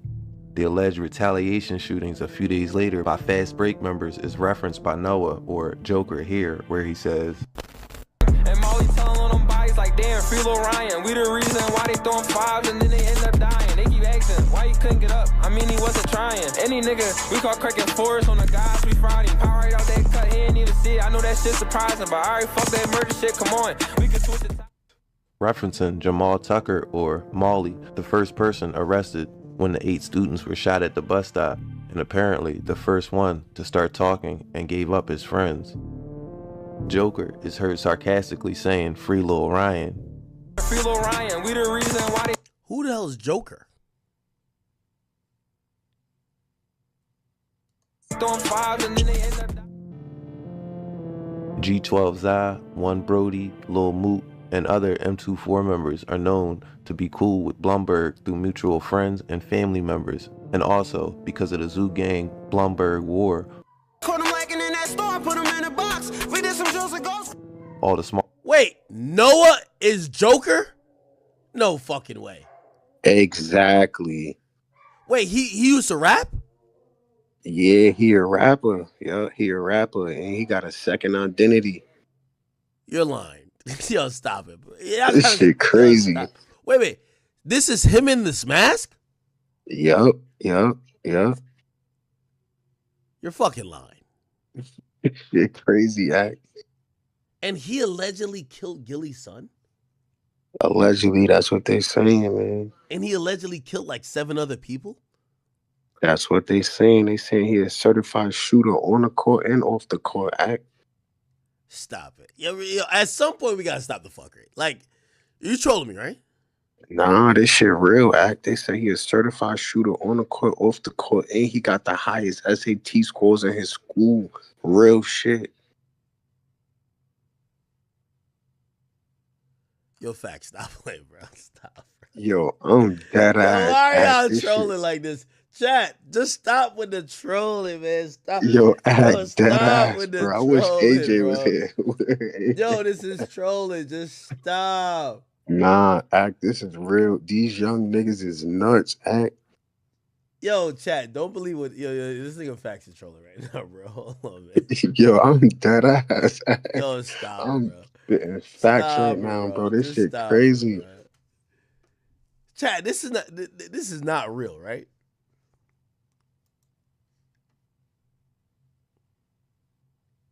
Yo, act. They said that the young nigga will make buckets, 50 buckets in a basketball game. Go outside, have ops, go back to school, 100 on SATs. Bro, this shit crazy. Yo, yeah, I'm not believing that. All right, hold on, man. Smaller factions under them aligned accordingly. Yo, y'all niggas is tripping. M24 and Fast Break are kind of the same in terms of lost homies and members. They have been aligned with the Blum for years. Recently, you started to see Noah getting the backing of Pentown and Zoo Gang members. The day before he died, he dropped a song with a rapper named Drench Season who was with Pentown and Zoo Gang. The song, which had zero attention at first, went to over 100,000 views after the news of Noah's passing. The week before Noah died, his basketball team played Imhotep, the school which Fat Dame went to. There was obvious tension about what happened, and the school didn't want an incident. Noah didn't play in the game, and Imhotep blew out Fells. No students were allowed to attend the game either. I got word that there was a summer league game between the two schools, and they were going to try to pack Noah out after the game, but he escaped. After Noah was killed, speculation, as always, ran wild.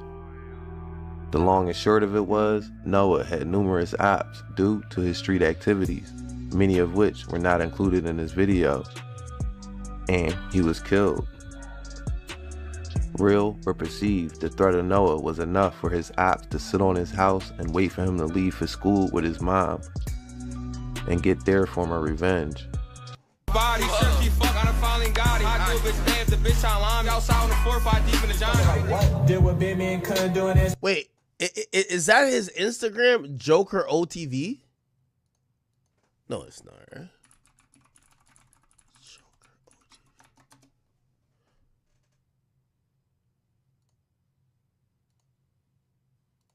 Up in the Porsche truck, nigga. This my shit, this ain't no rental. It might be a Johnny a striker. She can't eat dick, won't wife her. ARP got range like a sniper. She can take dick good, so I like her. He ain't never do shit, that nigga a bitch. He ain't got no body, he bluffing. 50,000 my wrist shit busting. Wait, it said a week ago. Wait, when does Noah guy die? We gon' need another hand shot, count on my body. She fuck, I done finally got it. I do a bitch dance, the bitch on line. Outside on the 4-5 deep in the John. All these niggas keep telling when they ask about bodies. Is this the Noah dude? He was wearing a mask? Mm-hmm. When did he die? I'll get the exact date. It was recently, like last week though. Hold on, I'll get the exact date. Oh, it was last week. Wait, so this video was him? Mm-hmm.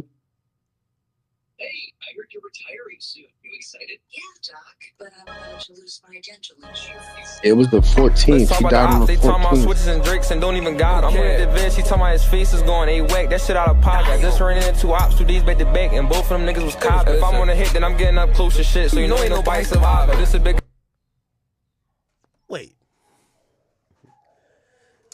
Wait, hold on, Chad. Wait, hold on. Facts, you here? Yeah. So you believe this guy Noah Scurry was killing people? Hell yeah. I mean, proof is in the pudding, bro. Hold on. Maybe this was all like this was like a character that like he would have the thing on, but like you think a star basketball player and a scholar is a killer? Yo, No, I'm serious. I'm not trolling. Like, I'm serious. Yeah, for sure. I believe it's possible, for sure. I believe it's 100% possible. You don't think the internet is kind of creating this to kind of like mythicize this guy? Nah, hell no. Why would they just pick him out of nowhere? Like,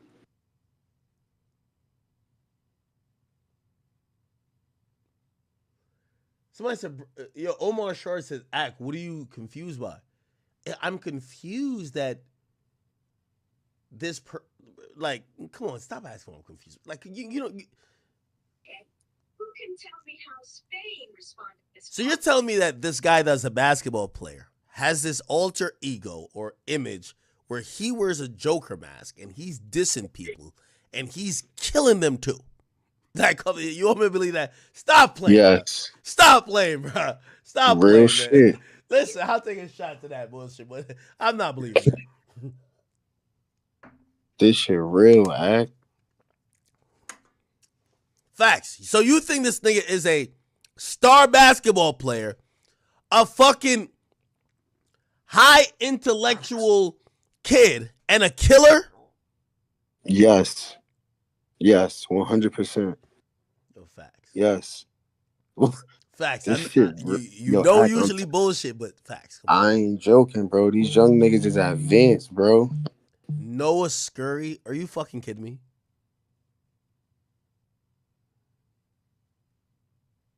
You believe all this? Hell yeah, Act. Hell yeah, bro. Hell yeah. This shit crazy though. Yo, KC used to act. You're out of touch with reality. Yeah, if you tell me a 16-year-old has 8 bodies, scores really almost perfect on SATs, and he's I'm gonna call bullshit on it. I'm sorry. I don't think you out of touch. I think that you just ain't expected to get this wild. Yeah, do you think that they're falsely blaming him for Gilly's son? Like, hell no. You think he killed Gilly's son? Oh no, I ain't gonna say, but I don't think it's just going to be. Yo, Act. It's a group of niggas, bro. That just in Philly. It's a group of niggas in Philly. Allegedly, I heard it's a group of niggas in Philly, young niggas in Philly that just go around smoking famous people. Like that's where they get like smoke notoriety. People that got notoriety happening for no reason just to get their bodies up. That ass. Okay, I'm gonna sound as I said, I like the big bro category at this point, but I might sound like an old head with this question. Is this King Von's fault? Because after King Von, I feel like all these niggas want to have mad bodies. Yo, I've never seen... Yo, play this. They said King Von had 7 bodies. Then all of a sudden, I hear of a nigga named Lil Jeff in Chicago that had 12. Like, how the fuck this nigga get 12? This nigga didn't even have a hit song yet. Now I'm hearing that Noah Scurry had 8. Like, what the hell? Bro, like, how are these niggas able to kill so many people and nobody get caught? Shit crazy. Cops ain't doing their job. Now, granted, I understand Philly and Chicago. Like, where I live at, you steal a package, nigga, you're going to jail. Like, this is how, like, nigga, there's no, you jaywalking. Like, there's no crime going on punished where I live at.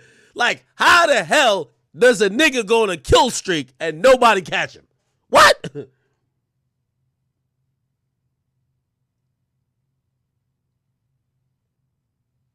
Somebody says YBC Duel got killed because he was a trophy? What? Exactly. Yeah, they call it catching hats now.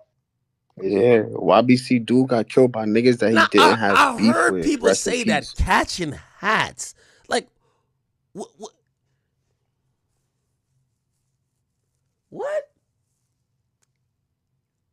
I just heard that term like 2 weeks ago.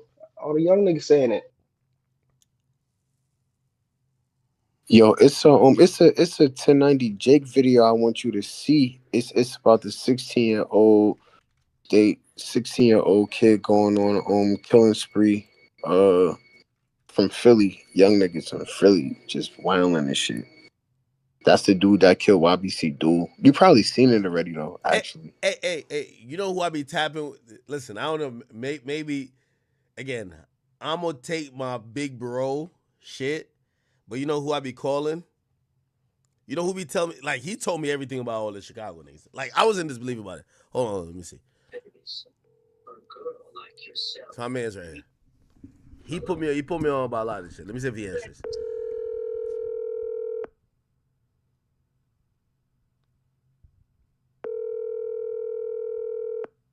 He might be busy. Or smashing a chick. It is 2:38.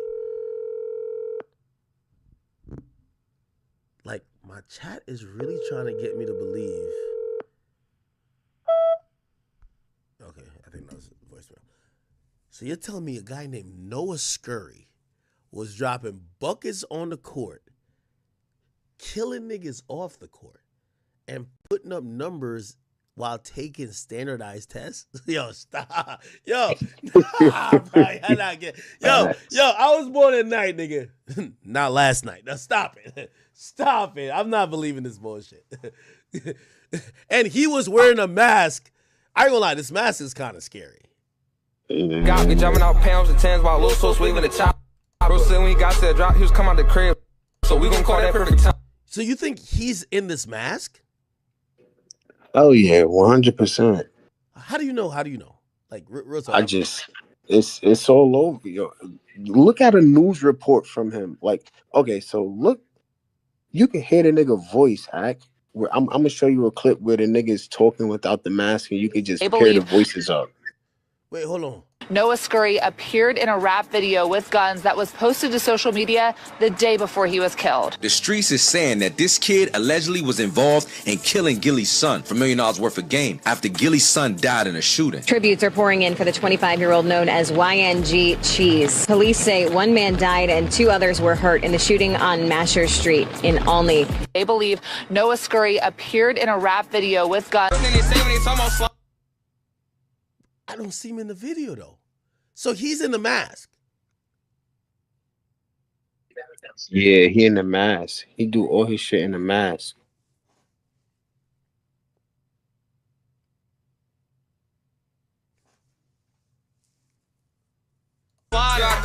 I'm taking it. He try run, he needs to be chasing him. Black truck, and we all got drinks in it. Facing school, you know that I'm facing them. She want from me, sit here, and I'm dangerous. On TV, all the blocks can't hang with us. And you got catch a bite to gang with us. He got hit with a 10 that's changing him. Tom School Gang, bros, he created. The last one we caught was stuck on the pavement. I sitting on his head.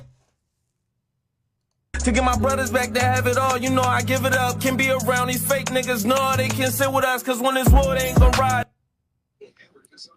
So why did he kill Gilly's son if he did? I don't want to put that on him, but senseless act, like senseless shit, bro. No reason, bro. Just to get a name. Let's talk about the ops. They talking about switches and drakes and don't even got them. I'm with the vid. She talking about his face is going A-whack. That shit out of pocket. I ain't gonna lie, this song kind of hot though. I want to encourage none of this shit, but this song kind of hot. No, it's not. Like, that's a trash, nigga. What? Nigga, this shit hard, nigga. What the fuck? And this is not even me connecting it to none of the bullshit. Can't stand it. What? Hold on. You're telling me this not hot? Hold on. Yo. Let's talk about the ops. They talking about switches and drakes. They all got this OT7 Quantity flow. Right? This is OT7 Quantity flow, right? Yeah. Yo, you a fuck. They said Noah Scurry, aka Joker.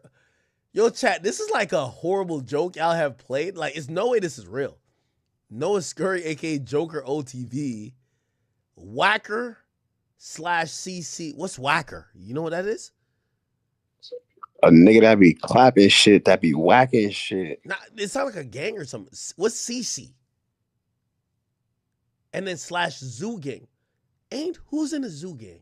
That's Poundside Pop, right? Yo, what the fuck is going on in Philly? Yo, I've been I ain't gonna lie, I've been trying to get a cheesesteak, but I ain't gonna lie to you. There's too much killing going on out here. I'm gonna have to I gotta send somebody else to go get a cheesesteak. Man, Philly's supposed to be like the home of boxing, man. Come on, man. It's the home of the spitters. What? Not wait. And don't even got him. I'm with the bitch. She talking about his face is going A-whack. That shit out of pocket. His face is good. They said that's Fat Dame crime scene? Killed by no way. His face what? Niggas can't talk about Chris if he ain't gonna talk about how Fat Dame so left his body. Bitch. Who's fat? Wait, hold on. I got it. No, this is crazy. Fat Dame. Anybody got a video of Fat Dame since they saying no to one who clapped him? Yeah, Reddit always got. Oh my God.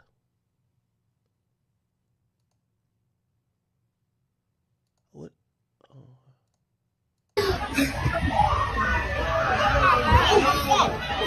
His face is good.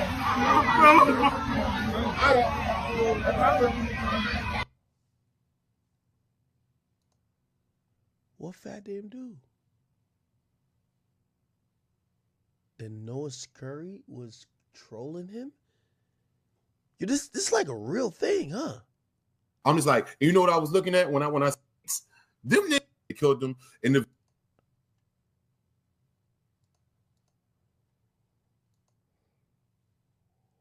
Is this? No, that's not Fat Dame. How are you? I'm okay. No, this is some crazy shit.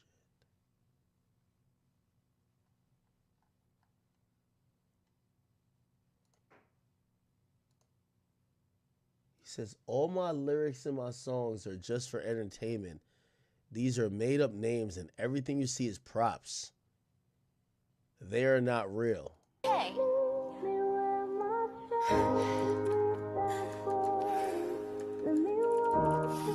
Sorry. Yo, why does everybody keep saying this shit is not real in case the police listen? What? Well, actually, I guess he didn't get locked.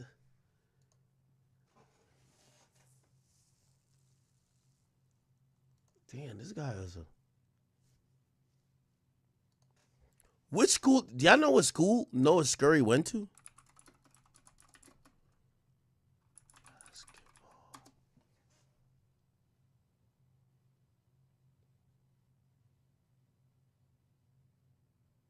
New details? Breaking details on the homicide investigation of 17-year-old Noah Scurry. He's the star student athlete gunned down outside his home in front of his mother while getting ready to head to Samuel Fells High School. In front of his mom's? Yeah, you ain't know that part? Nigga, I don't know nothing about this nigga.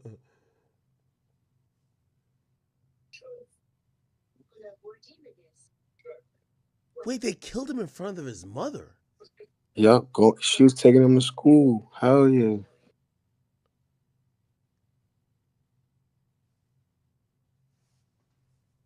And that's where our Kelly Rule is live for us tonight. Kelly, what are you learning? Well, Sheba, police say they are looking for at least 2 people for this homicide, possibly a third, and they believe they do have the vehicle that was used in the crime. But tonight, law enforcement sources are telling me they believe Noah Scurry appeared in a rap video with guns that was posted to social media the day before he was killed. New tonight, law enforcement sources confirm there was a rap video uploaded to social media the day before 17-year-old Noah Scurry was shot to death behind his home in front of his mother, who was getting ready to take him to Samuel Fells High School. A screenshot of the video shows a man in a Joker mask, at times appearing to hold a gun. Sources tell Fox 29 they believe that to be... Wait, this shit is fucking real. Nigga, I ain't gonna lie. I thought y'all was trolling me, bro. Yo, I put his IG in the side chat if you want to look at it. Wait, it's not the one that I had up? Oh, hell no, nigga. I don't know. The chat kept posting this Instagram. You had his rap page Instagram up. That nigga got a whole different lifestyle of being a basketball player. Man in a Joker mask, at times...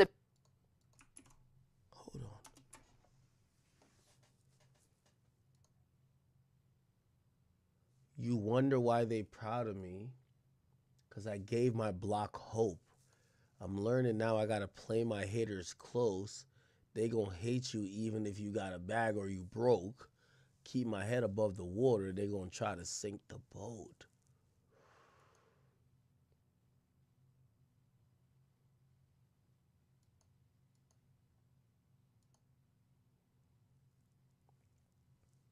The turtle that won the race. You ain't had none of his comments on this shit?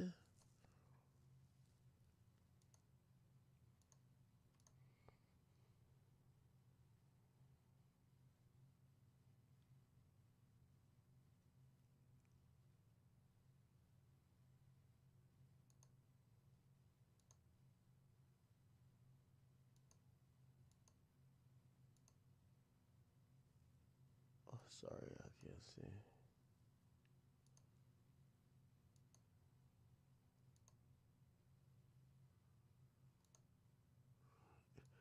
Yeah, I ain't gonna lie, man. A young nigga taking a picture looking down like this, criminal.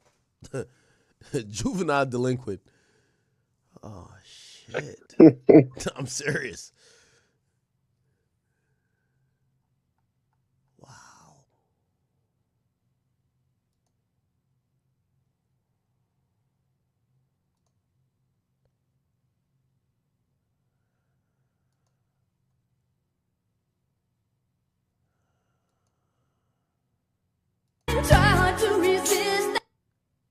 Okay.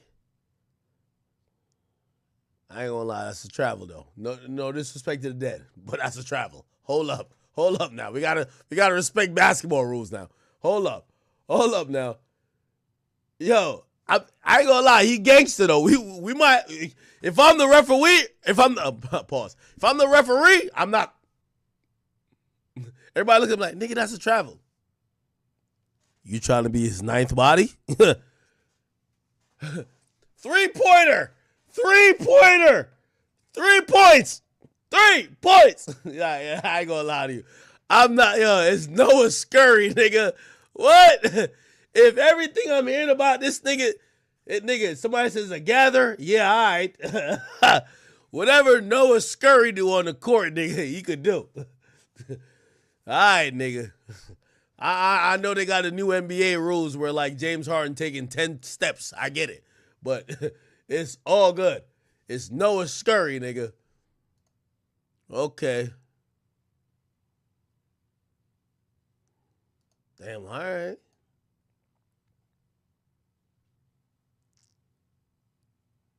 Okay.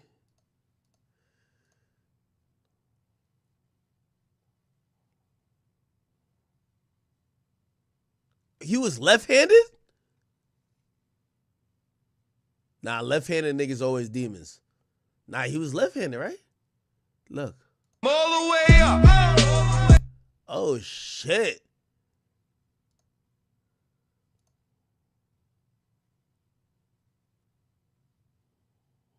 All right, man. appearing to hold a gun. Sources tell Fox 29 they believe that to be Scurry. In the video, he dances along other individuals who are also holding and showing off guns throughout it. Skyfox overhead the Philadelphia police impound lot yesterday. Police confirmed this white Jeep Cherokee is believed to be the car used in Scurry's murder, which happened around 7 a.m. Tuesday in an alleyway behind Rohr Street. Police say at least 2 shooters got out of the vehicle, with the driver possibly staying inside. Fox 29 is also learning from sources that Scurry was a victim in a previous shooting back in May 2023 on the 4600 block of Mulberry Street. Our camera there as police investigated. In that shooting, a man in his 60s was killed. Hours after Scurry's death on Tuesday outside Samuel Fells High School, a spokesperson for the school district of Philadelphia, in touch with the school principal and Scurry's devastated basketball coach, says he was a star athlete and recently scored the highest on the SATs in the school community. The student who was killed was exceptional. As far as the school is concerned, there had not been any issues between this person who was killed and any other student. They don't know of anything going on in the community as well. Now, as we reported, all men's basketball games here at Fells were canceled for the week. We are told there will be a vigil for Scurry tomorrow as police continue to investigate. Of course, they're asking anybody with information to give them a call. You can also submit a tip anonymously by calling or texting 215-686-TIPS. Jason. All right, Kelly Rule there. Thank you very much, Kelly. That's crazy. Wow.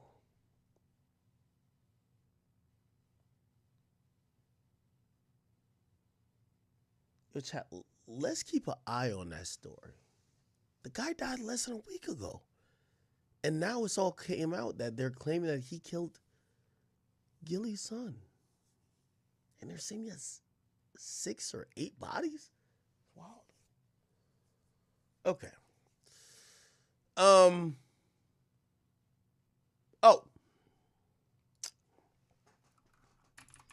I don't know if you guys have seen. We will go over it really briefly. The second week numbers came in for Bad Bunny and also Lil Baby. So Bad Bunny, obviously, I told you, just monster, 203. Second week, Taylor Swift also. Yo, Taylor Swift is such a hater. Yo, Taylor's like, yo, you know what the funny thing is? They always say, like, if people get bullied in high school, they end up later in life doing what was done to them.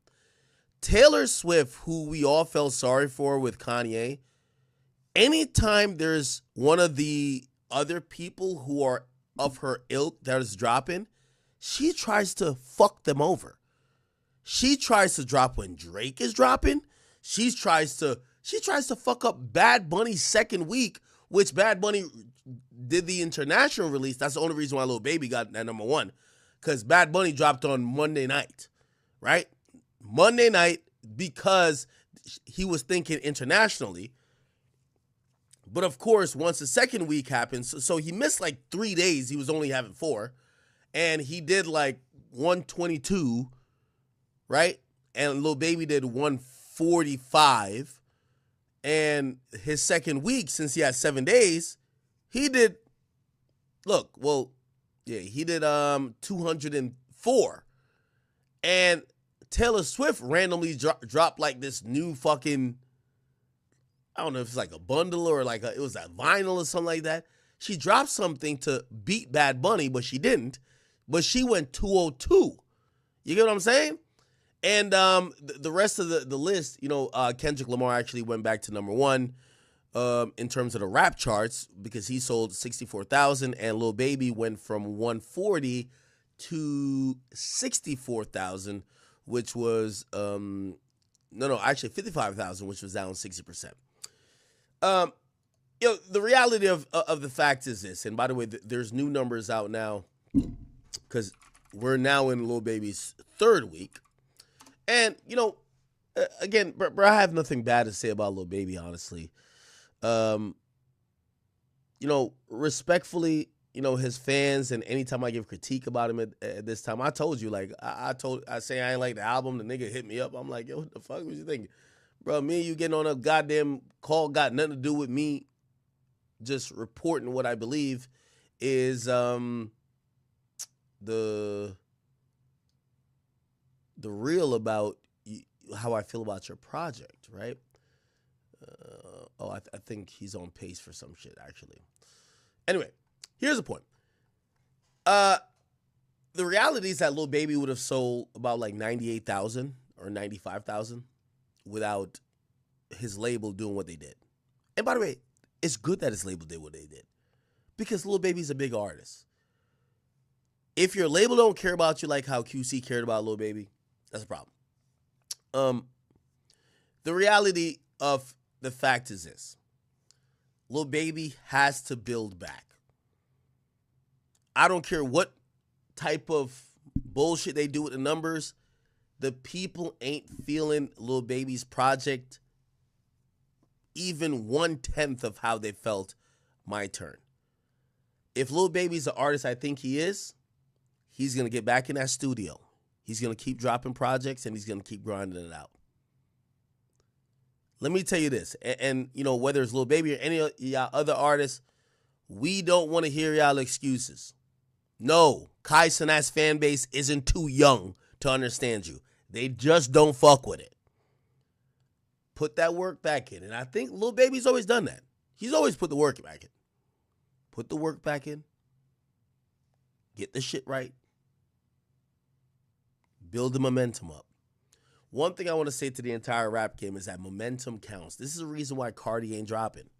Cardi has all the momentum in the world, but here's the thing with how music works. Once you drop that, the momentum is done. They consume it, and now you got to go on tour. Now you got to work it, and that's another year to year and a half, but you have cashed out on a momentum. I keep telling people, and, you know, I don't know Cardi's fan base. You know, listen, I told you exactly what I know. He told Rolling Loud, and he told a few other people, and no pun intended, the date that people were saying was that he might drop in February. That's what we're hearing. If I'm Cardi, I'm not dropping until like November. You know why? Yo, Cardi fans, y'all not going nowhere. All this fake, I'm unfollowing, Cardi, we don't fuck with you. You're not going nowhere, okay? If I'm him, and I'm just telling you business-wise, Cardi is getting $5+ million to headline shows without dropping an album. Why would I drop an album until I really need to? Because here's the thing, as soon as y'all get the album, it's going to take a couple months for y'all to really fuck with it, which is going to knock me down. So let's keep the anticipation.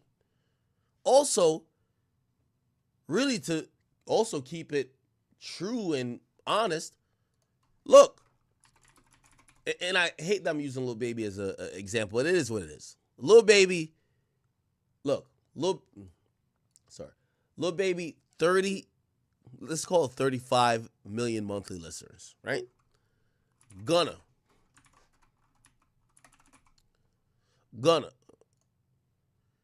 30, let's go 7. 37, which by the way, Gunna's numbers is better than Baby. 37 million monthly listeners.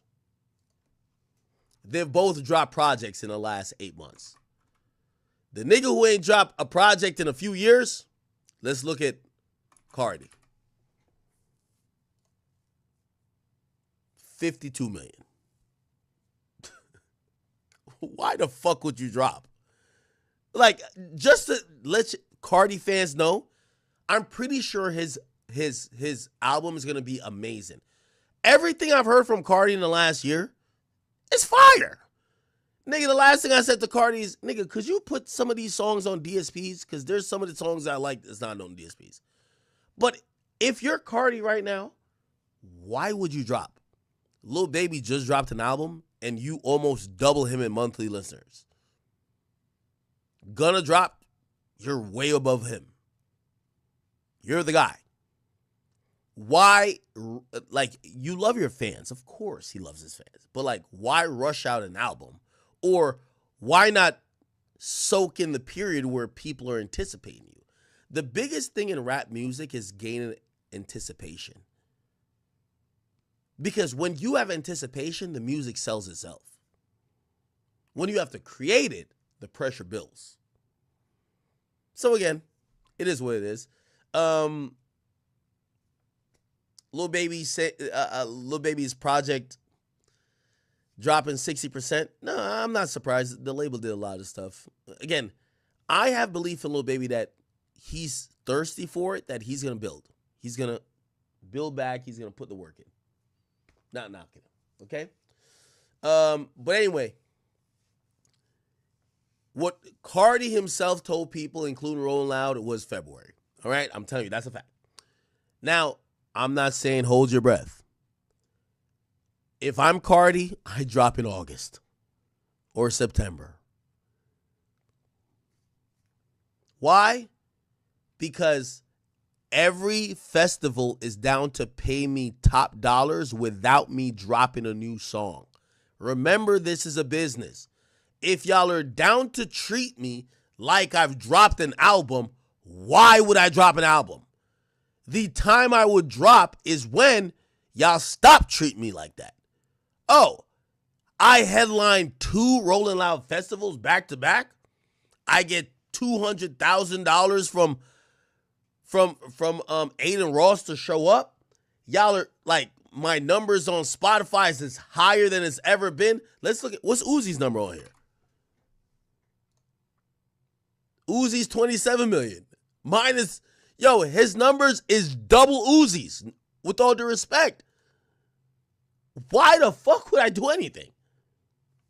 That's the reality of it, man. Okay? Anyway, I do want to tell y'all, I do have good authority to tell y'all.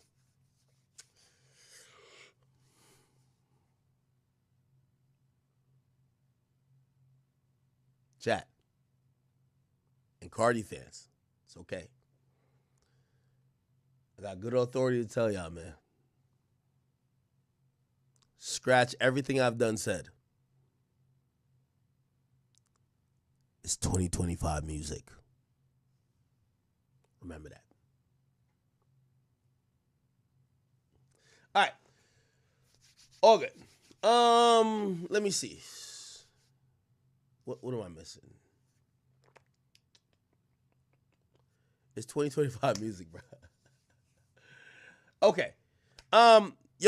We do have a bunch of other things I do want to get to. So I want to cover, Trump's inauguration and his new policies.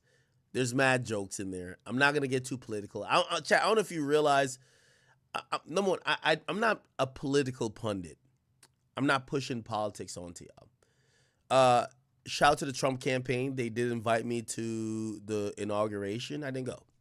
I mean, I was out of country anyway, but I didn't go. Like, I'm not here to, I liked Donald Trump as a candidate this time, but I'm not here to make y'all like him. Like, politics is over for me. In terms of the election's over, we all need to get back together and just do what we do.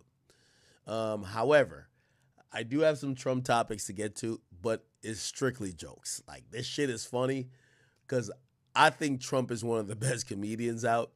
So I'm going to try to keep it not that political, but I want to keep it with the jokes, right? So we'll do that. Let me see what else.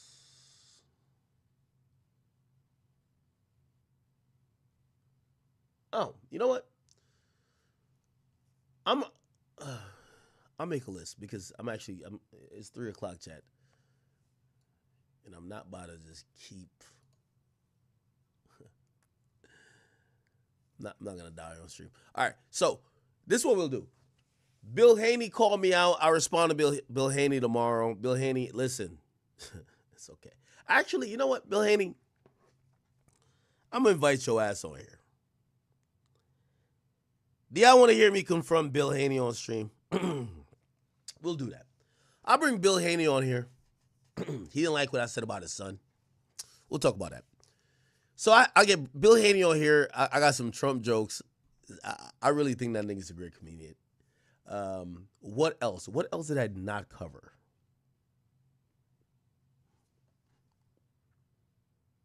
I'm writing a list.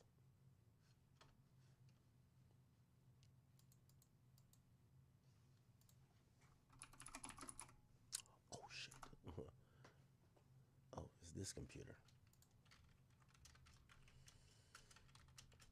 All right. Yeah, I'll get Bill Haney on here.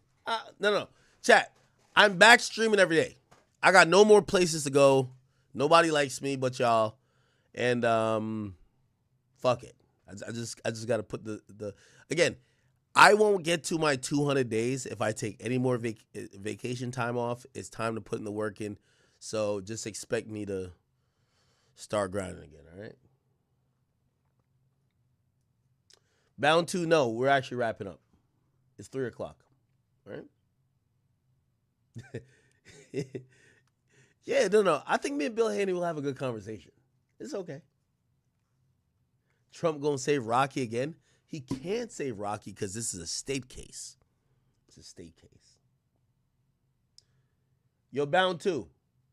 I ain't got 2 days. Wayne did 2 days in a minute. We'll do 2 days.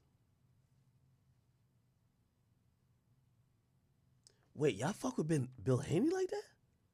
All right. Yo, Menier Perez, listen, I'm going to be back on later, all right? Pretty cold.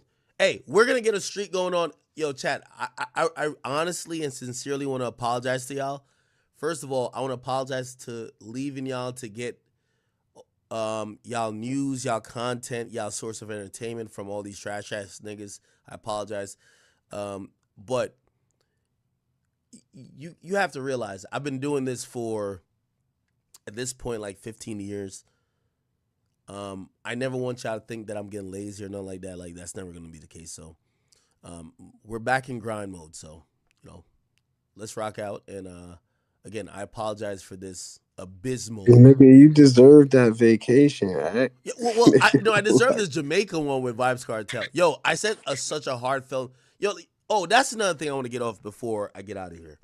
Bro, I sent such a heartfelt message to Vibes Cartel, not only because he's my favorite musician of all time, but because of how he treated me. And he sent one back to me as well. Let me tell you this. For y'all rappers in this music business, and again, I won't call any names, but it applies to every rapper. I feel so ashamed, and this is exactly why when I talk shit about y'all or I slander, and when I say I don't care about interviewing y'all, I make more money off talking about y'all, this is why it's warranted. Let me tell you this. I did it. I went to Jamaica. Obviously, again, it's my favorite artist of all time, but still. Yo, Vibes Cartel has posted the interview like 6 times. Bro, the way he treated me, I've never gotten treated like that. This is why I sent him a great message. These rappers, bro, first of all, you gotta damn near, at least the big ones, right? Pause. You gotta beg them for an interview. They don't want to talk to you. And even then, when they talk to you, every time we do something with an artist, like especially a hip-hop artist, to try to even coordinate them posting or being like acknowledging that they had a conversation with you, it'll never happen. Yo, every minute, Vibes Cartel's like, yo, let me repost it again. And what that made me realize is that you fucking bitch ass niggas in rap, this is exactly why I put my fucking sole of my foot on y'all neck. And I ain't gonna stop until you and your label come back every single time with straight apologies. Y'all don't respect anything. I shouldn't have a dancehall artist. I don't cover dancehall. Be so appreciative of having a conversation with me. For me sharing my all of these rappers who I talk to, they give you their ass to kiss, their boot to lick. They don't give a fuck.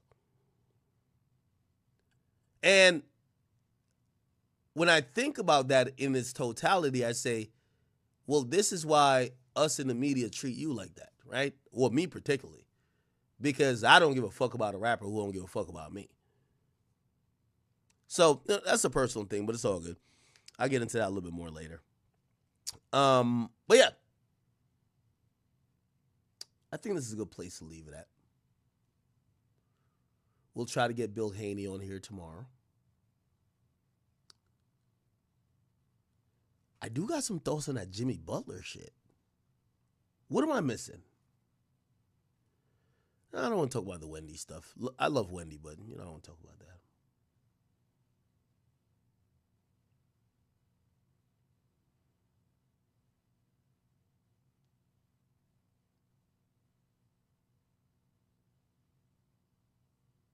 Okay, chat. We'll have a whole different. And by the way, I'm again. I try not to do it for this stream, but I'm bringing back my legal document breakdown. I try to also stay away from Drake tonight. I get it. Like, yo, by the way, just me talking to y'all, chat, I understand and I empathize with y'all. Yes, Drake has been a huge topic, or Drake and Kendrick. I understand that some of y'all are fatigued by it, right? I'm also fatigued by it, right? I don't want to be sitting here having to like react to whatever about whatever the fuck Drake got. He's not dropping music. So if it was music, I would love to do it. But it's like these days I'm like reacting to his lawsuits all over the place, and then people are trying to take those. So I'm trying not to do all Drake content. And, if I could help it, we're going to be talking about a lot more other things than Drake. Yes, you can't escape talking about Drake. He's the biggest artist. But, it's been like about 8 months now. Come on. We got to, unless they're dropping some new diss tracks, we got to do some other shit, right? So I hope you enjoyed tonight. I did compare the Drake lawsuit to Chris Brown's lawsuit, but I didn't want to do too much to it. Tomorrow we are going to talk about Drake's lawsuit, actually. Just an update on it. And we'll do a Lil Durk update as well. So there's a Lil Durk update. It's a slight Drake update, but it kind of shows where Drake is probably at with his label. And we're going to get some insight. I'm also hitting up a few insiders over at UMG through these labels and shit like that. Hopefully, I have a guy over there at Universal. Hopefully he'll respond, that we could get some clarity on what the fuck is happening currently. But yeah. Anyway, chat. Love y'all. I will see y'all tomorrow. Again, I don't want to make promises to y'all. Let's see with action. Done with the vacations. I'm here to grind. We'll make it happen. And again, we got to get to 200 days at least. And we're definitely severely behind. By the way, I think we're only at we only did 5 streams this month. It's pathetic, right? Yo, Facts, who else is up in here? Pain. Yo, it's Pain. Yeah. Any last words? Shout out to the chat. Nobody bigger than the chat. Make sure y'all join the Discord. We just did a merch giveaway for the Academy merch, and Jerry, he got the merch. So join the Discord. Y'all could probably get some Academy merch. You heard? Okay. Yes, sir. Also, so I don't want to announce this fully yet. Remember, I told y'all I'm giving 5K back to the chat for Christmas. I'm probably gonna do some of this. I don't know if you guys know one of my OGs. Like, he's been rocking with me for like forever. I'm probably gonna have Snapper. I don't know if y'all know. I remember Snapper. Yeah, I think it's Snapper 89. Like, he's gonna be responsible for some of it. I'm just gonna divide. So I'm dividing $5,000 up to like mad different people, because I know we stream on multiple platforms, and I want everybody to join Discord, though, because it's an easy way that the community could be together. So please, if you can, okay, just go to discord.gg/academics. Everybody, I don't care who you are, right? If you go here, just put in your browser, it'll be an invite link, and obviously, I'm already in the Discord, but it'll give you a launch to either download Discord or join our Discord. We have, I believe, over 30,000 people. It's a whole community. I'm trying to have all the chat niggas in there, but I did not forget my promise, and I'm trying to allocate money to the mods to make sure you guys are good, all right? Yeah. Anything else? Facts? Nah, we nobody bigger than the chat, man. I saw it, bro. Hey, follow my Instagram too. I got some shit coming for y'all. It's a whole fucking. I ain't even gonna say it. I'm gonna just show y'all niggas. Wait, what's Instagram? It's In Facts We Trust. Yes, sir. Ski. In Facts We Trust, but that shit light though, eh? Yeah, follow Facts, y'all. Yeah, definitely go check out my man Facts. You know, one of our biggest, you know, proponents in here, and I want y'all to show him some love, man. Listen, chat. They said college expensive. They want that giveaway. Yeah, I know. I've been tripping. So, yeah. Yo, matter of fact, yo, let me. Yeah, I think tomorrow, at least tomorrow, I got to give away like 1,000.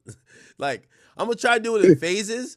I'm gonna do like 1,000 tomorrow. I'm gonna try to break it up.